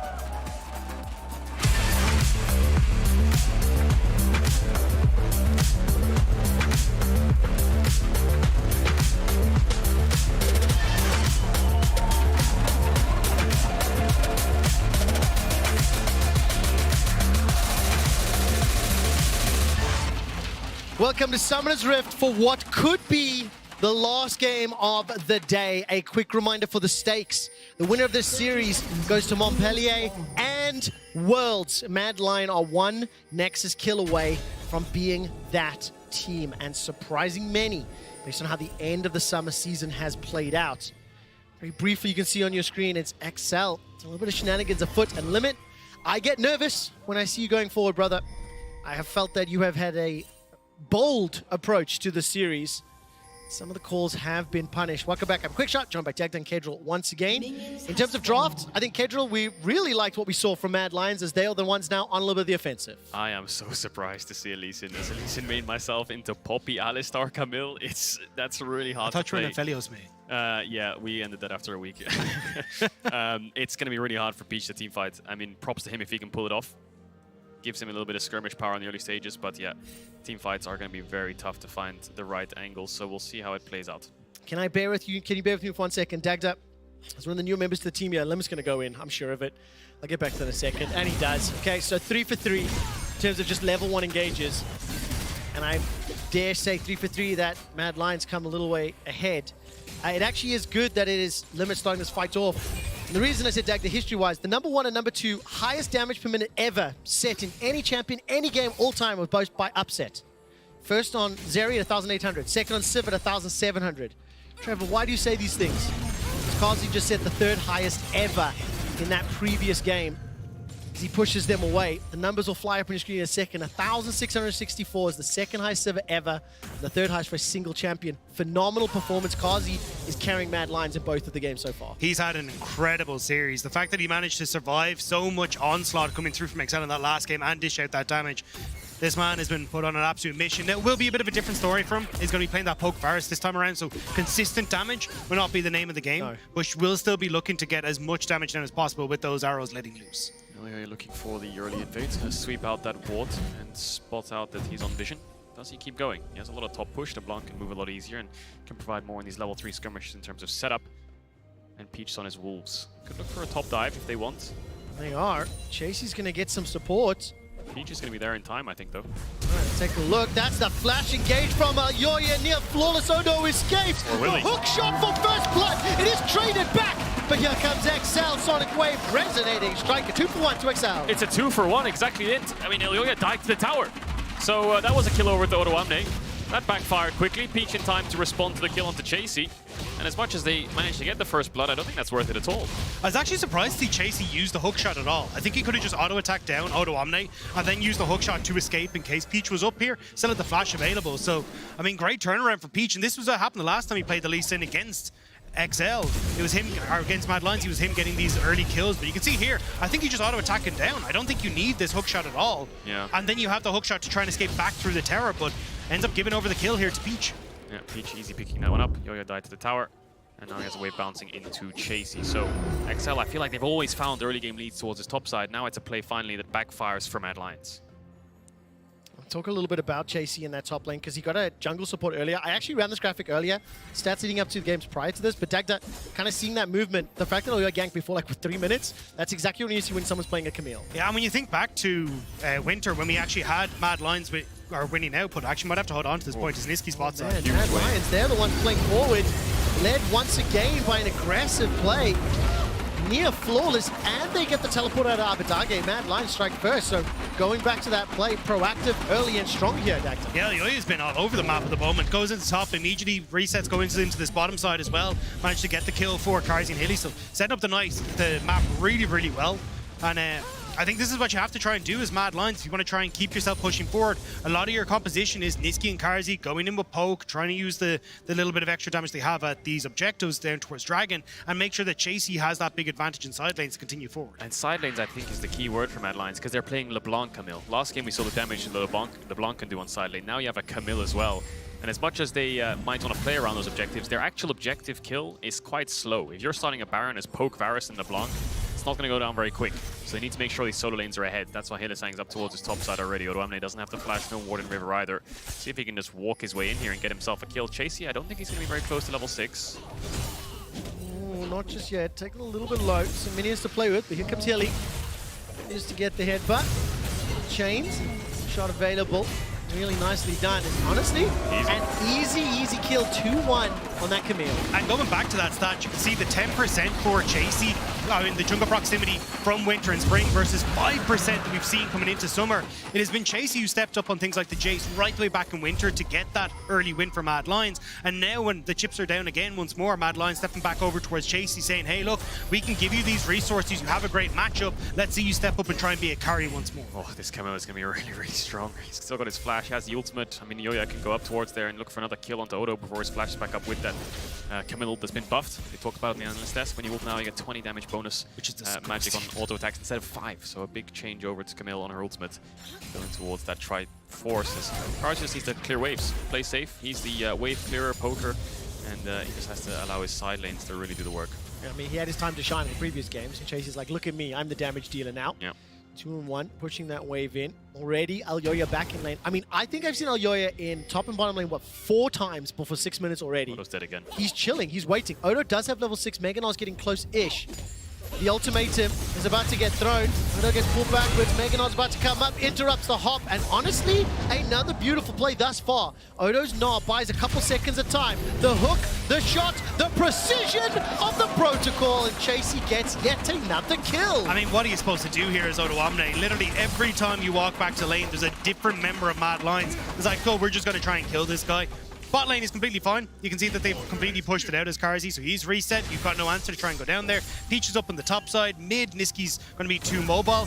And now Hilly showing himself in mid lane as well, just to make sure nothing can happen. Yeah, just getting a push out, dematting the cannon, giving the stacks over, getting level 5, making sure he keeps this bot side vision. If Abadage pushes in Niski, he loses his pink in bot side river. He doesn't want that to happen, does he? He wants to make sure he can keep his vision for that bot push you were just talking about. And I think Herald's really important now. 30 seconds on the spawn, Camille's on cooldown.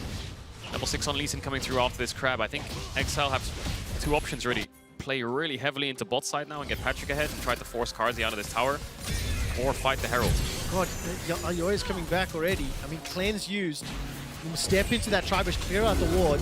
Keeper's Verdict is available as well. And look at the minimap. Niski's roaming down. I mean, Alyoya is everywhere. 0-1-3 has been diving into the task, has been comboing very well. And obviously, on contrast to previous champions who's playing this series, the level of activity it looks to me like surprised XL. But this is the thing, I mean, for Mad, they kind of are... One of the biggest problems I had with them in summer was that they'd go, right, well, Dragon is up. They'd like reset 20 seconds before it's available, be late to the party, and then try and fight anyway and end up losing out. This is, in this situation, Mad Lions going, right, well, we know we don't have Camille. We know we don't have position topside. All right, well, let's just try and force a play on bot side with Karzi's ults, and then we can set up for a potential dive. So if Excel overcommit to this Rift Herald on topside, well, you have no cleanse on Patrick. You have Niski who can roam, Hilly who can dive, Karzi who can even set up. So for Mad Lions, it's about trying to set up these plays in advance, and it's so much better to see from what we had from them in summer. Can we see Hilly on this mid wave? I think he's going to get 6 off the wave if he can get this out. There's 3-man sharing it, but after that cannon, if he gets it, I think Mad Lions instantly pulling the trigger. Level 6 Alistar, level 5 Rel. The Herald's getting taken down. They might not be able to get the steal in time. Yo-Yo doesn't have the smite, but I think they can take the fight. The question is, when do they go in? XL are grouped up as 5. Camille can't go in by herself. Hilly might want to flash over, but his team's a bit too far away, so Mad Lions just slightly too late. And I think the Hextech ultimate is just a few seconds away there. So XL get away with Daylight Robbery, pick up that Herald. They are still down 1,500 gold. And I think more scarily is the fact that Chasey is this accelerated 1,000 up. The first game of the series, where Chasey has had an advantage. Obviously, multiple ganks have gone his way. Let's not forget that fact. For both previous games, the Renekton being piloted by Odo generated a significant lead. And while Peach may think he's jumping onto Chasey, support's coming in. Oh, Alistar, yeah. The pack are available. Alyoya's there, Hilly's there. Peach just waiting in the wings for the trigger to get pulled. Yeah, I'm looking at Patrick and Limit. They don't only have the wave pushed in to dive Karzi on this one, so Mad able to keep their members in check. You can see the reset coming through. Odo knows he's in trouble. Hook shot, Alyoya over the wall. Odo hops to safety for now, locked in place by the ultimatum. The verdict gets rid of one, and Odo gets dropped yet again for the 4th time. Chasey gets another. Plate secured to boots. This top side is an absolute disaster, isn't it? Peach really wants to make the 2v1 play onto Chasey, but Yoya and Hilly are ready for a dive. Peach W's in, kicks the Alistar, gets knocked away by the Poppy Hammer. Odo Amne still dies. Now Alistar, of course, Hylissang was top side, so XL can answer back a little bit on this bot side. They've already got themselves a Dragon. Next one spawning in 20 seconds. I guess their best win condition now, XL, is just Dragon stacking. This side lane is already done and dusted. The Camille will run away with it. Yeah, and you're not really getting much in the way back anywhere else either. You can even see that Karzi is totally fine. He's actually up in CS in this bottom lane. Yes, you got a plate there for yourselves, but it's not really going to mean too much in the grand scheme of things. And Niski is struggling a little bit against Abadai, but as long as he doesn't give up his life... Hold my breath a little. The fleet footwork kind of saving him It's there. just, yeah. That was a little bit closer than I think Niski needed to make it. Playing a little bit bold. Okay, so listen, nearly 1,600 gold up. Nearly 2,000 is what I was going to say. 5 kills to 2. Mad Lions in a great position. Trinity Force has been completed for Chase already. I want to take this brief moment while we do have a large number of viewers. Just a quick reminder of our 2023 season finals. If you have just joined us the first time we're running this, the top 3 teams qualify for Montpellier and Worlds, meaning Mad Lions finish, they'll be one of those top 3. Go to Montpellier, they go to Worlds. Whoever places 4th, running to the lower bracket. So assuming XL lose, they'll be in the lower bracket with Fnatic and SK. They'll be playing against the Golden Guardians for a spot at the World Championship. That is what is at stake here. Mad Lions right now making a statement this series. I think there's a lot to discuss from game 1 and 2, but a very big improvement from what we've seen previously. And in game 3, this has been all them, all game. Definitely has been. And we've got a situation here where XL are forcing a split map. They're 4-manning top with Herald, and they're saying, we're taking this top tower. What's your response, Mad Lions? They're going to match. Here comes Niski. Here comes Hylissang. Right, the engage comes in from Limit. There's not enough follow-up. Wave won't find its target. Niski gets rooted in place. Well played. A shattering strike by Limit. Now Patrick throws down the killer instinct, and that forces the flash out of Niski. The Herald was dropped. The tower's secured. Just as I started closing that coffin, XL find another breath of life. Tower will fall. While it's happening, Kazi's pushing in the bottom lane, and XL, they're at least keeping their options open. But that's the thing, right? Like, you got Rift Tower for XL, you want to try and trade up with that. The fact you're trading tower for tower, because Mad Lions are able to avoid the engage with Chasey getting a nice hook shot, means they're actually in a great little spot. Hilly starting to push forward. Peach, what can you do? What can you do? Peach, that's the kick flash. The hook shot was buffeted. You cannot chase the Chasey. The tower was traded, as you mentioned, Dagda, and as I was getting some hope, you smacked me right back down in place. It is still that 1,500 gold lead. Dragon is up and available as well. And XL have to move away, start licking their wounds. Wasn't sure if he's going to go in on that engage as they were just about to get out of there, but this still gives Mad Lions, you can see, reset timer is perfect. Karzi goes back, he finishes his Duskblade right before this Dragon is about to spawn, or has already spawned, so now push in mid, you should be able to move across this, although as I look at the map, looks like they're kind of going, screw Dragon actually, we just want to get more gold on Chasey. Yeah, and it's Karzi who was the biggest winner there, playing in isolation, 30 CS up. See what he can do on these mid waves. Yoya and Hilly. Oh no, pink ward, they'll spot it off just now, and XL pinging towards that Dragon. So XL will get themselves 2 Dragons. If they can get an Infernal or a Hextech Soul, that'll really be a game changer the later this game goes on. I mean, if they can start stacking them towards that soul point, just unlucky if they roll something like the Cloud, and Mad Lions are just investing time into gold, whereas XL are investing time into objectives. And I think one of the things for Mad Lions is when you consider that Kazi is one of the most fed members of the team, if he's able to get some of that poke down thanks to the Duskblade, and then that gets followed up by a Camille or a LeBlanc, the amount of like setup and then shut down is just fantastic. They take another tower. They extend that gold lead further. Yes, they're down 2 dragons, but this is a mirror image of what we saw in game 2, and we know how that ended. But the thing is, they've also got wins on both sides of the map. So Karzi 1.4k ahead, Chasey 2k ahead. So when you get to play for this Rift Tower that's expected to spawn in 45 seconds, you can keep Chasey up here if you really want to, but even if you reset, you still got Karzi who's going to be able to come back in, you can look for poke with him, and then use those advantages to then crack up a mid tower, which is the only thing left standing. And I think the biggest point of pressure that Mad Lions will have is the double side lane through bot. So what they'll do is they'll have Camille down there, Chasey will go on to auto-amne, Niski will be right behind him at around 20 minutes into the game, and they'll just start brute forcing through these side lanes and TP to Baron if XL started. So it puts XL in a really dangerous position with these, well, this side lane being so far behind. And even if Niski doesn't mirror, if Niski pushes top and Chasey pushes bot, I don't want to be the person in mid lane trying to defend against Mad Lions in that situation. Now let's put our perspective here from XL. They've obviously got the Kai'Sa, they've got the Azir, there's engage options, there's some bridging tools as well with the Gnar, the Lee Sin to get you towards those late stages. And both sides have had some pretty sketchy moves across the map, across the series thus far. So while it is looking scary for XL on their last legs, there are options available. They just cannot afford to make similar mistakes. I think Limit is a player I want to keep an eye on. He's had some great engages, but some questionable ones. And he really needs to make these rel initiations work. He needs to interrupt the likes of, Niski or Chasey jumping in on them as the objectives pop up. But look, they're 3 minutes away from Dragon. No one's even going to contest the Herald. It's too risky at this stage. And for XL, they've got to pick their opportunity where they're trying to claw their way back into the game here. I think it's just going to be incredibly difficult. With this Rift Herald now, it's, okay, well, we get to set up a mid. You can even have, like, you can see where LeBlanc is at the moment, right? So she gets to continuously push in here. She can then drift across, as you can see Niski do now, threaten mid lane turret with the Rift Herald. You need someone to try and defend this outer tier 2 as well. So for XL, you're then spread thin across the map. And even at the moment, a lot of members committed to this bottom side play as well. So they're trying to cross map, but you're not really in a position to go for it because, well, yes, Abbedagge can get some damage on this tower, but you're letting resets come through for Mad Lions. They'll be able to get onto the mid lane turret with the Rift Herald as soon as you commit multiple members to this bot lane play. Yeah, I don't know if they can pull this off. Hilly's here, they have TP. As much as they want to dive, I think they're just looking to cover the push out. Make sure Abbedagge can get that reset off. It's only really going to get worse, especially now that they have the Herald like you talked about. 2 minutes until the Dragon. Mad Lions will need to fight that one. You can't afford to give it up if you're really getting tier 2s out of it. Niski getting really greedy for that Demolish proc.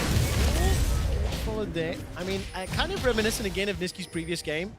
We'll have a lot to see what happens in tomorrow's series, G2 BDS, whether the LeBlanc shows up. Seen some discussion on Abba and Shadow Crown build from his previous game. I know we were talking a little bit about Abbedagge's impact, and I think this game cannot afford any missteps, right? When we do look at Abbedagge's 88 damage per minute, generally his laning stats has looked very good without finals, and finals was a little bit of a struggle. Oh, that's... Hilly's dropped the pause, I think. Hilly's just saying he's got an issue, I think, as we crab Rave out of the game. And I'll build on that point just a little bit.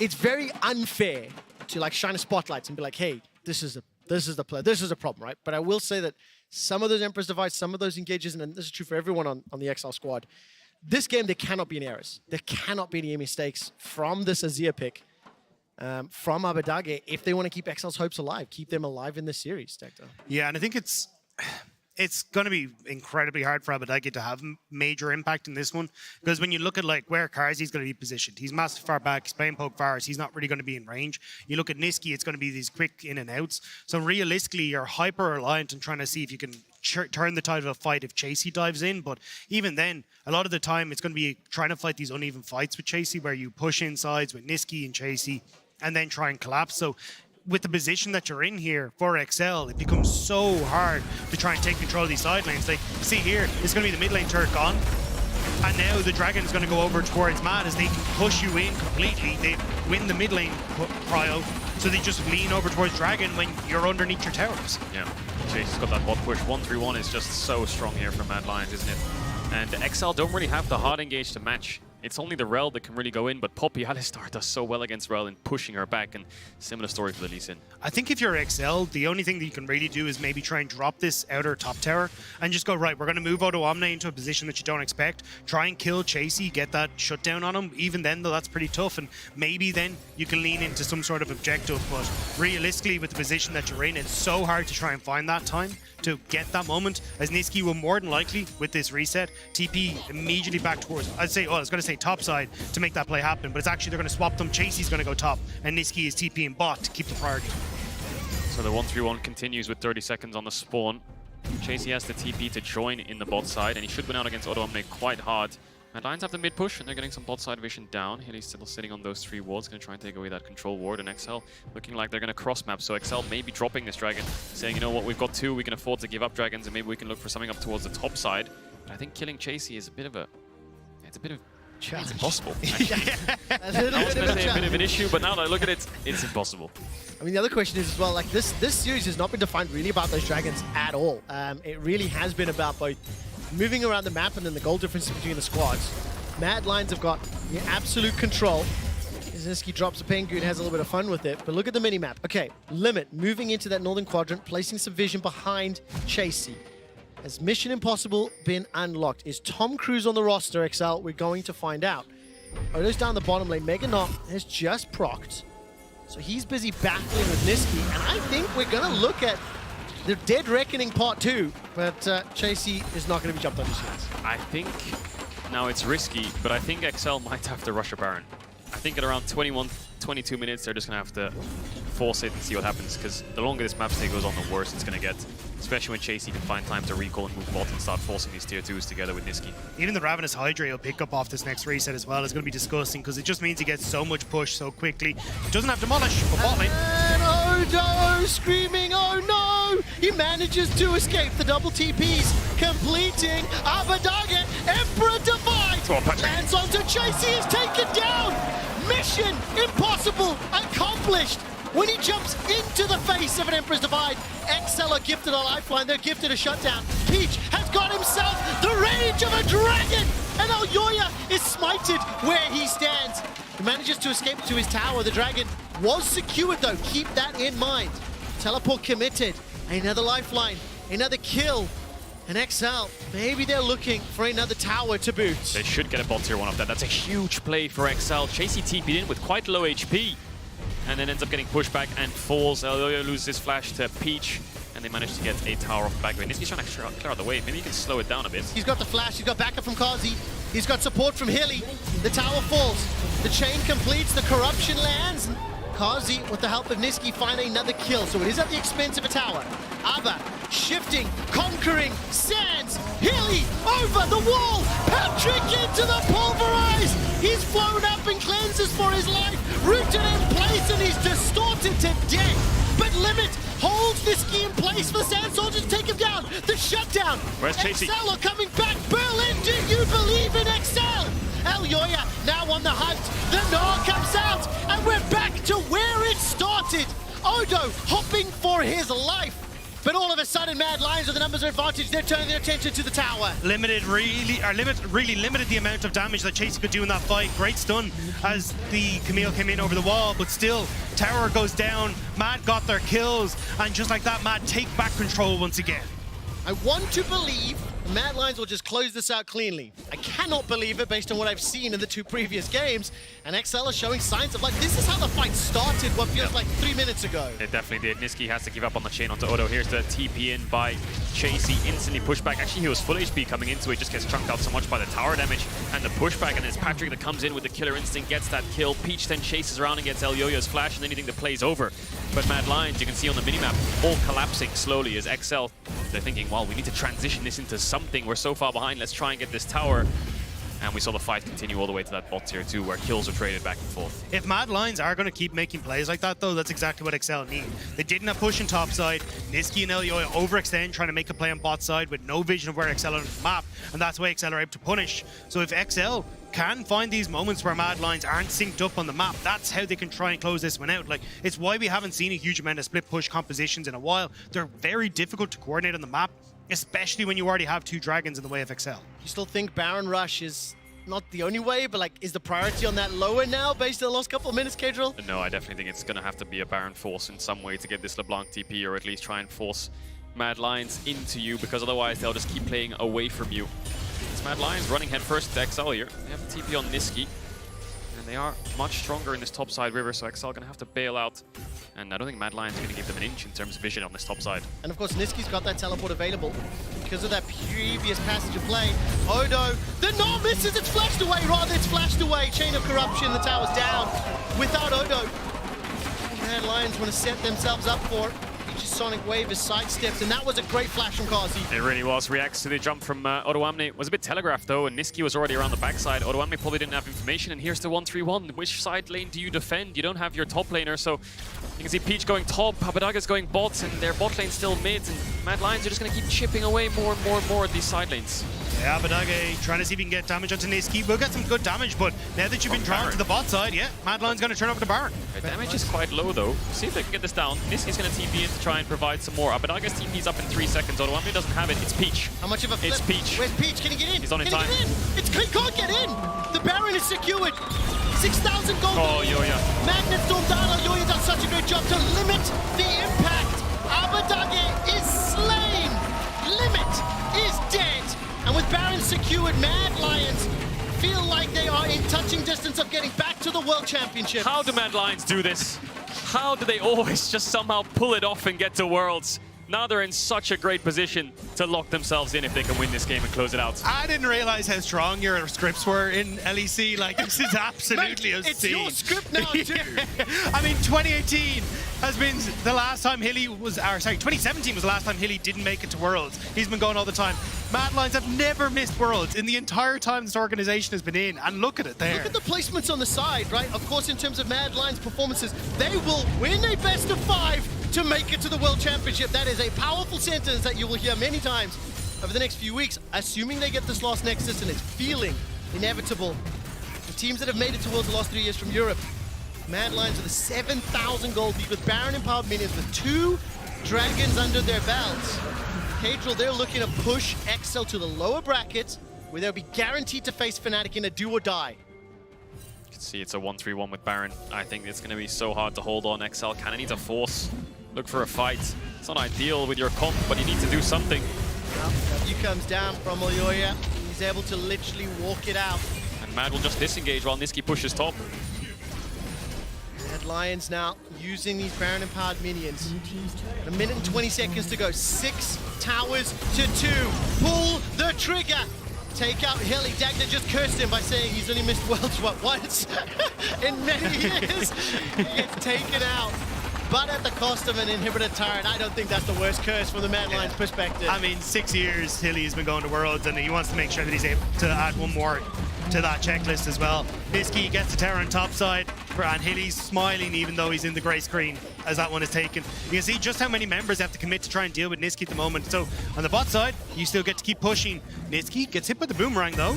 We'll just be able to hop away. Keep your eyes on this mini-map. The rest of Mad Lions starting to surround Patrick and Limit. Flash available for Patrick. He's stepping back, fires the Acathian Rain. Chasey can get over that wall real quick. And Chasey's got the teleport now. I mean, Cadril, it's felt to me like Mad Lions have used the side lane threat exceptionally well. I think Niski Game 2, Game 3 has been a major problem that XL haven't had an answer for. I think 2 styles Mad Lions have come into these best of 5s with. One is just slow, steady scaling with the Ivern comps, and one is just heavy 1-3-1 with the LeBlanc and red side counter-pick top. Kill. Doesn't get the flash. Kazi is the question. He almost takes out Peach in reply, by the way. Yeah. And once again, while yes, a kill is secured on a Mad Lions bot laner, the inhibitor turret falls again. The inhibitor will follow. Super's in the bottom lane as Niski's pushing 3 members of XL back. Multiple waves of pressure. Obviously Baron has timed out, but we're nearing 10,000 gold in the lead. Mad Lions looking to close this out, force XL to face off against Fnatic. The loser of that series will be eliminated from both Montpellier and Worlds. I just don't know what you're supposed to do here as XL. You're in your own base. The second you leave, something else gets knocked off. And Mad Lions, they have just so much vision control. 2 minutes until any objective comes up means Mad gets a reset, and even though Karzi died, they'll come back out, they push out waves, and now you've just got exposed inhibitors on both side lanes, and the ability then after you take those side lanes to just congregate and by accident. Oh. not ideal. The pressure. 90-second cooldown, and I think the levels are just a big problem. 2-level lead on AD. Niski's close to 17. Almost a full level lead top as well, and this is the problem when you're playing against the 1-3-1. If you run around trying to juggle all the fires and put them all out, eventually you'll realize you're just falling behind because you can't stem the bleeding. You have to just make these like huge team fight plays. I think XL were just put way too far behind in the early stages. The Gnar was never really able to impact, and they can't really make the Gnar group and fight because the Camille's stronger in a group, which shouldn't really be the case in some scenarios when you're playing Azir Kai'Sa, right? The Lee Sin can't really offer anything in this draft either, so forcing these Barons just feels impossible.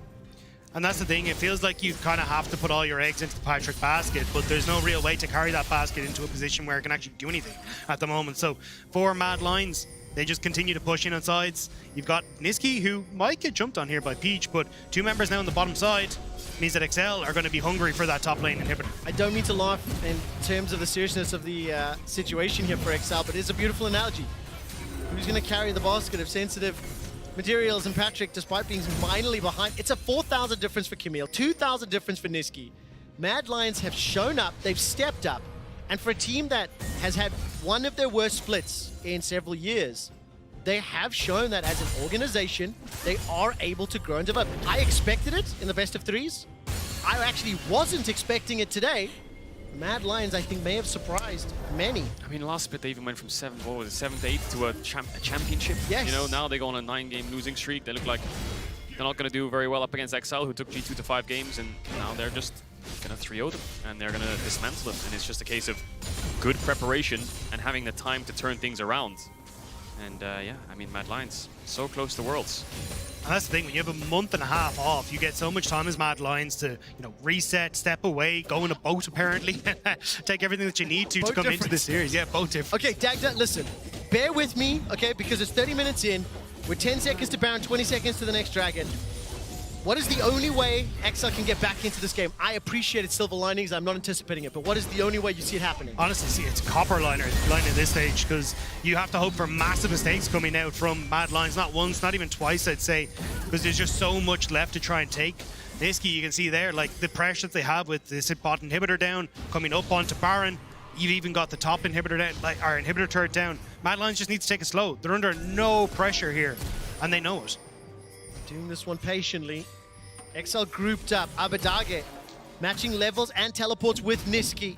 The longer they stall, the more Niski's going to chip away. Another tower the focus. XL don't really have champions that can scare Mad Lions. What are they scared of? A Sonic Wave, a Limit flashing in? As long as they're playing at a decent enough range, they're fine. They can hold them there as long as they want. There's no Maokai ult. There's no crazy Ornn ult that they have to be careful for. They can just kind of stand there and let Niski do the work. Illy coming to back up Niski. The recall was matched. Odo's got the TP available to him. Follow chasing, follow chasing.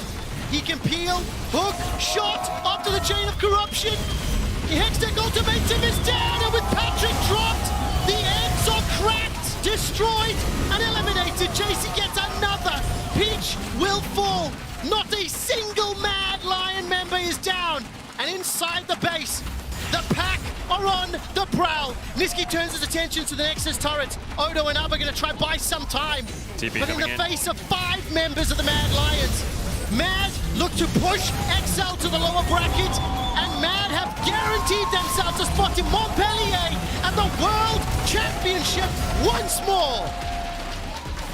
What a showing from Mad Lions. I don't think anyone expected them to come out of the gates and just 3-0 XL. Expected more of a competitive series, and while the second game was rather close in XL's hands, just feels like Mad Lions had really good game plans and strategies coming into the weekend. Yeah, I mean, beautiful performance from Mad Lions. Karzi stepping up across game 1 and 2. Chasey getting everything put into him on this Camille and stepping up as well, making sure there was just too much map control for Mad Lions across this one, and XL just completely scrambled. They didn't know what they were supposed to be doing. Definitely did. They couldn't really find the direction, a plan. I think their plan in the first game was clear. Early game skirmishing, they weren't able to find it. Plan in the second game was clear. Mid-game skirmishing, keep your lead. They threw it away. And now, here in this third game, I just feel like their comp really couldn't do much against Mad Lions. Let the memes flow as the Mad Lions members walk right past the caster booth and all the fans. They've won a best of 5 to make it to Worlds, and after game 3, I think in particular, the Alyoya's Poppy performance, it was a clear message about who was the stronger team in that. I think it is important to say, though, that it is not like doom and gloom for XL. No, they still absolutely. have another chance, and they still get to push forward. They would just be going up against the Fnatic, yeah. Yes. And to see if they can try and make it, but it does mean now that they've got to try and run that bottom of the gauntlet to get there. Yeah, what's really important, because of the season finals event bracket, depending on who lost the round 1 upper bracket matches, the seeding would have influenced who SK and Fnatic face. Because XL came in lowest of the top 4 teams, they will face Fnatic, and that means it's elimination. Loser of that series is done. No Montpellier, no Worlds. Let's talk about Mad Lions who won. Player of the series, you can vote on X, the app formerly known as Twitter. Elyoya Kazi and Hillisang at LEC. Really tough, I think. Probably Hilly for me. Kazi, don't get me wrong, he played phenomenally, but I think he needed that front line to really stand and deliver. Player of the series, though, Kazi was pumping numbers. Yeah, you know, monster. I feel like the Astral game he did very well. The Sivir game especially shined. This game he did his job to perfection, it feels like. But I definitely agree. Elyoya Hillisang game 1, not on the same page as much as I would have hoped for in the first game, in the early stages, but then they really came together. And I will say, just to be a tiny Debbie Downer, mistakes across those first 2 games. Like game 3, I really liked what I saw from Matt, but game 1 and 2, there were some head scratches. It made me a little nervous, a little shaky back here at season finals events. I will say though, at least I got to see glimpses of, stronger mid-game macro from them. And the early game, as you say, we got to see a little bit better coming into game 3. So I think it is a case of they are workable mistakes, and they definitely have been working on them over that course, the month and a half they had off. Yeah, definitely a lot of work put in by Mad Lions. And I think that's what you expect from this coaching staff especially. Mac is really passionate about how he wants to drive these players to become the best versions of themselves, and you can always see that Mad Lions pull through somehow. Well, they're going to be able to face down either G2 or BDS. We'll play tomorrow. Before we get to any of that, let's head on stage where Dracos is running our interviews this weekend. Thank you very much, Quickshot. A little skeptical about Mad, but it sounds like Berlin is not, rightfully so, after a commanding 3-0. Elyoya, I got to start with the simple question.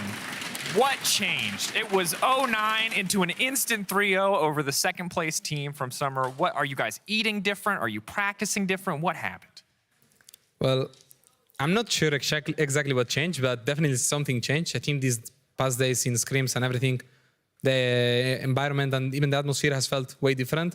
And we were really confident in 2 days. I think if you ask anyone in the team, we could all tell you we were gonna win convincingly to Excel. And I'm quite proud we showed today, yeah.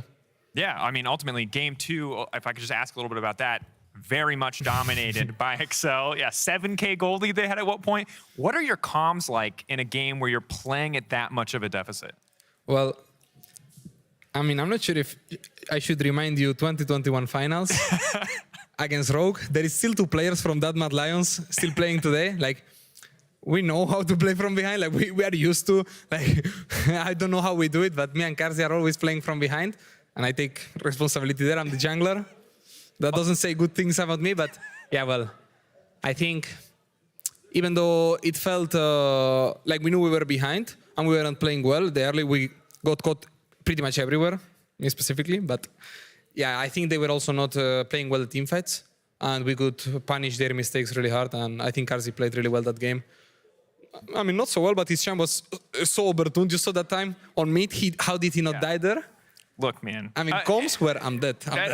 When you want to build them up, you show them the last 10 minutes of the game. You don't show them the first 30. That's not what you show the people. Understandable. I mean, ultimately, you get the win. You get the 3-0, which looks fantastic. And you're going to hate this question, but I'm going to ask it anyway. How does it feel to win a best of 5 to qualify for Worlds? I don't like it too much. I'd rather go the other way. You want to auto-qualify? I prefer the auto-qualifying, no BO5, get match hate, then not make it out of play-ins. Yeah. Sounds ideal, no, to me? Are you sad you don't get to play against NA's 4th seed, though? Because you're guaranteed top 3. I'm quite sad, yeah. I think I'll punish myself tonight and the team for this behavior. It will happen for sure, yeah. On a more serious note, you guys were fortunate enough in Summer to know already that you were qualified for season finals. Yeah. You're now fortunate enough before you play against the winner of Mad BDS to know that you're qualified for Worlds. How does that actually affect your motivation and your performance as a team? I think it's a boost, but it wasn't like the main factor or anything. But it's obviously a boost, the fact that we have, first of all, something to back up, the fact that we are good. We have consistently proven this year that we've done well. Summer, we don't count those, what happens in Summer, we forget. I mean, 2 out of 3, I'll give you consistency here. Exactly. You won today. Yeah, so finals in 2 out of 3. Okay, yeah. So, I mean, we had something to back up. And not only that, I think we had some more free time. So we came really prepared for these finals, yeah. Do you think that today what we saw from the Mad Lions, is this what we can expect in series moving forward, or are you guys going to continue to get better, continue to get cleaner as we go deeper into the season final? Well, I hope we continue to get cleaner, and I know we will continue to get cleaner. And yeah, I'm sure we're going to improve coming into next week, and we will have to, because I think the winner of G2 BDS is going to be tougher than XL's today. And if we play like we did today against probably the winner of next week, or next 2 weeks, sorry, I'm not sure if we're going to convincingly win it at least. Final question. I feel like it might be an easy answer for you, but I haven't been in scrim, so I'm not sure. Who is going to win between G2 and BDS? Well, I think G2 is going to win. Yeah, I think. The way you said it, understandable. Berlin is inclined to agree. I'm inclined to agree. But the way you said it made me think there might have been something crazy going on in scrims with BDS. We'll have to see. For now, congrats again, Elia. Thank you so much. We've got two more of your teammates sitting by, standing by in PGL. Let's send it on over to them now.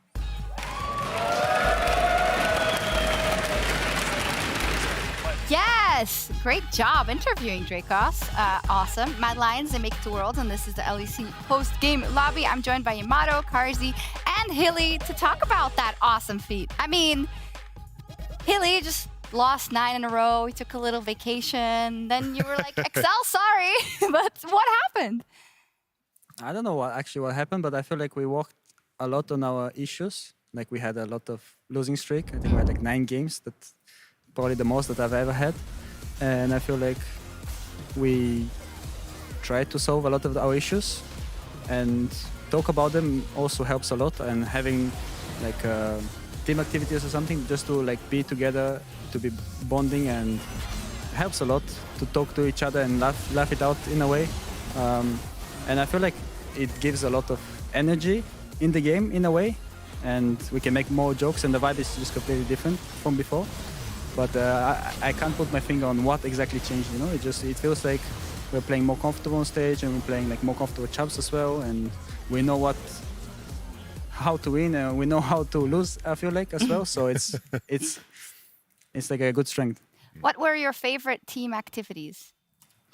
Well, I'm very old right now, so I don't think I participate on all of them. Okay. But usually the guys like a lot of volleyball. I usually do some exercises on the side, because my back usually hurts. Oh, feel you. But yeah, board games are very fun, and yeah. Yeah, seemed like a little bit of a scrimmage today, didn't it? Karzi, you popped off again. I feel like this always happens when people are down on Mad Lions, but then you play a best of 5 or something. So how do you feel about your performance? I mean, I'm pretty happy because I think I played really well today, except for the Ezreal game where I had a jump in, and I died in the last fight. But overall, I'm really happy with how I played and how I improved during these last 2 weeks in which we were practicing. So yeah. I kind of wanted to ask you guys, because I remember the last best of 5 that you guys played was the one when you faced up against BDS, and you guys seemed so confident all the way through. It seemed like you guys recognized the patterns of BDS and how you needed to win. And I know also specifically working with you, Hilly, you tend to recognize what you're allowed to do against a specific opponent. Facing up against XL today, were there some patterns that you felt that you could leverage against them, or was there something that was specific? Oh, I'm allowed to do this more against this particular team. Yeah, I think game 3, for example, we knew that we can gank top with support. Even before it happened, we knew that it's a pattern of Odo or Dwane. And I'm so glad that my coaching staff found this pattern, and I'm also proud that I could execute it on stage, and I was mindful of it. I think what they did as well on Drake, I think game 2 was start Drake and turn on one of the sides that is trying to contest as soon as possible, and I feel like this caught us a lot off guard. Yeah, I mean, also like there was a lot of Drake fights where they start, and we can just come up with better positioning and just execute the fight better, just because we are advantageous if they start a Drake. I feel like these partners are like very powerful. Oh, Fnatic's taking notes. Yeah, because they're playing them next, of course.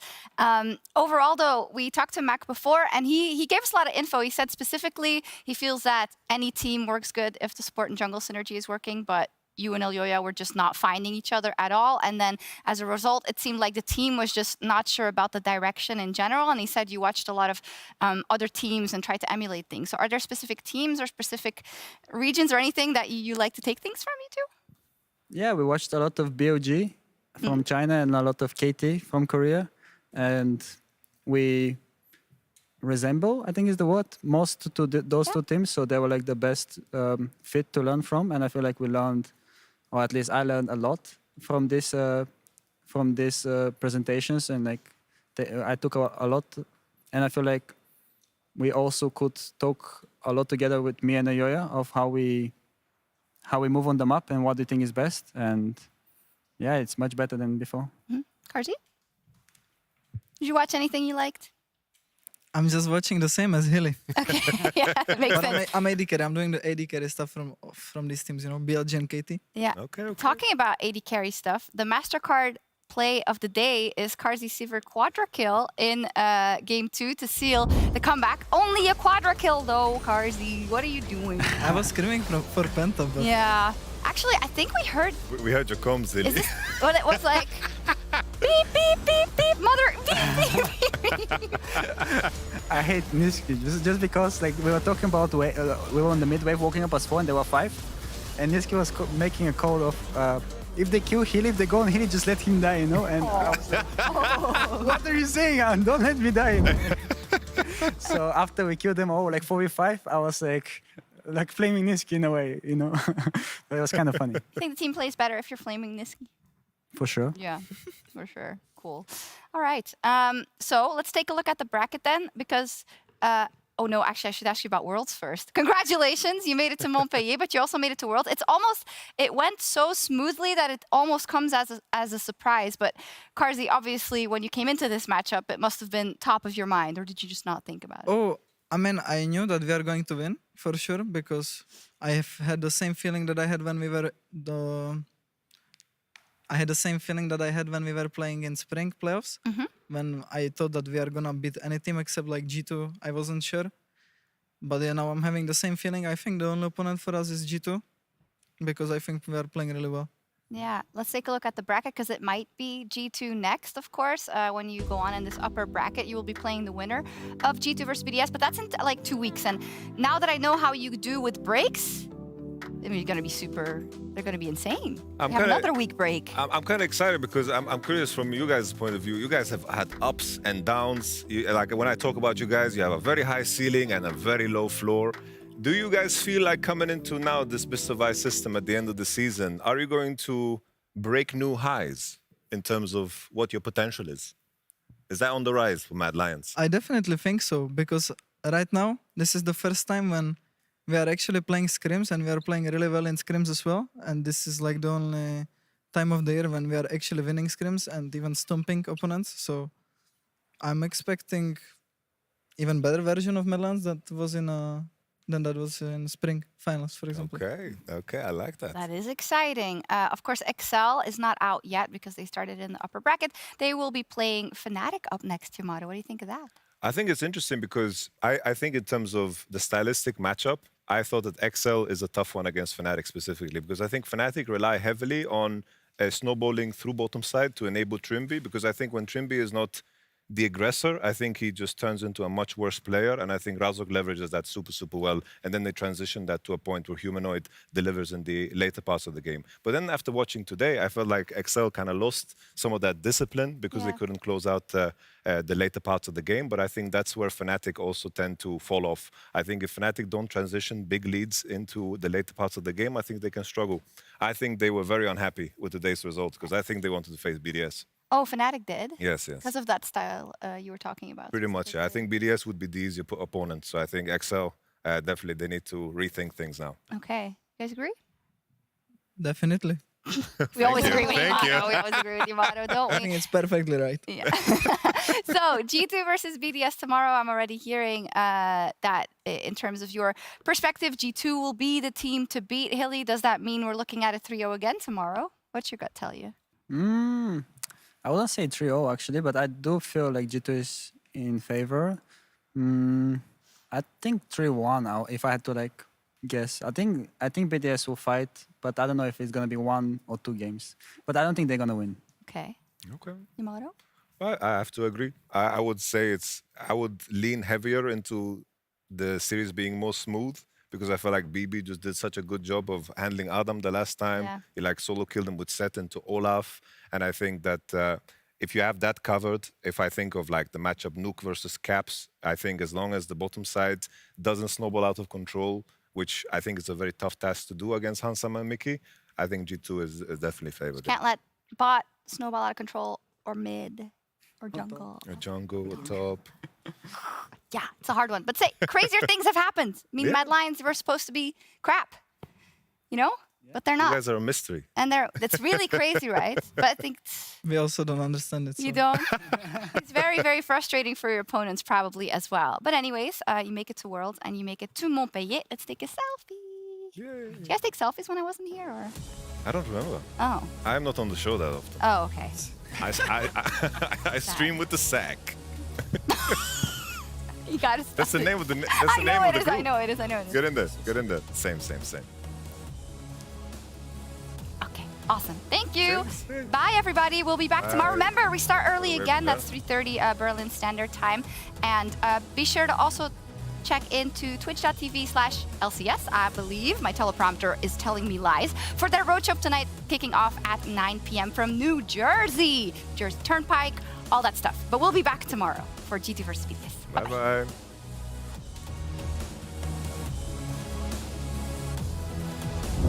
JC, look the sign. What does it say?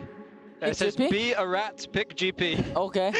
Pick me GP. Pick GP, you're right. Pick me GP. JC, next time I will give them sign. Pick Asante JC, please. They're going here? I'm TPing. Oh, Flash is here. Can we go as here? Yeah, Azure. My E in 6. I have no combos. I need help. We don't have a Same thing again, okay? Look me. Yes. Look me. Looking one here. I'm looking one here. Okay, Look, watching. Okay, look. Okay, Nice. Here comes Odo. Emperor's Divide is going to be sliced and devised forwards. Another great knockup from Limit. But there's just too much damage, too much CC, and too many Mad Lions to break through. And here comes the battle for into the bush. Kills no way. Do it again. But be able to get caught by the first chains, but 2 chains does. You can dash on him here. In between the Sand Soldiers a lot. He's still got the slide, the glide. Oh my God. On the target. I have TP soon. You can fight. I think it's gonna be good. I will TP behind. I have no spells. I'm coming. Guys, I can't do much. Azir, peel. Wait, affair. Oh, shit, oh, motherfucker. Oh my mama, penta. Odo's Knob buys a couple seconds of time. The hook, the shot, the precision of the protocol, and Chasey gets yet another kill. He manages to escape the double TPs, completing Abadage. Emperor Divide lands onto Chasey, is taken down. Kaiser dead. Listen. Lee. Careful, Azir 3 hitting. 4 second combo. 4 second. He can't. I can flash on him. Yeah, same. I just stopped nothing. He flashed. I base and TP. Just we end. Yeah. Mad look to push XL to the lower bracket, and Mad have guaranteed themselves a spot in Montpellier and the World Championship once more.